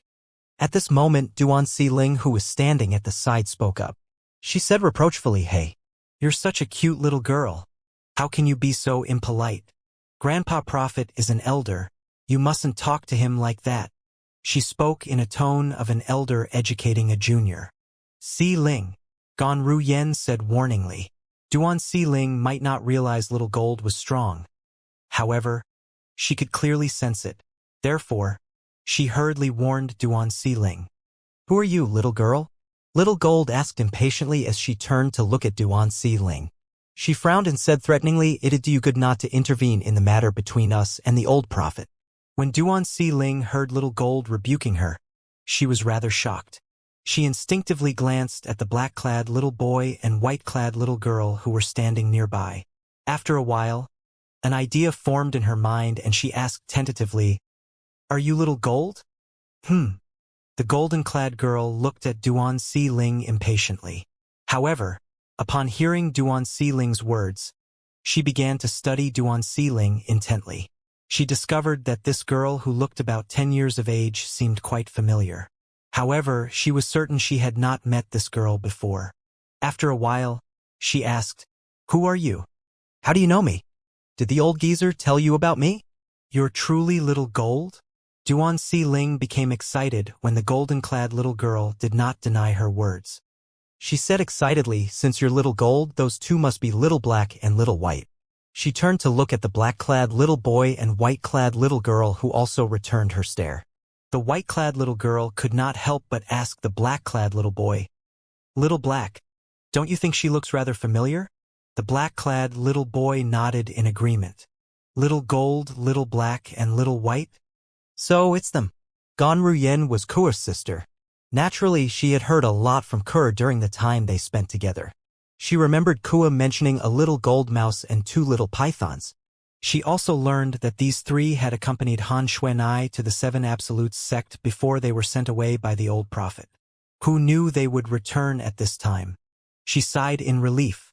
Since these 3 were Little Gold, Little Black, and Little White, she knew they would definitely not harm her niece. After all, her niece was the daughter of the person whom they cared about the most. "Who are you? I feel you look familiar, but I'm certain I haven't met you before," Little White asked as she looked at Duan Si Ling in confusion. She could see the shadow of 2 people on this girl, and these 2 people were extremely important to her. Gan Ruyen looked at Little Gold, Little White, and Little Black before she introduced Duan Si Ling. "She's called Duan Si Ling." 3 of them instantly shifted their eyes to Gan Ruyen. "Sister Kuo?" Little White's eyes brightened and an excited expression appeared on her face the moment she saw Gan Ruyen. Little Gold's eyes brightened for a moment as well before it dimmed down. She said, "No, she's not Sister Kuo. They look identical, but I'm certain she's not Sister Kuo. Their auras are different." After all, before she gained a human form, she had often stayed in Kuo's sleeves. Therefore, she was very familiar with Kuo's aura. "She isn't Sister Kuo," Little Black chimed in at this moment, agreeing with Little Gold. Upon hearing Little Gold and Little Black's words, Little White's excitement faded as well. Indeed, upon closer inspection, although the lady before them looked identical to Kuo, their aura and temperament were different. "Indeed, I'm not your Sister Kuo," Gan Ruyen clarified. "I'm her twin sister, Gan Ruyen.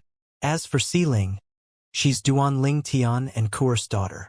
"Brother Ling Tian and Sister Kuo's daughter? No wonder she looks familiar.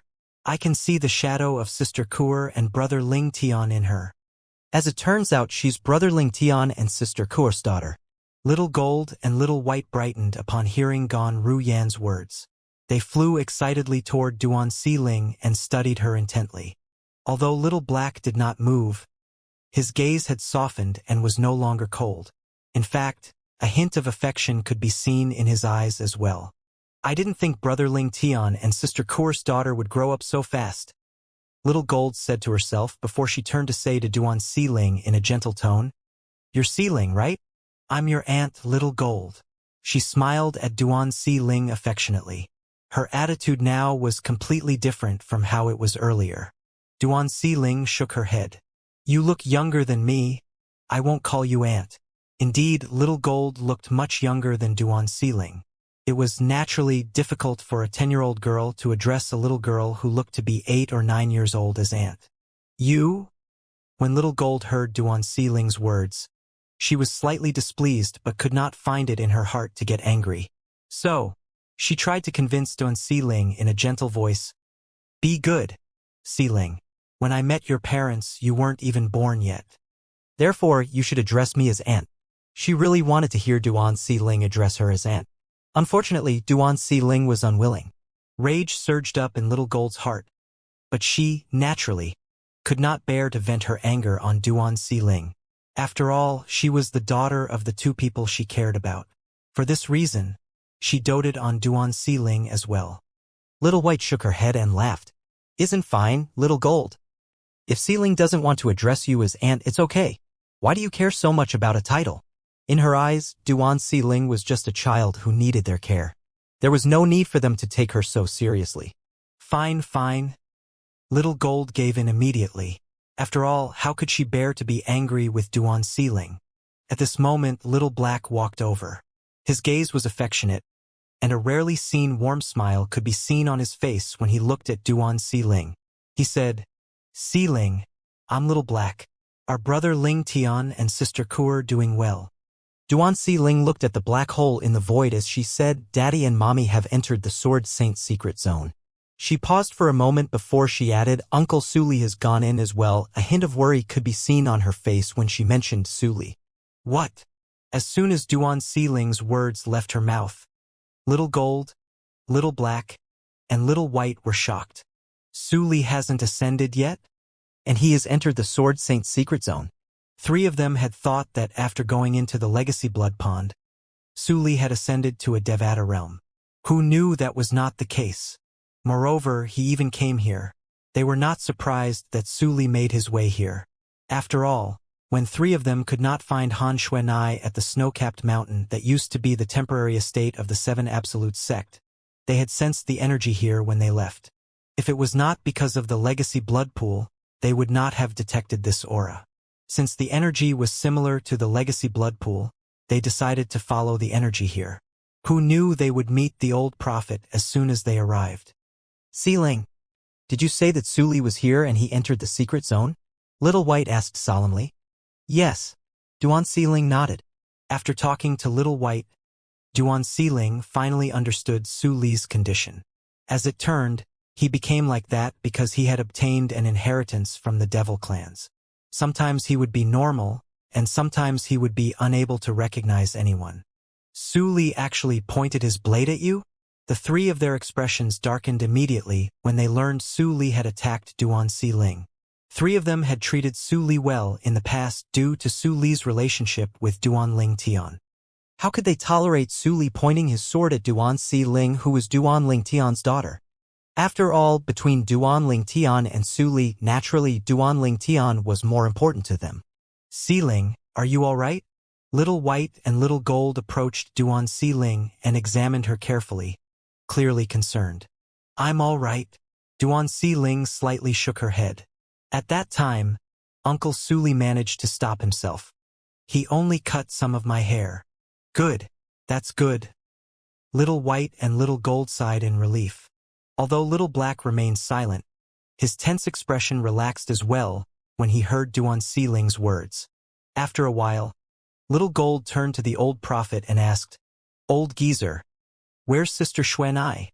Before the old prophet could reply, Duan Siling quickly chimed in, "Aunt Xuanai has also entered the Sword Saint's secret zone."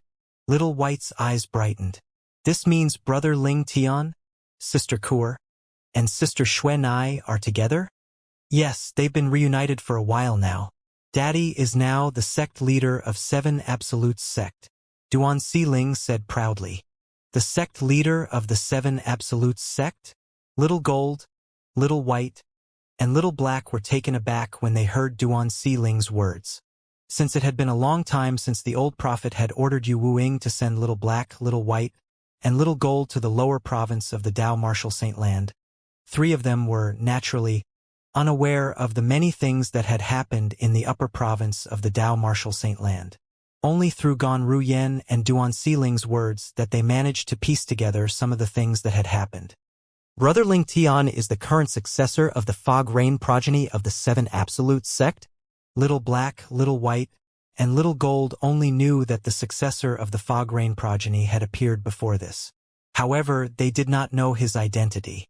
They even discussed among themselves what kind of person the successor of the Fog Rain progeny was. They did not expect the successor of the Fog Rain progeny would turn out to be Duanling Tian. How amazing! What a coincidence! Little Gold and Little White looked at each other in shock. They knew the successor of the Fog Rain progeny would become the sect leader of the Seven Absolutes sect.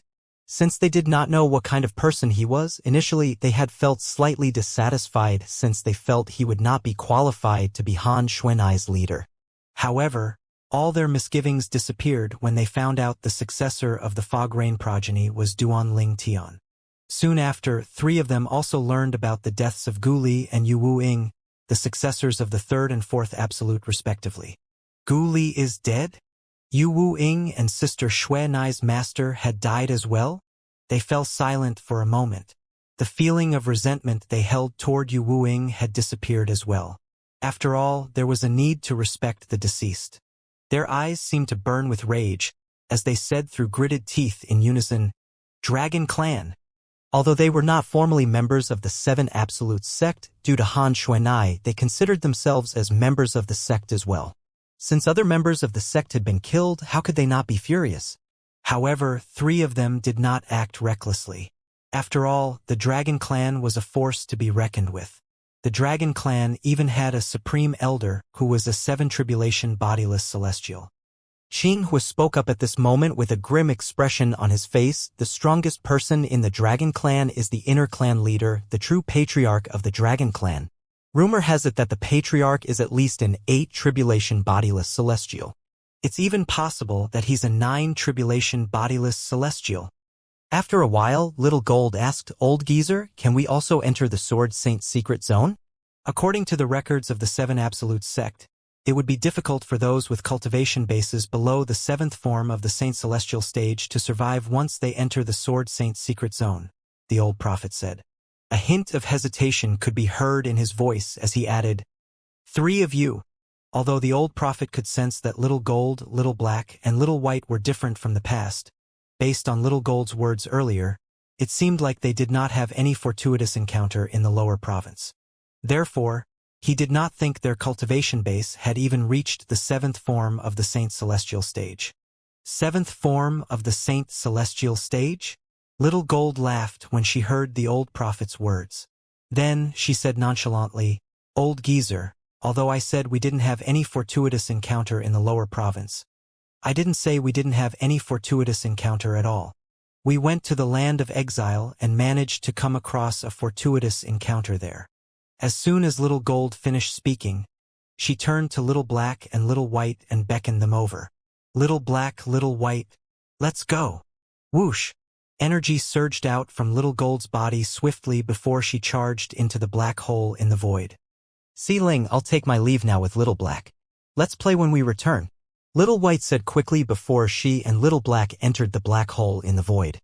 In just a blink of an eye, 3 of them disappeared.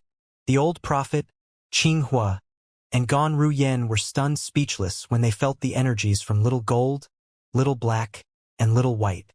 Xianxia stuttered as he said, "Their energies seem to surpass eminent celestials, right? It seems like they really did come across a fortuitous encounter." In fact, the old prophet's eyes had already brightened when Little Gold said they came across a fortuitous encounter in the land of exile. When he discovered their strength, his eyes brightened even more.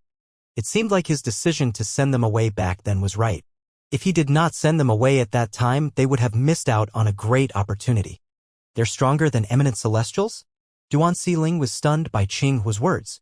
She asked curiously, "Grandpa Xianxia, does this mean their strength is comparable to a 3 tribulation bodiless celestial at least?" "Yes. In fact, they might be even stronger than a 4 and 5 tribulation bodiless celestial," Xianxia said. He had encountered both a 4 and 5 tribulation bodiless celestial previously. He had met the 4 and 5 tribulation bodiless celestial in the fire worship sex estate. The 4 tribulation bodiless celestial was Li Bing, the ancestor of the fire worship sect, while the 5 tribulation bodiless celestial was Di Qin, a 7-clawed golden dragon from the Dragon Clan. He felt that the energies from Li Bing and Di Chun were weaker than Little Gold, Little Black, and Littler White's energies. Since Di Chun was a 5 tribulation bodiless celestial who was on the verge of becoming a 6 tribulation bodiless celestial, those 3 strength had to be comparable to a 6 tribulation bodiless celestial, at least if they were stronger than Di Chun. What? The old prophet exclaimed. He was amazed even though he knew their strength was comparable to a bodiless celestial. However, he did not expect them to be stronger than a 5 tribulation bodiless celestial. He was curious. Those 3 are even stronger than a 5 tribulation bodiless celestial. I wonder what kind of fortuitous encounter they came across. Master, are you certain that they're stronger than a 5 tribulation bodiless celestial? Gan Ruyen asked incredulously. Of course. Xinhua nodded. He said solemnly, you remember Di Chun, right? Yes. Gan Ruyen nodded. Naturally, she remembered Di Chun. He was a 7-clawed golden dragon from the Dragon Clan. He was also the only son of Di Huan, a 7 tribulation bodiless celestial and the supreme elder of the Dragon Clan. Well, Di Chun's energy is weaker than those 3. Xinhua continued. What? Gan Ruyen was dumbfounded. Di Chun was someone who was about to become a 6 tribulation bodiless celestial. However, Little Gold, Little Black, and Little White were still stronger than him. Gan Ruyen found this difficult to believe. She had heard a lot about those 3 from Kur and Han Xuanai, the successor of the Red Dust progeny. Although she had heard that the old prophet had divined that they would meet with a fortuitous encounter in the lower province, she did not think their strength would rise so monstrously. She muttered under her breath. I wonder what fortuitous encounter they came across? It's probably something that surpassed anything in the mundane realm. She was unaware that her speculation was right at this moment. Little Gold and the other 2 are so strong? Duan Xiling was extremely surprised. It was difficult for her to imagine that those people who looked younger than her were so strong. At the Heaven Rank treasure vault left behind by Li Bai, the Green Lotus Sword Celestial, in the Beyond Heaven's secret zone. After a few days, Duan Ling Tian and his companions finally passed the 3rd challenge. They managed to obtain the celestial supreme treasure that Li Bai left behind. However, when Duan Ling Tian saw the celestial supreme treasure, he said, It's another celestial sword. Duan Ling Tian held the sword in his hand and sent some of his energy into the sword. The sword began to emit light as a sword cry began to reverberate in the air. After testing it out, he came to the conclusion that the grade of this celestial sword was similar to the celestial sword he had obtained earlier. Duan Ling Tian threw the celestial sword as though it was rubbish to Zhang Yi as he said indifferently, Zhang Yi, since you also use a sword, you can have this. Zhang Yi hastily caught the sword in his hand, but he said hesitatingly, Duan Ling Tian, I didn't expend much effort all this time. I think it's better if you keep the celestial sword. Although Zhang Yi wanted the sword, he did not feel it was appropriate for him to take it. After all, he did not contribute much at all since the first challenge in the Heaven Rank treasure vault that Li Bai, the Green Lotus Sword Celestial, had left behind. It was already difficult for him to deal with the first challenge. He could not even do anything during the 2nd and 3rd challenges that became progressively harder. Just take it. Duan Ling Tian was not surprised by Zhang Yi's polite refusal. He only smiled faintly after speaking before he continued to move forward. He had no intention of taking the celestial sword from Zhang Yi at all. Meanwhile, Wuxia stared at the celestial sword in Zhang Yi's hands enviously. Ever since she had entered the Beyond Heaven's secret zone, she had not obtained any treasure yet. Brother Ling Tian, wait for me. Han Xuanai quickly ran after Duan Ling Tian. A hint of appreciation flashed through Zhang Yi's eyes as he gazed at Duan Ling Tian's back. He quietly put the celestial sword away. He had decided to accept Duan Ling Tian's kindness. The following 3 challenges, naturally, got progressively harder as well. However, they were nothing to Duan Ling Tian. He was able to pass through the challenges effortlessly. After they passed the 6th challenge, the scenery changed again. Duan Ling Tian thought to himself, there should be a divine ability after we passed the 6th challenge. Previously, they were in a desert, now they were in a bamboo forest. A stone tablet lay conspicuously in the bamboo forest. The stone tablet's surface looked smooth and did not look special. However, it attracted everyone's attention immediately. How could it not attract their attraction despite its ordinary appearance when it was the only thing in this bamboo forest? Suddenly, the voice of Li Bai, the green lotus sword celestial, rang in the air again as clear as bells. Congratulations on passing the 6th challenge. The stone tablet contains a divine ability that I accidentally found in the Devata realm. At that time, it had no name. After I mastered it, I decided to call it the 13 Green Lotus Swords. Li Bai's voice continued to ring in the air. The 13 Green Lotus Swords is a sword-type divine ability and has 13 swords. The strength of these 13 swords can be combined into a single attack. The strength of the 4th sword of the 13 Green Lotus Swords is comparable to the strongest sword-type divine ability in the mundane realm. The 5th sword is comparable to an ordinary sword-type divine ability in the Devata realm. Your strength will progressively get stronger as you continue to master it. Everyone's eyes brightened when they heard Li Bai's words. Based on his words, it was clear that this divine ability, the 13 Green Lotus Swords, was not a common divine ability even in the Devata realms. All of them inhaled sharply when they looked at the stone tablet in the bamboo forest again. Duan Ling Tian thought to himself, I wonder if the stone tablet that contains the divine ability, the 13 Green Lotus Swords, can be comprehended by more than one person. At this moment, Li Bai's voice rang out in a timely manner. This stone tablet with the divine ability, the 13 Green Lotus Swords, can be comprehended by more than one person. As long as you put your hand on the stone tablet, you'll be able to begin comprehending it.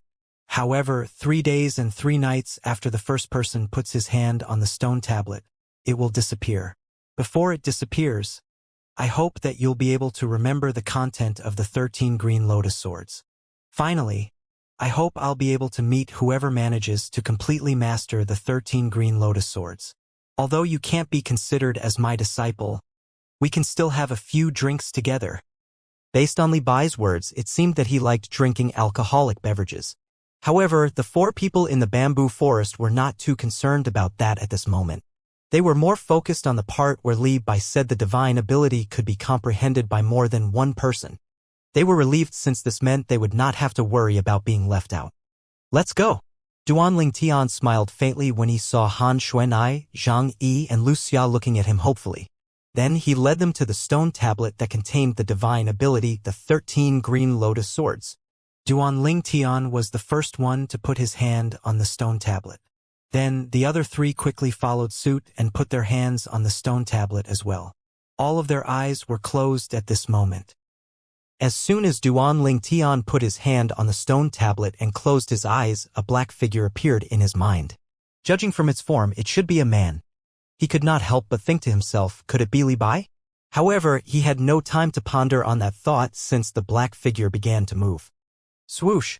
A sword appeared in the black figure's hand. He wielded it skillfully and moved with a flash, leaving afterimages in his wake.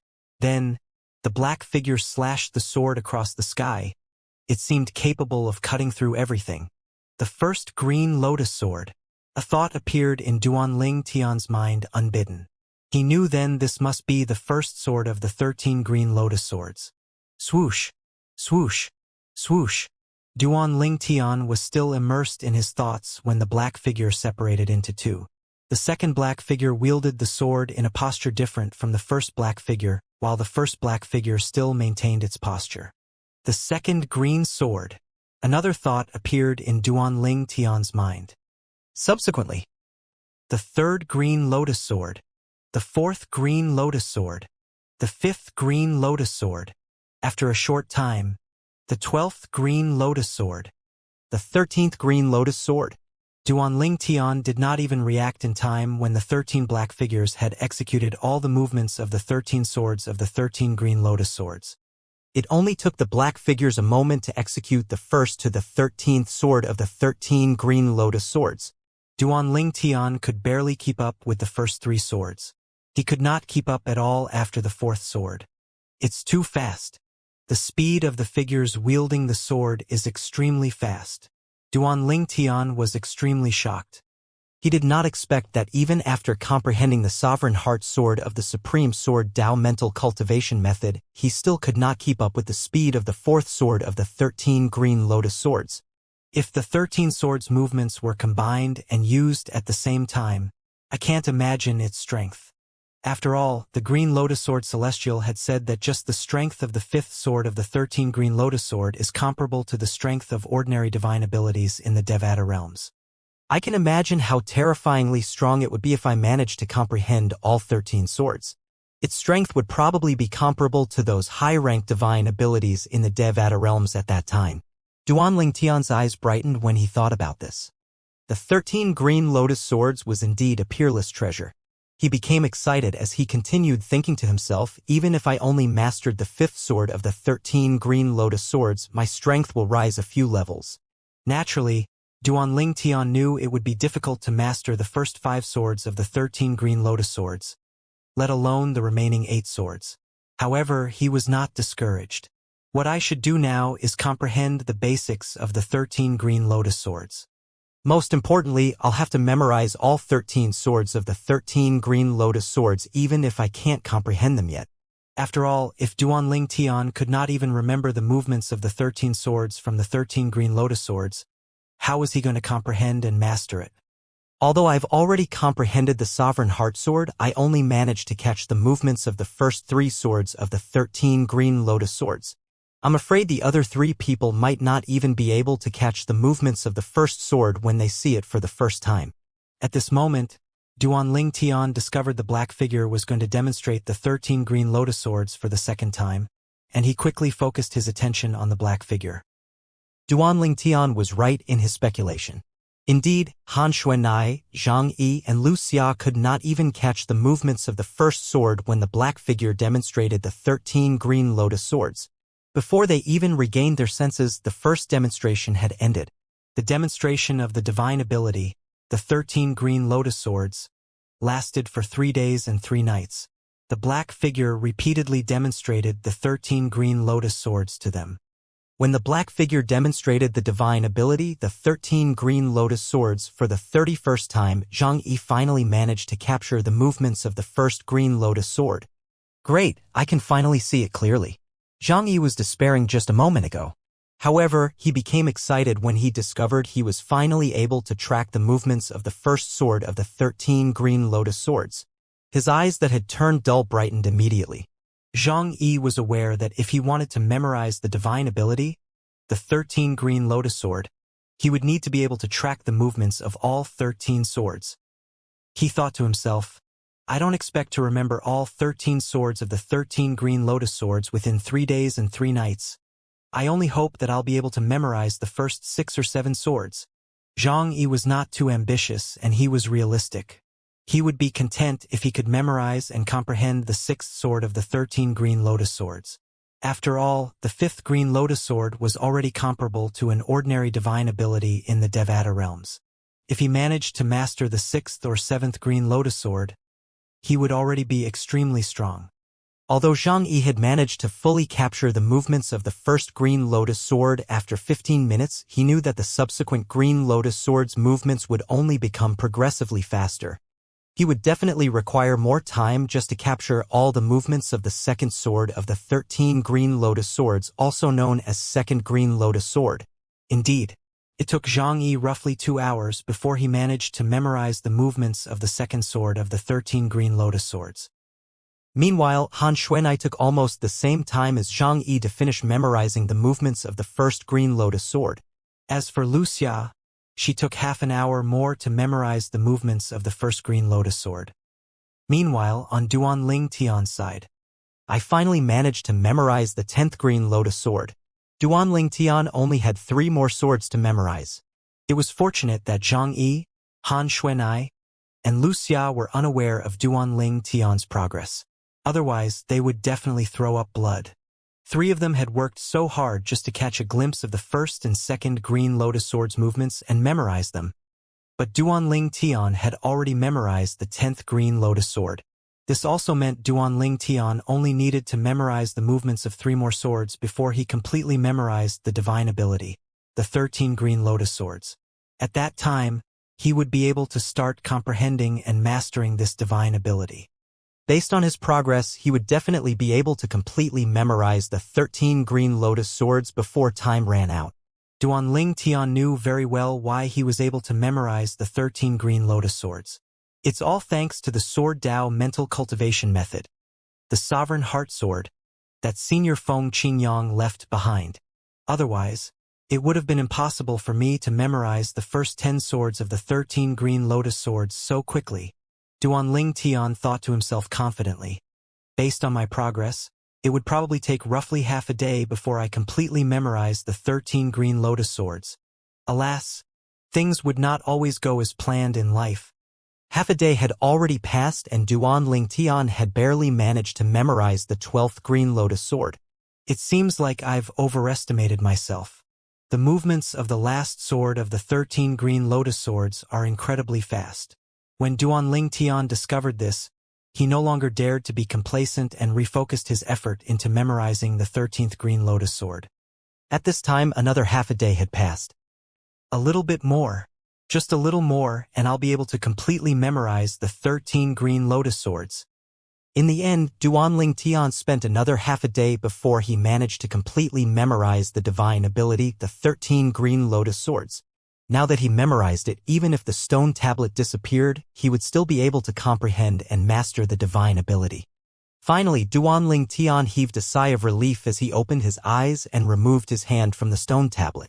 Naturally, the black figure that was still demonstrating the 13 green lotus swords in his mind had disappeared without a trace as well.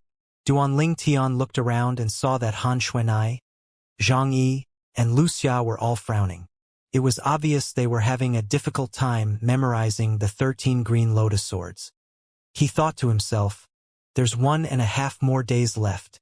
I hope they'll be able to memorize as much as they can. He knew how difficult it was to track and memorize the movements of the 13 green lotus swords after all. It was not that he looked down on Han Xuanai and the others, but he truly felt they would not be able to completely memorize the 13 green lotus sword. He speculated inwardly that they would not even be able to memorize 10 of the 13 green lotus swords before they ran out of time. After all, each sword would get progressively faster. There's nothing I can do to help them with this, Duanling Tian murmured to himself before he sat at the side and began to comprehend the divine ability, the 13 green lotus swords that he had memorized. A day and a half flew by in a blink of an eye, and the stone tablet under Han Xuanai, Zhang Yi, and Wuxia's hands disappeared into thin air, accompanied by a soft sound. At this time, the scenery changed again, and they found themselves in a lavish hall. At this time, Duanling Tian, who had been comprehending the 13 green lotus swords, opened his eyes in surprise. 1.5 days have passed? I managed to master the first sword of the 13 green lotus swords during this time. Moreover, I'm halfway through mastering the second sword of the 13 green lotus swords. I'm certain I'll be able to completely master the second green lotus sword if I were given another 2 days. He was delighted when he thought about this.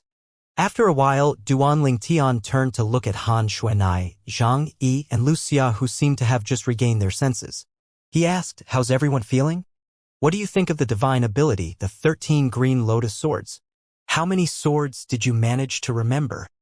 Brother Ling Tian, I only managed to remember 4 swords out of the 13 green lotus swords. Han Xuanai smiled bitterly. It seems like I'm not suited for the sword Dao and have no fate with the 13 green lotus swords. Although the first 4 swords of the 13 green lotus swords were powerful, they were only comparable to the top divine abilities in mundane realms. Similar to the divine abilities in mundane realms, although Duanling Tian had completely memorized the 13 green lotus swords, he could not share it with anyone else. Duanling Tian looked at Zhang Yi and Wuxia and asked, how about both of you? I only memorized until the 3rd green lotus sword. Wuxia said as she forced a smile on her face, feeling helpless. Although she had mastered the first 3 swords of the 13 green lotus swords, it was weaker than the offensive divine ability from the mundane realm that she had comprehended. For this reason, she did not plan to comprehend the 13 green lotus swords. I managed to memorize the first 6 swords of the 13 green lotus swords. I'm confident I would have been able to memorize the 7th sword if I had 2 more hours. Zhang Yi sighed even though he was satisfied with the result. He knew that the 6th green lotus sword was comparable or even greater than ordinary divine abilities in the Devata realms. When Duanling Tian heard Han Xuanai and Lu Xiao's words, he did not have high expectations for Zhang Yi. Therefore, he was pleasantly surprised when he heard Zhang Yi's words. That's not bad. This proved that Zhang Yi was gifted in the sword Dao. The sixth green lotus sword? Han Xuanai and Lu Xia were shocked when they heard Zhang Yi's words.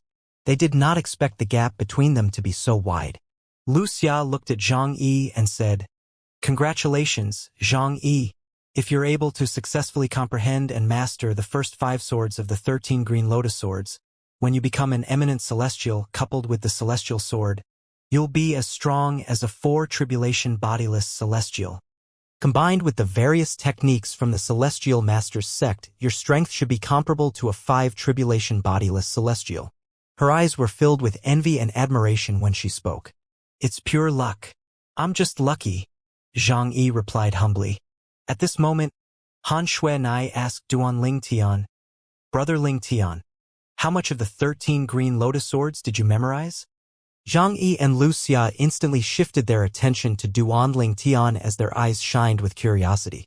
How much of the divine ability, the 13 green lotus swords, did Duanling Tian memorize? 13 swords. Duanling Tian said slowly with a faint smile on his face as Han Xuanai and the other 2 people stared at him intently. 13 swords. Upon hearing Duanling Tian's words, the other 3 were stunned speechless. Although they had expected that he would have an easier time memorizing the 13 green lotus swords, they did not expect him to completely memorize the 13 green lotus swords. All of them were amazed. To be able to completely memorize the divine ability from the Devata realm, the 13 green lotus swords, meant that he would be able to comprehend and master the divine ability in its entirety. Lu Xia's face was filled with disbelief as she asked, "Duanling Tian, are you sure you managed to see all the movements and memorize all 13 swords?" It was only natural that she felt skeptical. After all, she had personally experienced how difficult it was to memorize the movements of the 13 green lotus swords. Moreover, the 13 green lotus swords was an extraordinary divine ability even in the Devata realm. Duanling Tian only grunted when faced with Lu Xia's skeptical gaze. After a while, he said indifferently, "There's no need for me to explain this. It's up to you if you choose to believe it or not." Initially, Duanling Tian still had a rather good impression of Lu Xia, even though she was hesitant to act that time when Rongbo had threatened them to kick Duanling Tian out of the group. He could understand her hesitance at that time. However, her skeptical gaze and doubtful words really angered him this time. After a while, he said, "Is it necessary for me to lie about this? Is there any benefit to me lying?" Lu Xia was stunned speechless when she heard Duanling Tian's words. She felt embarrassed and regretful. If she had a chance to start over, she would not have asked him that question regardless of how much she doubted his words. She thought to herself bitterly, it's too late to do anything now. Since the incident with Rongbo, Duanling Tian has already become distant. He even gave the celestial sword to Zhang Yi first. Now that I made him upset again, I'm afraid there won't be any gain for me even if I continue to follow him. At this moment, a complex expression could be seen on her face. Meanwhile, Han Xuanai chimed in, "Brother Ling Tian, I believe in you." She was slightly unhappy when she saw Lu Xia doubting Duanling Tian earlier. Once she heard his words, her expression turned cold immediately when she looked at Lu Xia. In fact, even a hint of anger could be seen in her eyes. Zhang Yi said, "It's true. There's no need for Duanling Tian to lie." Although he was shocked, he did not think Duanling Tian would lie. Throughout their time together in the Beyond Heaven secret zone, he felt he knew what kind of person Duanling Tian was. He could not say that he knew Duanling Tian very well, but he was certain Duanling Tian would not lie about this. Han Xuanai and Zhang Yi's words were like needles to Lu Xia's ears. Her face turned red before they turned pale. After a while, she turned to look at Duanling Tian and said in a low voice, "Duanling Tian, I think there's no point in me continuing to follow you. It's better if we part ways from here onwards." When Lu Xia was about to leave the heaven-rank treasure left behind by the green lotus sword celestial, Duanling Tian suddenly called out to her, "Wait! I know what's going through your mind at this moment. There's no need for you to worry. If we run into any celestial supreme treasure after this, it'll be yours." I'm not a petty person and wouldn't act unfairly just because of your words. Really? Wuxia did not seem happy at all when she heard Duan Tian's words. Instead, she sneered. Aren't you just trying to get me to follow all of you so you can leave me behind to die during one of the challenges? Upon hearing Wuxia's words, Duan Tian frowned. Although he had a good temperament, these words had truly angered him. What are you talking about? If he really wanted her dead, would she even be alive now? Wuxia, what nonsense are you spewing? Han Xuanai was furious. She thought to herself, this Wuxia. How dare she question Brother Ling Tian's integrity? Wuxia, what's your problem? Zhang Yi's expression had changed as well. He did not expect her to say such things. Are you saying it's not true? Wuxia continued to sneer. Duan Tian, based on your strength that you displayed recently, if you didn't intentionally hold back, how could Wang Shi have died? You think I intentionally killed Wang Shi? An unsightly expression on Duan Tian's face. Wang Shi had been killed in one of the human rank treasure vaults because Duan Tian did not expect the challenges to be so difficult. As a result, he did not have time to cast the elementary devouring tactic to save Wang Shi. He did not expect that Wuxia would accuse him of deliberately holding back his power and letting Wang Shi die. Isn't that so?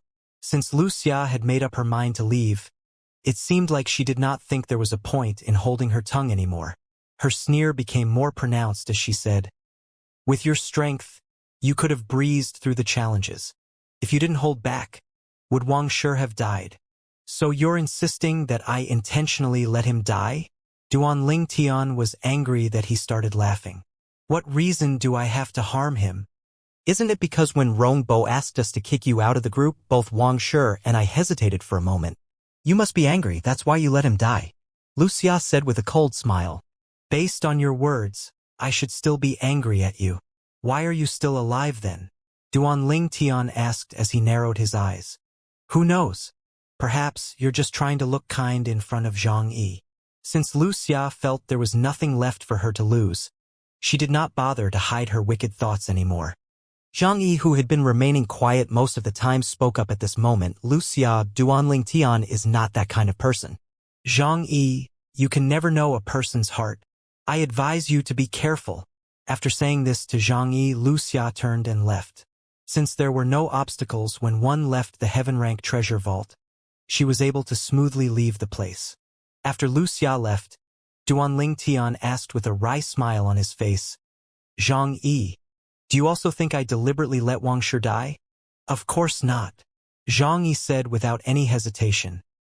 To be honest, after I witnessed your true strength, I have indeed thought about that incident.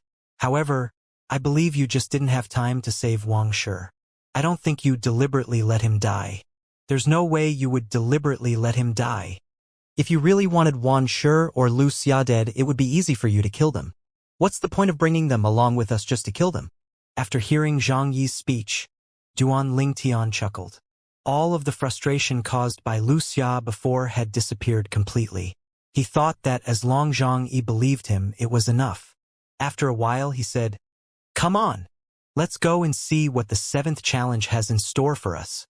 To be honest, Duan Tian was not particularly interested in the minor inheritance that the Green Lotus Sword Celestial left behind, which they would obtain after passing the 9th challenge.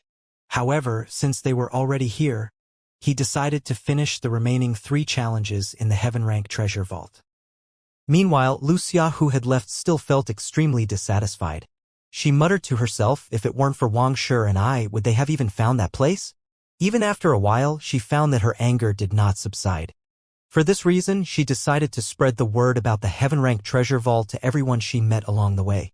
It did not take long before many people learned about the Heaven Rank Treasure Vault. What? A Heaven Rank treasure left behind by Li Bai, the Green Lotus Sword Celestial? He's a legendary figure in our Yen Huang realm. I didn't think he would become a great overarching golden celestial after only 1,000 years. I heard there's a celestial sword and a divine ability from a Devata realm as well. Let's go check it out. Why are you in such a hurry? We're bodiless celestials. There's no way for us to enter the place. There's no chance for us to obtain the divine ability from the Devata realm or the sword Tao that's contained in the minor inheritance left behind by the green lotus sword celestial. The only thing we have a chance to get our hands on is the celestial sword. At this time, a crowd had begun to form outside the underground palace. Most of these people were bodiless celestials. These bodiless celestials could only wait outside since they could not enter the heaven-rank treasure vault. Swoosh, swoosh, swoosh. Those who were not bodiless celestial did not hesitate to fly into the heaven-rank treasure vault as soon as they arrived. After Duanling Tian, Han Xuanai, and Zhang Yi passed through the 7th challenge in the heaven-rank treasure vault that was left behind by Li Bai, the green lotus sword celestial, they heard the sound of wind whistling in the air. In just a blink of an eye, 3 of them were surrounded by dozens of people. Zhang Yi, one of the people who surrounded them, cried out in surprise. I didn't expect you to be so lucky to come across a heaven-rank treasure vault by Li Bai, the green lotus sword celestial. The person who had spoken to Zhang Yi was a young man dressed in white robes with silver edges. When he spoke to Zhang Yi, he had spoken arrogantly and condescendingly, as though he was an emperor talking down to his subjects. Zhang Yunfei. Zhang Yi's expression changed drastically. It was obvious he did not expect to see the young man here. Why are you here? Why can't I be here? The white-clad young man known as Zhang Yunfei chuckled. What? Aren't you happy to see me? I heard that the celestial sword in here was obtained by someone called Zhang Yi, he said condescendingly. Before I came, I thought it was someone else who had managed to obtain the celestial sword. After all, a loser like you couldn't have possibly obtained it. To my surprise, it's actually you. At this point, Zhang Yunfei's eyes flashed coldly as he said, Zhang Yi, hand the celestial sword over. After Zhang Yunfei spoke, many of the people with him who were impatient began to express their opinions. Zhang Yunfei, even if you want the celestial sword, you can't have it. Everyone here wants that sword. If you want that sword, then you'll have to fight for it. When Zhang Yunfei heard their words, he scoffed. Then he said coldly, Do you think you can stop me? Seeking death. Boom. As soon as Zhang Yunfei finished speaking, a loud explosion reverberated in the air as a vast energy surged out of his body. Apart from Saint Origin, there was a stronger force contained in his energy. Celestial origin energy? He's an eminent celestial. Most people's expressions changed when they sensed Zhang Yunfei's energy. However, there were a few people who remained unafraid. So what if you're an eminent celestial? Do you think you're the only eminent celestial in here? Both of the eminent celestials quickly released their celestial origin energy that was mixed with Saint Origin as well, displaying their strength. 2 eminent celestials? Zhang Yunfei did not expect to see 2 eminent celestials in here. He was slightly surprised. What? Are you afraid? The 2 eminent celestials sneered. Afraid? Zhang Yunfei laughed. I hope you're not ordinary eminent celestials. Otherwise, you'll be killed within 2 breaths. He did not seem worried at all. In fact, he seemed extremely confident. The 2 eminent celestials exchanged a look of surprise. Both of them had the same thought in their minds. Zhang Yunfei is probably stronger than a 3-tribulation bodiless celestial. Otherwise, how can he remain so confident? Boom, boom, boom, boom, boom. An earth-shattering explosion sounded out of nowhere at this moment. Zhang Yunfei wielded his thunder sword and sent his celestial origin energy that was mixed Saint Origin into it. Clouds began to form above him as he waved his sword around. In the midst of the cloud, purple and white light flashed intermittently, brightening the underground palace. This light naturally came from the bolts of lightning. Destructive thunder celestial. Zhang Yunfei cried out. Zhang Yi's expression changed dramatically when he saw this. He exclaimed in shock, He has mastered this celestial technique. Celestial technique? Duanling Tian's eyes widened when he heard Zhang Yi's words. He had heard Elder Hua speaking about celestial supreme techniques previously. It was similar to the martial tactics in the mundane realms and could be used alongside divine abilities. One would only be able to master celestial supreme techniques once one had become an eminent celestial, since celestial supreme techniques required the celestial origin energy. At that time, Elder Hua had a celestial supreme technique but could not teach it to him since he was far from becoming an eminent celestial. Celestial technique? The two eminent celestials exclaimed in unison. They knew if an eminent celestial had mastered a celestial supreme technique, his strength would be stronger than a three-tribulation bodiless celestial. Their survival instinct kicked in immediately. Brother, I don't dare to take that sword. Why, you can have it. Brother, I don't want that sword as well. I'll take my leave. The two eminent celestials expressed their stance and prepared to leave this place as soon as they could when Zhang Yunfei's voice rang in the air. It's too late. Zhang Fei's celestial origin energy that was mixed with saint origin surged out of his body again, causing the earth to shake. Duanling Tian narrowed his eyes as he thought to himself, it's similar to an assist-type divine ability. He could clearly sense the heaven and earth spirit energy in the underground palace had been absorbed by Zhang Yunfei. Although it was nowhere near as powerful as his elementary devouring tactic, it was still much more powerful than ordinary assist-type divine ability. He speculated inwardly, it seems like Zhang Yunfei's strength is comparable to a four-tribulation bodiless celestial. Boom! As the two eminent celestials tried to escape, two bolts of purple lightning struck them. The light from the lightning was so blinding that most people had a difficult time seeing. When the light finally faded away, the two eminent celestials had already disappeared. Upon seeing this, the people broke out in a commotion immediately. Please, spare our lives, sir. Please. We're foolish for not recognizing your strength. Please spare our lives. How could they not beg for their lives? The two eminent celestials who were stronger than them had been turned into nothing in just a blink of an eye. How could they resist? Some of them even fell to their knees as they begged for their lives. Zhang Yunfei scoffed. It was clear that he did not intend to spare their lives as he waved his hand. Boom! In just a blink of an eye, numerous bolts of lightning struck the ground. It felt as though its power was enough to destroy the entire world. The dozens of people in the underground palace had, thus, disappeared as well. At this moment, Duanling Tian asked Zhang Yi, is he the eminent celestial from the Celestial Masters sect whom you previously mentioned?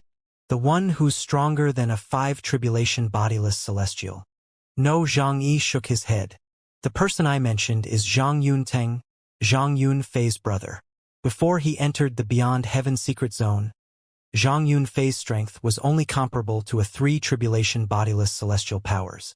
However, that's only my assumption since I didn't know he had mastered the Celestial Master Sect's destructive Thunder Celestial. Zhang Yi continued to say, in fact, Zhang Yunteng gained strength comparable to five-tribulation bodiless celestial due to this celestial technique, the destructive celestial thunder, a divine ability from a Devata realm, and celestial supreme treasure. Duanling Tian nodded before he said, this means if Zhang Yunfei obtains your celestial sword, his strength will be comparable to Zhang Yunteng?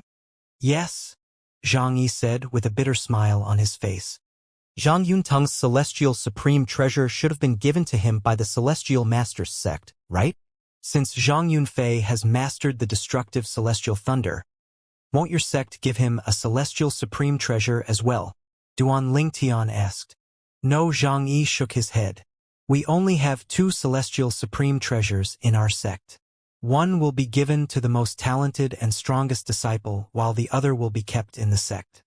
Unless something happened to his brother, it's unlikely he'll obtain a celestial supreme treasure from our sect. I see.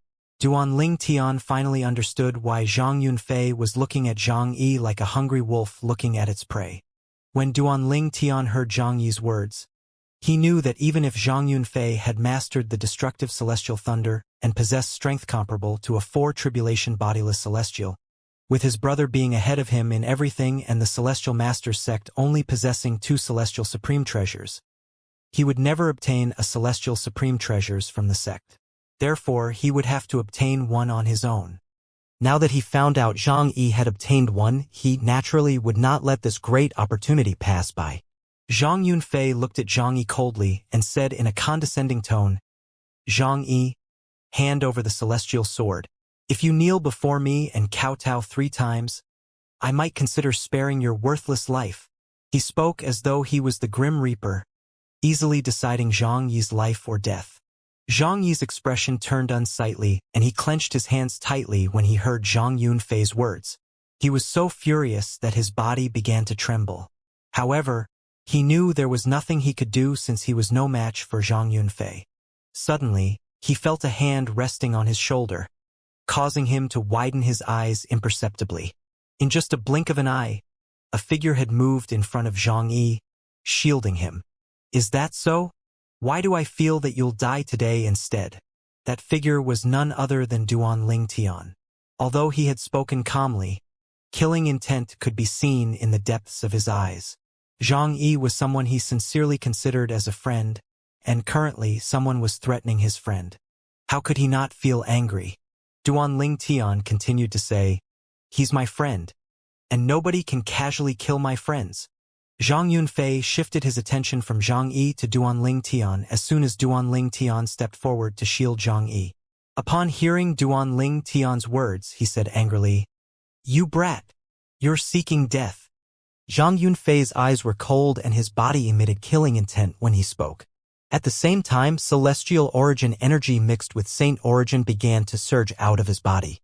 As he lunged toward Duan Tian, he cried out, "Die!" Boom! A thunderous sound rang in the air. Clouds began to converge again as a purple and white light flashed intermittently within the clouds. Everything happened so quickly that Zhang Yi and Han Xuanai could not even react in time. Duan Tian scoffed when he saw Zhang Yunfei casting the celestial technique, the destructive celestial thunder. He lifted his hand and the celestial sword he had acquired appeared. Meanwhile, his energy circulated through this 99 saint veins and surged out of his body in just an instant. Whoosh! Whoosh! Whoosh! Duan Tian cried out, "Sword-wielding art!" In just an instant, the celestial sword that was shooting out sword rays shot out as well.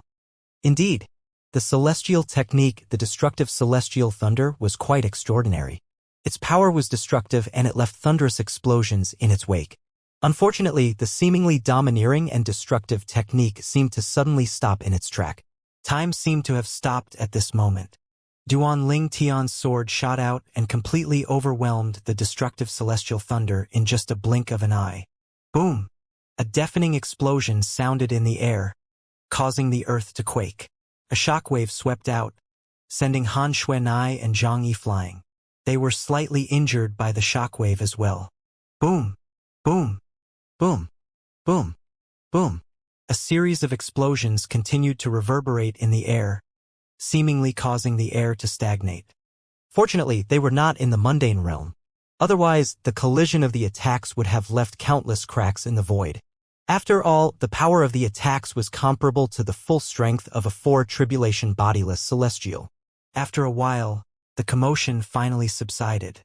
However, it seemed like there was no clear winner in the battle between Duan Tian and Zhang Yunfei.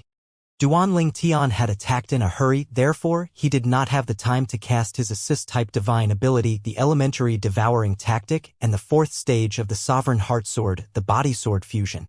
If it were not for this reason, how could Zhang Yunfei have survived?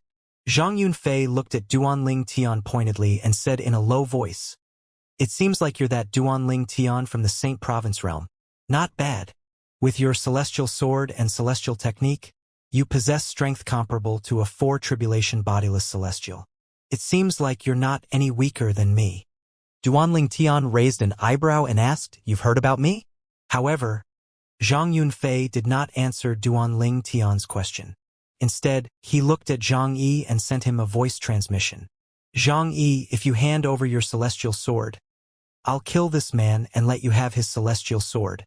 Moreover, I will not fight you for the minor inheritance from Li Bai, the Green Lotus Sword Celestial. I'll even help you with the challenges, so you can obtain the minor inheritance."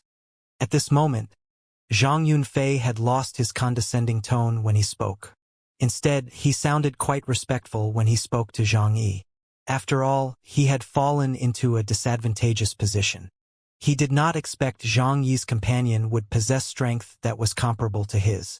However, he was certain he would be able to defeat Duan Tian once he obtained Zhang Yi's celestial sword. In other words, whether he would be able to kill Duan Tian or not depended on Zhang Yi. Naturally, the promise he made Zhang Yi was just an empty promise. He did not intend to spare Zhang Yi's life at all. After all, once he killed Duan Lingtian, he could easily kill Zhang Yi. With this, he would obtain 2 celestial swords and the minor inheritance from Li Bai, the green lotus sword celestial. He had everything planned out in his mind. All he needed right now was Zhang Yi's cooperation. Zhang Yunfei. Zhang Yi shook his head. He knew what was going through Zhang Yunfei's mind. He said loudly without bothering to use voice transmission, "Even if I hand over the celestial sword to you, you still won't be a match for Duan Lingtian." Zhang Yunfei did not expect Zhang Yi to reply to him out loud and flew into a rage out of humiliation. "Zhang Yi, you're dead." Naturally, he did not take Zhang Yi's words seriously when Zhang Yi said that he would not be a match for Duan Lingtian. He assumed Zhang Yi was just trying to provoke him. At this moment, Duan Lingtian turned to look at Zhang Yi and said, "Since he thinks he can beat me with a celestial sword, why don't you give him the sword? I want to see how strong he'll become after getting his hands on a celestial sword." His expression was calm when he spoke. It was clear he was not bothered at all. As soon as Duan Lingtian spoke, Zhang Yi did not hesitate and took his celestial sword out and threw it at Zhang Yunfei. He said solemnly, "Zhang Yunfei, you'll soon discover that my words are true." When Zhang Yunfei caught the sword in his hand, an ominous feeling rose in his heart when he confirmed that Zhang Yi had, indeed, given him the celestial sword and saw how calm Duan Lingtian was. He could not shake off the feeling that something was wrong. However, there was no way he could back down now. He had no other choice but to steel his nerves and continue on the path he had chosen. Zhang Yunfei thought to himself to calm his nerves, he must be exaggerating. There's no way he's telling the truth. With that thought in mind, he lifted the celestial sword and cast his assist-type divine ability and the celestial technique, the destructive celestial thunder. Elementary devouring tactic. At the same time, Duan Lingtian cast his assist-type divine ability and whirlpools began to appear around him. It did not take long before the whirlpools disappeared. Let alone Han Xuanai, even Zhang Yi could not get a good look at the mysterious whirlpools. On the other hand, Zhang Yunfei could clearly see the technique Duan Lingtian had cast. He could tell the Duan Lingtian's assist-type divine ability was not inferior to his own assist-type divine ability. However, after a while, he discovered that his assist-type divine ability was losing out to Duan Lingtian's assist-type divine ability in regard to absorbing the heaven and earth spirit energy in the surroundings.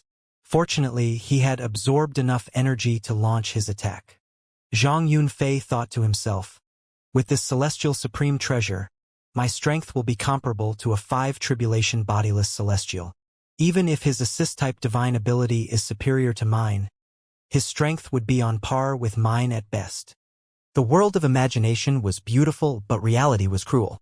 It did not take long before Zhang Yunfei learned the meaning of these words. Destructive celestial thunder. This time, the strength of the celestial technique was much stronger than the one he had cast earlier.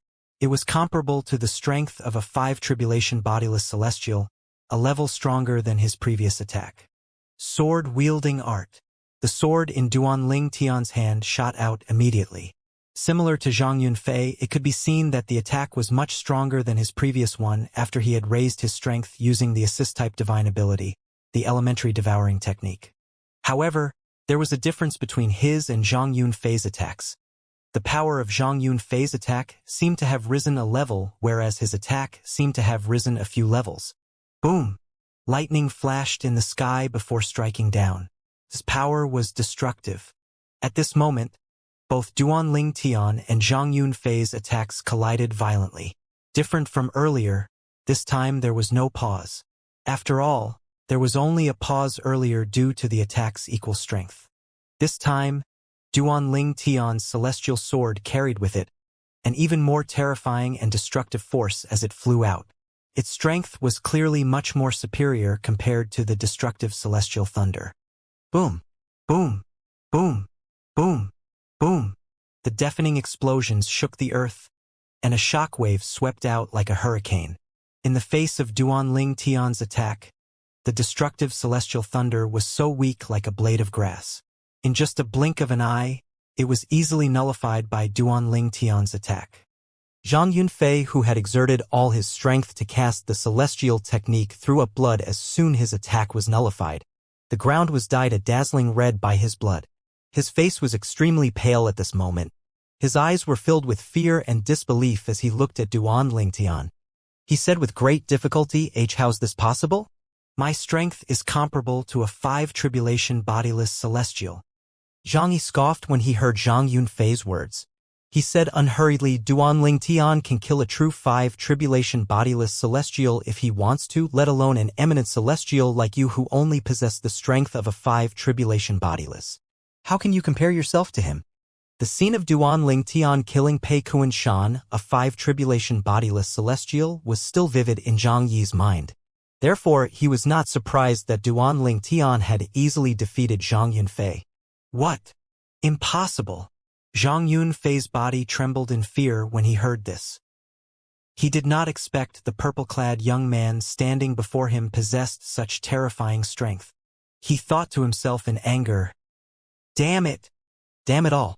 Who was the one who spread the news about this heaven-rank treasure vault that was left behind by Li Bai, the Green Lotus Sword Celestial? Why did that person forget to mention that Duan Lingtian had obtained a celestial sword and is capable of killing a 5 tribulation bodiless celestial? At this moment, he had lost all his motivation to fight after witnessing Duan Lingtian's strength. Duan Lingtian stared at Zhang Yunfei pointedly and asked in a low voice, How did you find this place? How do you know my name and that I'm from the Saint Province realm? Who did you hear this from? He had an inkling of who the culprit was, but he still wanted confirmation. Previously, Zhang Yunfei had arrogantly ignored Duan Lingtian's question, but at this moment, how would he dare to ignore Duan Lingtian after witnessing his strength? He hurriedly replied without pausing to breathe, I'm not sure who started the rumor. However, word has been spreading about the location of this heaven-ranked treasure vault. Moreover, it's widely known that it's left behind by Li Bai, the Green Lotus Sword Celestial from Yanhuang realm. Apart from that, that person also said there are 3 people in the treasure vault and each of them possesses a celestial supreme treasure. These people are Duan Lingtian and Han Xuanai from the Saint Province realm and Zhang Yi from the Yanhuang realm. He revealed everything he knew. He did not dare to withhold any information at all. Han Xuanai's expression changed as she cried out, It must be Wuxia. Apart from her, nobody knows Brother Lingtian and my name. Wuxia, Zhang Yi said through gritted teeth as his body emitted killing intent. Usually, he was patient and was not quick to anger. But he could help but feel angry when he heard that Wuxia had deliberately sabotaged them after leaving the heaven-ranked treasure vault. He thought to himself, Wuxia really wants us to die. Meanwhile, Duan Lingtian, who had his suspicions confirmed, remained calm as though he was not angry at all. Who knew if he was truly not affected by this information? After a while, he lifted his hand and the celestial sword shot out again. His move was unexpected and carried with it the same terrifying force from before. No! Zhang Yunfei cried out. He did not expect Duan Lingtian would attack him again. He hurriedly waved the celestial sword in his hand in a panic, trying to stop the incoming attack. Unfortunately, he was too slow. In just a blink of an eye, his glabella was pierced and blood gushed out from the wound immediately. It was no surprise to anyone that Duan Lingtian had easily killed Zhang Yunfei. After all, his strength was comparable to a 6 tribulation bodiless celestial. If he had cast the body fusion sword, his strength would increase to the level of a 7 tribulation bodiless celestial. Zhang Yi's expression changed dramatically. He did not expect that Duan Lingtian would directly kill Zhang Yunfei after all. Is there something on your mind? Duan Lingtian asked when he noticed the change in Zhang Yi's expression. He was confused. Did Zhang Yi not want Zhang Yunfei to die? No, there's nothing on my mind. Zhang Yi shook his head. However, there was a subtle expression of fear and unease that could be seen on his face. All these, naturally, did not escape Duan Lingtian's eyes. He could tell there was something on Zhang Yi's mind. Are you certain? Yes, it's really nothing, Zhang Yi said. However, when he saw the look in Duan Lingtian's eyes, he finally said, It's just that when you killed Zhang Yi, I'm certain his seniors must have been alerted to his death. However, it's not a big deal since I don't think they'll be able to find you. They won't be able to seek revenge from you. Minor major mirror image talisman? A thought instantly popped up in Duan Lingtian's mind. With the minor-major mirror image talisman, the scene prior to one's death would be transmitted to the other holder of the talisman. After a while, he muttered under his breath, "Strange. I didn't sense the minor-major mirror image talisman or any Dao talisman from him earlier." Although Duan Lingtian's voice was not loud, Zhang Yi clearly heard his words. He explained, "In Yen Huang realm, these talismans are not called minor-major mirror image talismans. Moreover, these talismans are considered to be low-grade in our realm. In our realm, one could inscribe such a talisman on one's body. It functions the same way, but it would not leave a trail behind." After a while, he added, "However, there's no need for you to worry. The Beyond Heaven's secret zone is so big, they definitely won't be able to find you.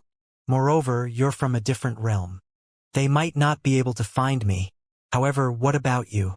I'm certain the scene of him being killed must have included you as well. Moreover, his seniors must know you, right?" Duan Lingtian asked. At this moment, he finally realized the reason behind the change in Zhang Yi's expression earlier. When Zhang Yi heard Duan Lingtian's words, he forced a smile on his face and said, "I'll be fine. At most, I just won't return to the Celestial Masters sect after exiting the Beyond Heaven secret zone. The world is so big, it wouldn't be difficult for me to find another home." Duan Lingtian asked, "Would those people from the Celestial Masters sect still punish you if they find out you're stronger than Zhang Yunfei and are highly talented as well?" "Of course not," Zhang Yi replied. "Strength is important after all. It's also due to this reason that Zhang Yunfei boldly announced he was going to kill me. Although I'm not ranked as high as he was, I'm still considered as talented in the sect. Similar to him, I have a Dao talisman inscribed on my body as well. If he kills me, the scene would be transmitted to my seniors.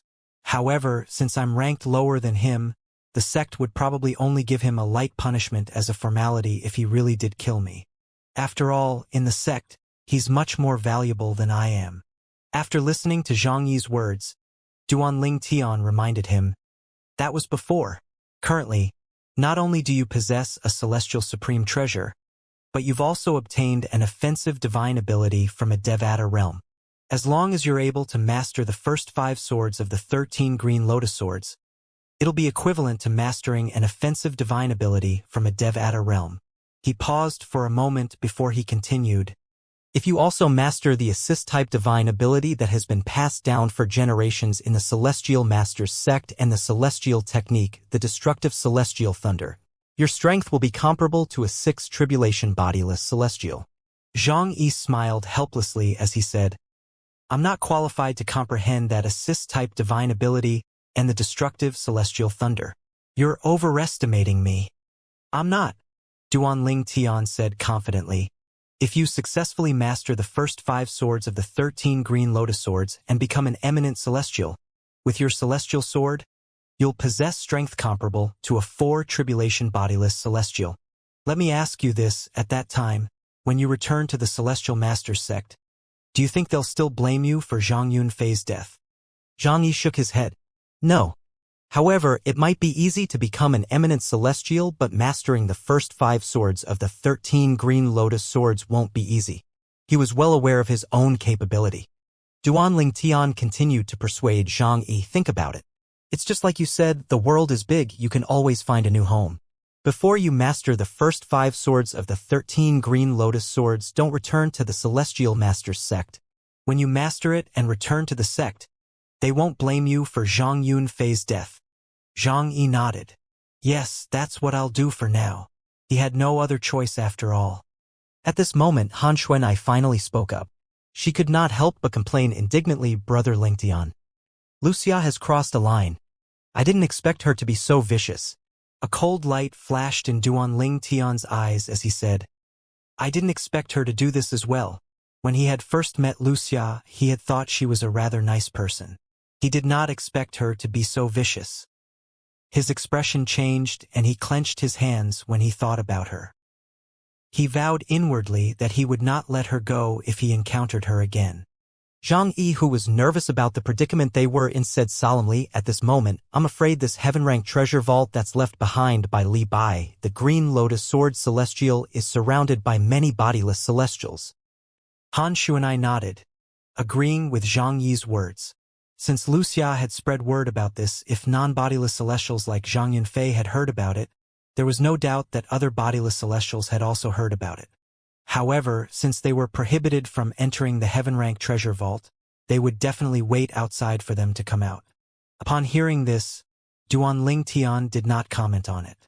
Instead, he said to Han Xuanai and Zhang Yi, "Let's continue." Since Zhang Yi and Han Xuanai were able to think of it, Duan Ling Tian, naturally, also knew there would be many bodiless celestials waiting outside to ambush them. However, there was nothing he could do about it at this moment, so it was better to focus on the challenges ahead. What he needed to do now was to raise his strength before he left the heaven-rank treasure vault to maximize his chance of survival when he faced those bodiless celestials who were like a pack of hungry wolves. Indeed, at this moment, more and more people were gathering outside the heaven-rank treasure vault. Most of these people were bodiless celestials. Those who were not bodiless celestials had long entered the heaven-rank treasure vault. Somewhere in the beyond heaven secret zone. Swoosh! Swoosh! Swoosh! An unknown force gathered in the air before images flashed in the air. The scene that was being transmitted was the moments before Zhang Yunfei's death and when he was killed by Duan Ling Tian. It could be seen that the destructive celestial thunder that Zhang Yunfei cast was extremely powerful, but it still could not triumph over the purple-clad young man's attack. Who the hell is this person? He's just an eminent celestial, but he possesses strength comparable to a 6th tribulation bodiless celestial. An elderly man muttered to himself as he watched the ever-changing scene in front of him. The elderly man's appearance slightly resembled Zhang Yunfei, especially their noses. This elderly man was Zhang Yunfei's grandfather. He was one of the 2 protectors of Celestial Master's sect, Zhang Chuhe. He was also one of the 3 strongest people in the sect, only ranked below a 9 tribulation bodiless celestial. In the Celestial Master's sect, the most powerful person was the 9 tribulation bodiless celestial. Below him were 3 8 tribulation bodiless celestials. Among the 3 8 tribulation bodiless celestials, one of them was the sect leader and the other 2 were the protectors of the sect. Zhang Chuhe's eyes were red as he stared at the purple-clad young man intently. He said through gritted teeth, "I don't care who you are. Since you dare to kill my grandson, I'll definitely kill you."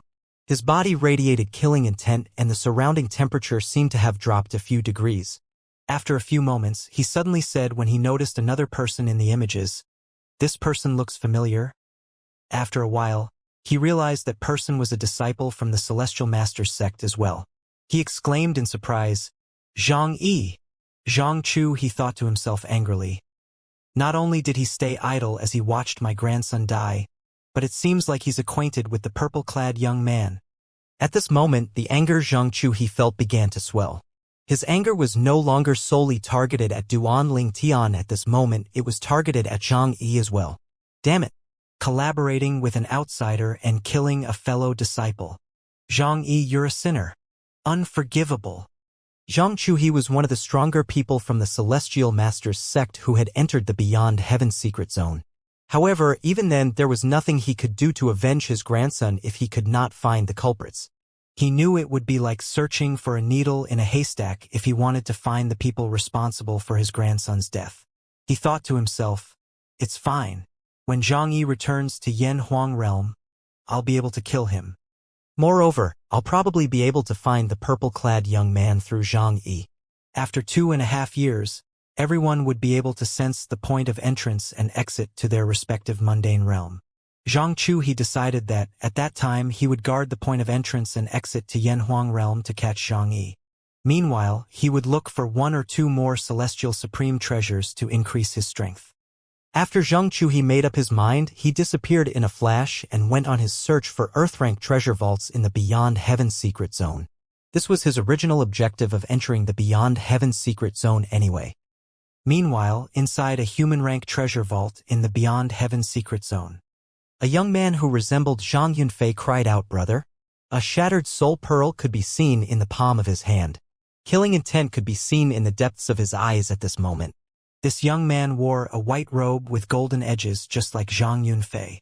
This person was none other than Zhang Yunfei's elder twin brother, Zhang Yunteng. He was also the strongest disciple among the younger generation in Celestial Master's sect. Zhang Yuntang was delighted when he finally passed the challenges in this human-rank treasure vault and obtained the clue that would lead to the inheritance from a great overarching golden celestial. Who knew at this time he would discover that his younger twin brother had died. Zhang Yuntang was further enraged when he realized he did not know who murdered his younger brother. The only way for him to find the murderer was to look for his grandfather, Zhang Chuhe, since his grandfather would receive the transmitted images of the scene when Zhang Yunfei died. His voice was cold as he vowed, "No matter who you are and where you're from, you'll have to pay for killing my brother. You'll have to die." Duan Ling Tian was, naturally, unaware of all this. Currently, he, Han Xuanai, and Zhang Yi were facing the challenges in the heaven-rank treasure vault left behind by Li Bai, the Green Lotus Sword Celestial. It did not take long before they finally managed to obtain the minor inheritance left behind by Li Bai. In just a blink of an eye, half a year had flown by. No one has come out yet? Half a year has passed and so many people have gone in, but no one has come out. How big is this heaven-rank treasure vault that's left behind by a great overarching golden celestial? Is it possible that they have all died in there? The bodiless celestials who were gathered outside the heaven-rank treasure vault looked at each other in confusion as they discussed among themselves. Some of them had come here as soon as they received word about this place. They had been waiting for a long time. A few of them even left after waiting, but the majority of them had stayed. The ones who remained were extremely powerful bodiless celestials. Needless to say, the ones who had left were weaker bodiless celestials. After all, with the presence of the strong bodiless celestials, they knew they would not gain anything even if they continued to wait. Naturally, there were a few weaker bodiless celestials who stayed just to watch the show. Is it possible that this heaven-rank treasure vault has another exit? A bodiless celestial asked as he stared at the entrance to the underground palace and frowned. No, another bodiless celestial who was standing nearby shook his head. Human-rank treasure vaults, heaven-rank treasure vaults, and the inheritance from a great overarching golden celestial in the Beyond Heaven secret zone have only one point of entrance and exit. It has always been so in the past. Based on the record left behind by the people who entered the Beyond Heaven secret zone in the past, it was said there was only one point of entrance and exit for human-rank treasure vaults, heaven-rank treasure vaults, and the inheritance from a great overarching golden celestial. The bodiless celestial who had spoken first asked skeptically, "However, in these 6 months, there are at least 100 non-bodiless celestials who have entered the treasure vault. Isn't it strange that not even one of them has come out?" Yes, it's rather strange. However, it doesn't mean there's another point of entrance and exit in the heaven-rank treasure. After a while, he shook his head and continued to say, "There are only 2 possibilities. Either all of those who entered are dead or they just simply haven't come out yet." Many bodiless celestials who were present agreed with this bodiless celestial's words. Naturally, many of them also felt dissatisfied. They had been waiting out here for so long, and yet they did not gain anything at all. Swoosh! A gust of wind appeared as a figure could be seen flying from afar before arriving before all the bodiless celestials in just an instant. He run. One of the bodiless celestials recognized the young man who had just arrived. This bodiless celestial was an old man who was dressed in a simple and common robe. Due to this reason, he looked particularly unremarkable among the group of bodiless celestials. The young man was taken aback when he saw the old man. He did not waste any time and respectfully greeted the old man. "Greetings, Elder Qi." The young man he run was from the same sect as the old man. However, he had only met the old man a few days before he entered the Beyond Heaven secret zone for the first time. At that time, he had learned that the old man was a rare 7 tribulation bodiless celestial from his sect. Moreover, it was said that the old man was even stronger than the 7 tribulation bodiless celestial who was the leader of the young man's group. He really did not expect he would meet this old man here. He run. "Did you come here because of the heaven-rank treasure vault?" The old man asked He Run. "Yes." He Run hurriedly nodded. He felt a jolt of fear when he scanned his surroundings.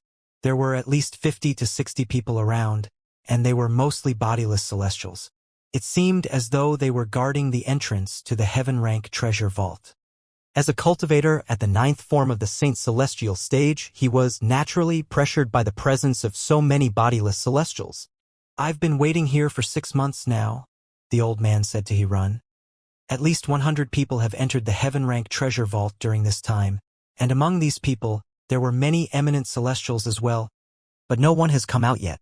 The old man paused for a moment before he said, "Please think it through before you decide to enter the heaven-rank treasure vault." "Elder Qi, I want to enter the treasure vault," Hirun replied without any hesitation. The moment he entered the Beyond Heaven secret zone, he was already prepared to face all kinds of dangers. After all, there would be no fortune without any risks. He had to take the risk if he wanted to obtain a celestial supreme treasure, a divine ability from a Devata realm, or the inheritance from a great overarching golden celestial. The old man did not dissuade Hirun. After all, he had his own selfish motive as well. He wanted to see if there was any kind of danger in there.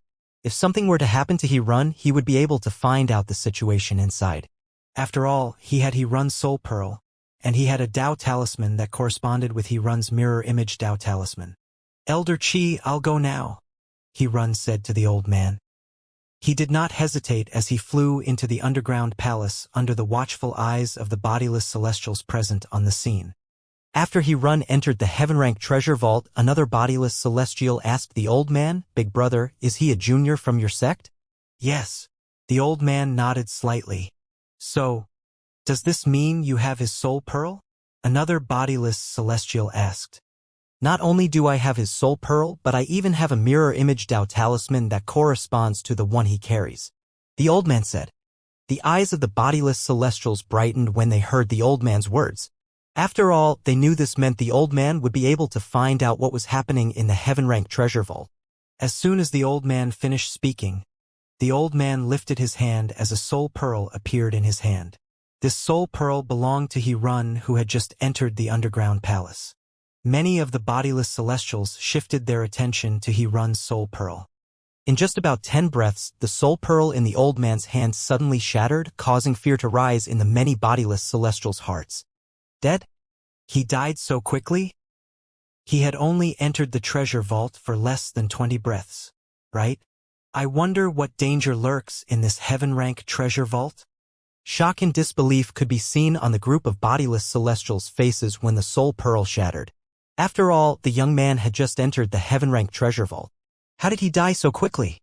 Since those people who had entered the heaven treasure vault before this were not the juniors from their sect, they, naturally, did not possess those people's soul pearls. For this reason, they were unaware if those people were still alive or not. They were completely unaware of what was going on inside. However, based on the shattered soul pearl in the old man's hand, it seemed like the heaven-rank treasure vault was incredibly dangerous. A cultivator at the 9th form of the Saint Celestial stage had died within 20 breaths after entering the treasure vault. At this moment, many bodiless celestials turned to the old man and urged him, "Big brother, shall we take a look at how he died?" On the other hand, a shock expression could be seen on the old man's face as he looked at the shattered soul pearl. He muttered to himself, "He died so quickly?" Although he did not expect much from Hirun, he still did not expect Hirun would die so quickly. He was naturally curious about how Hirun died. As he took out a mirror image Dao talisman, he thought to himself, "I want to see if Hirun died from one of the challenges in the treasure vault or if someone killed him." As soon as the old man tore the Dao talisman, a mysterious force appeared before it transmitted the scene of what had happened to Hirun. The mirror image showed Hirun with 3 other people. There was a purple-clad young man who was sitting cross-legged in the air. Phantoms wielding swords were swiftly moving around his body. "Is he comprehending a divine ability?" a bodiless celestial asked excitedly. "Is it possible that this is the offensive divine ability, the 13 green lotus sword, that's contained in this heaven-rank treasure vault?" "That's possible." Many bodiless celestials nodded in agreement. Indeed, this is a divine ability from a Devata realm.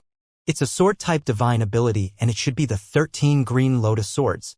Based on the rumors we heard, there were originally 3 people who entered this heaven-rank treasure vault. One of them is a purple-clad young man from the Saint Province realm who's known as Duanling Tian. Before he entered this treasure vault, he had already obtained a celestial sword. This purple-clad young man should be Duanling Tian. Apart from the celestial sword, it seems like Duanling Tian has also obtained the divine ability, the 13 green lotus swords. Those two who are flanking Duanling Tian should be Zhang Yi from Yanhuang realm and Han Xuanai, who's also from the Saint Province realm. Rumor has it that both of them also possess a celestial supreme treasure each. This means there are 3 celestial supreme treasures in total. The eyes of the bodiless celestials waiting outside the underground palace were extremely bright when they saw Duanling Tian, Han Xuanai, and Zhang Yi in the mirror image. Many of them had stayed for so long outside of the heaven rank treasure due to the celestial supreme treasures that 3 people possessed.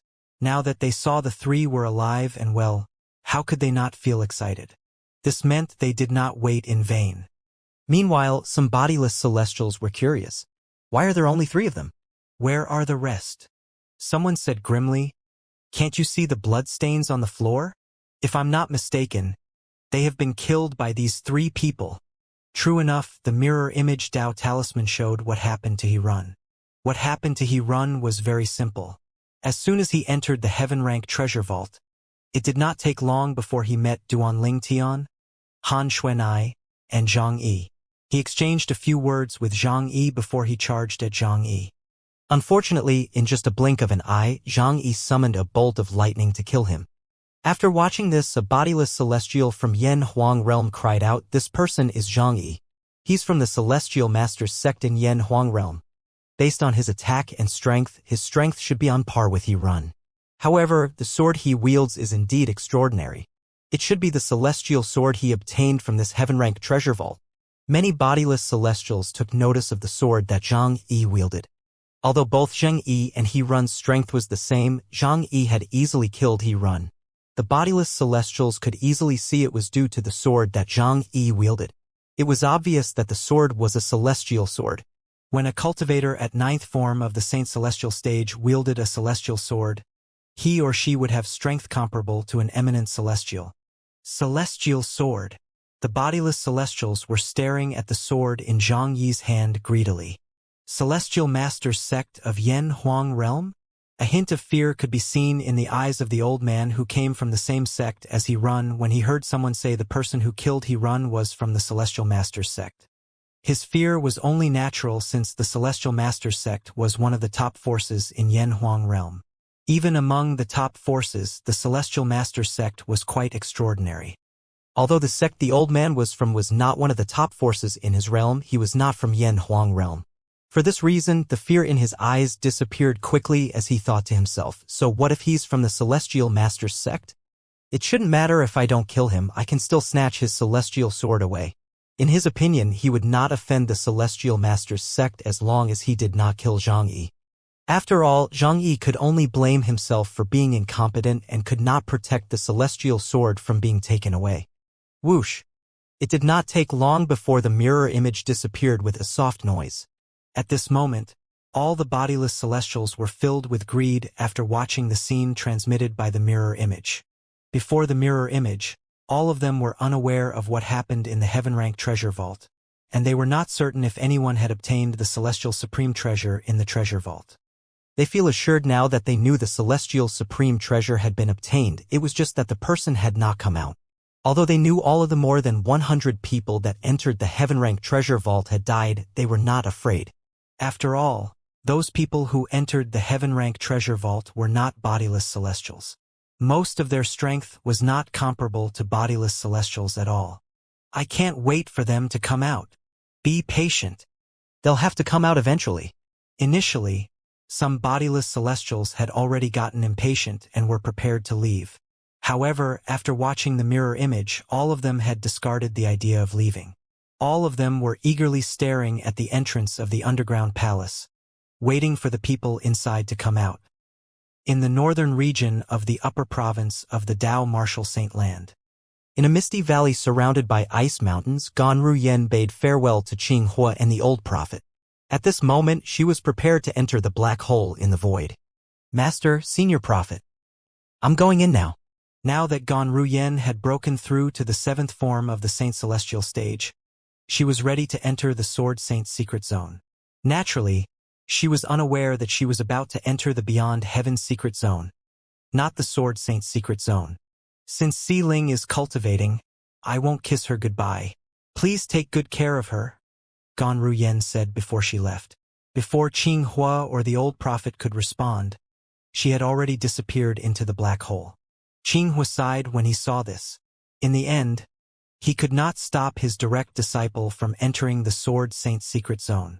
Although he wanted to accompany her, he was prohibited from entering due to being a non-bodiless celestial who was more than 100 years old.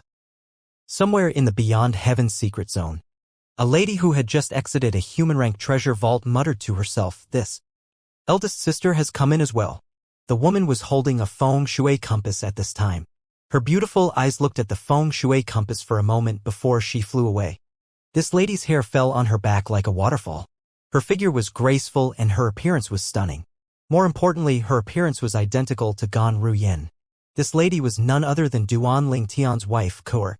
If this was a month ago, Kur would not have been able to sense Gan Ruyen's presence even though they were twins. The reason Kur could sense Gan Ruyen's presence now was due to the increase in her strength. Since her cultivation base had improved when she regained some of her memories from her past life, not only did her strength increase, but she discovered her senses to her surroundings were also getting more acute. For this reason, she easily sensed Gan Ruyen when Gan Ruyen entered the Beyond Heaven secret zone.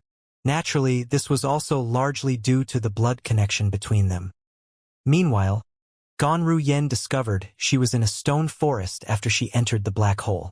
At this moment, she could hear the sounds of explosions as though people were fighting. She heard people roaring as well. "The celestial supreme treasure is mine. I want this celestial supreme treasure as well." Gan Ruyen moved closer to the commotion and saw a few people fighting. Apart from that, she saw many onlookers standing at the side.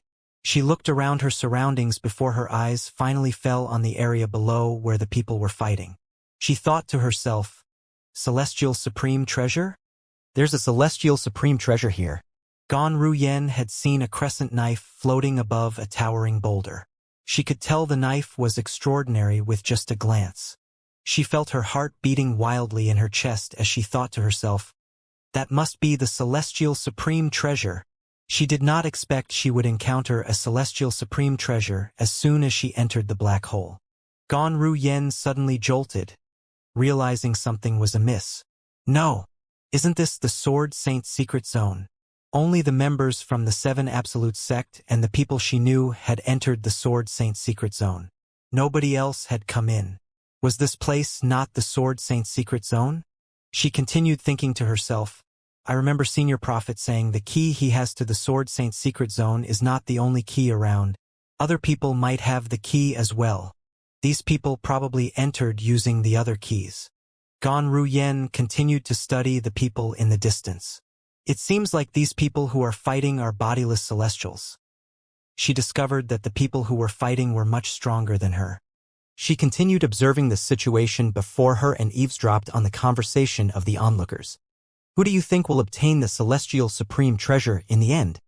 "I think one of the 2-5 tribulation bodiless celestials will obtain the celestial supreme treasure. After all, they are the strongest among the people vying for the celestial supreme treasure. The others don't stand a chance at all," a middle-aged man said. Hearing this, Gan Ruyen instinctively turned to look at 2 people who were fighting fiercely. It seems like other people were avoiding them as they fought. It seems like those 2 must be the 5 tribulation bodiless celestials. Gan Ruyen was amazed. She could hardly capture the movements of the 2 people. It was not difficult for her to tell those 2 people were the 5 tribulation bodiless celestials. Gan Ruyen continued thinking to herself, "However, their strength seems inferior to Di-Chun from the Dragon Clan. I guess that's to be expected since Di-Chun was on the cusp of becoming a 6th tribulation bodiless celestial. Prior to this, she had met Di-Chun, the 5 tribulation bodiless celestial, when she was still the sect leader of Fire Worship Sect. At that time, Di-Chun was forced to apologize and kowtow to Duan Ling Tian, her brother-in-law. This incident had increased her brother-in-law's notoriety in the upper province of the Dao Martial Saint Land. Ganru Yen had also naturally heard that Di Chen had failed his sixth bodiless celestial tribulation and died. She was aware that he had failed his tribulation due to his obsession with her brother-in-law. For this reason, Di Huan, the supreme elder of the Dragon Clan and a 7 tribulation bodiless celestial, was seeking her brother-in-law in the upper province to avenge Di Chen. After a moment, Ganru Yen turned her attention back to the other bodiless celestials present on the scene. It seems like all these bodiless celestials are quite strong as well. Suddenly, Ganru Yen discovered an onlooker was slowly approaching the celestial supreme treasure, taking advantage of the fact that the 2-5 tribulation bodiless celestials were distracted and engaged in a fierce battle. He plans to steal the celestial supreme treasure? Will he be able to succeed? Ganru Yen thought to herself. Apart from Ganru Yen, a few people had noticed the man's action as well. He's getting close to the celestial supreme treasure. Ganru Yen could not help but feel nervous on behalf of the man when she saw he was merely a few meters away from the celestial supreme treasure. Boom!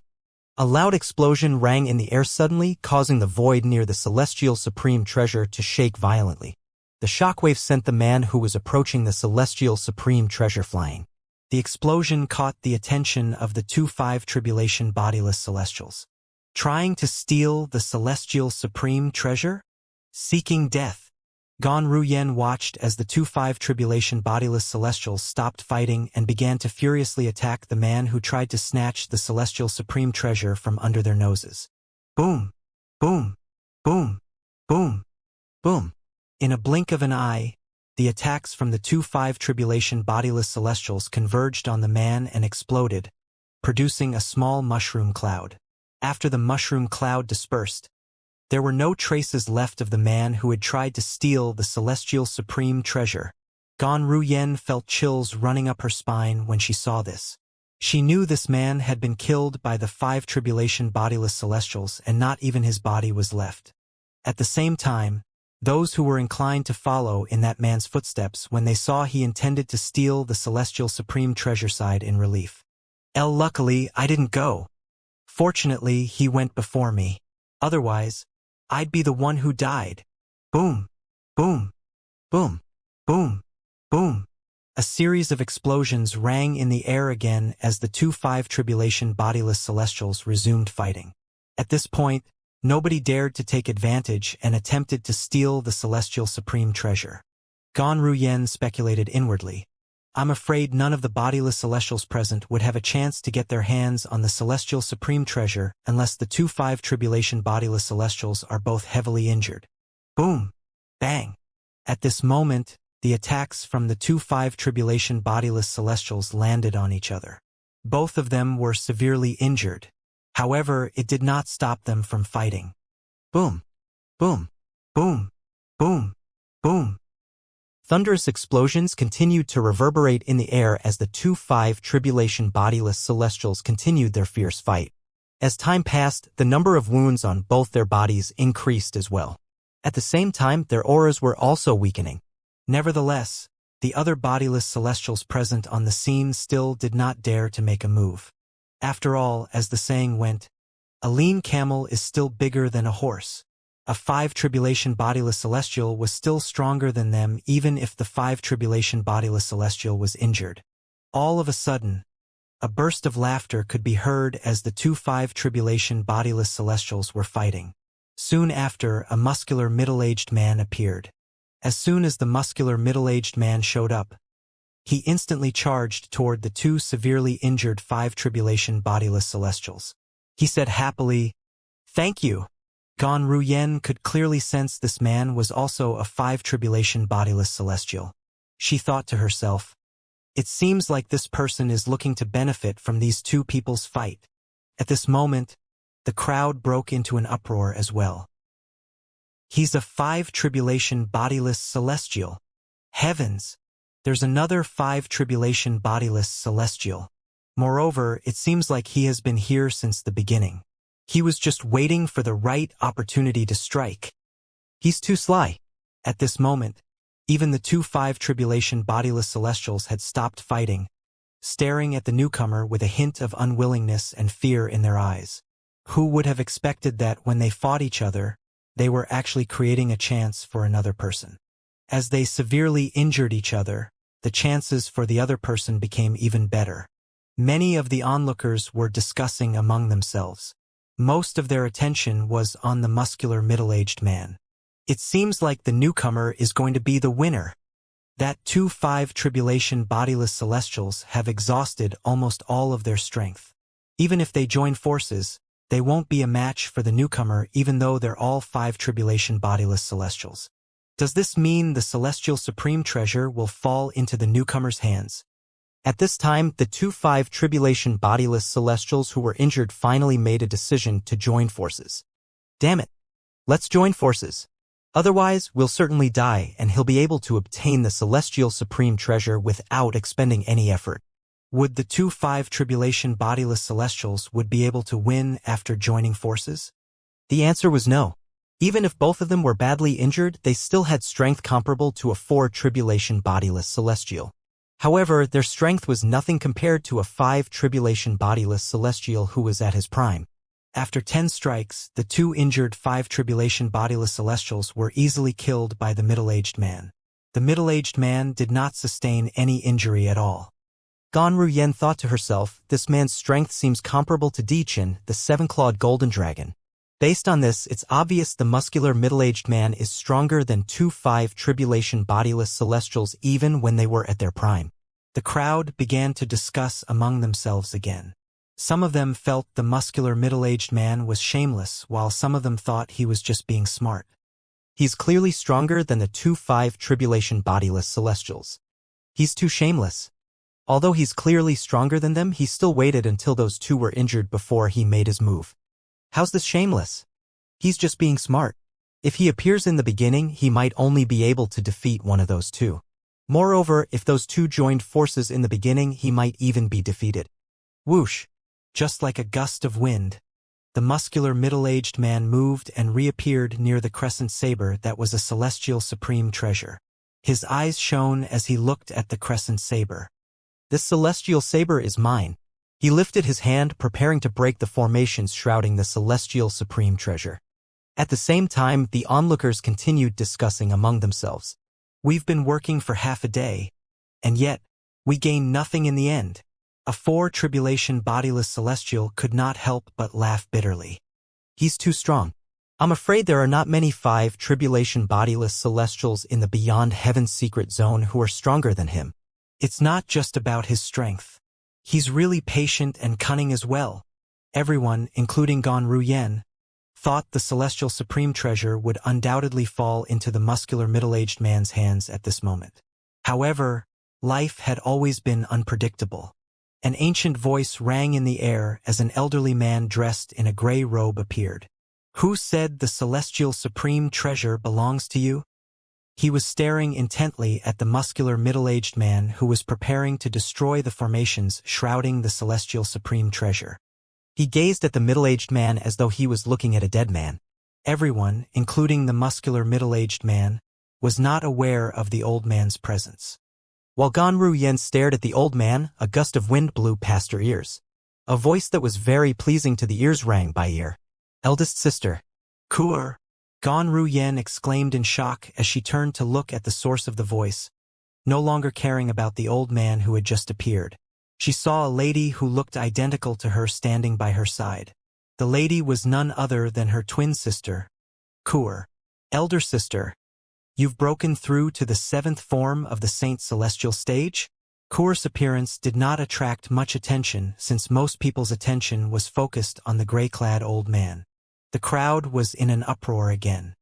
Is he a 5 tribulation bodiless celestial as well? Many of them were shocked by this development. Meanwhile, Ganru Yen nodded her head when she heard Kuer question. However, a hint of skepticism and curiosity could be seen in her eyes as she looked at Kuer. She still remembered the scene when Kuer vanished into the black hole. According to Mu Yi, Kuer's strength at that time was comparable to a 3 tribulation bodiless celestial or possibly even stronger. Although Ganru Yen was delighted for her sister, she was curious and confused.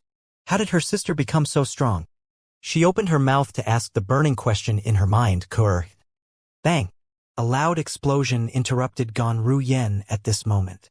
She turned to the source of the explosion and discovered that the muscular middle-aged had been killed by the gray-clad old man.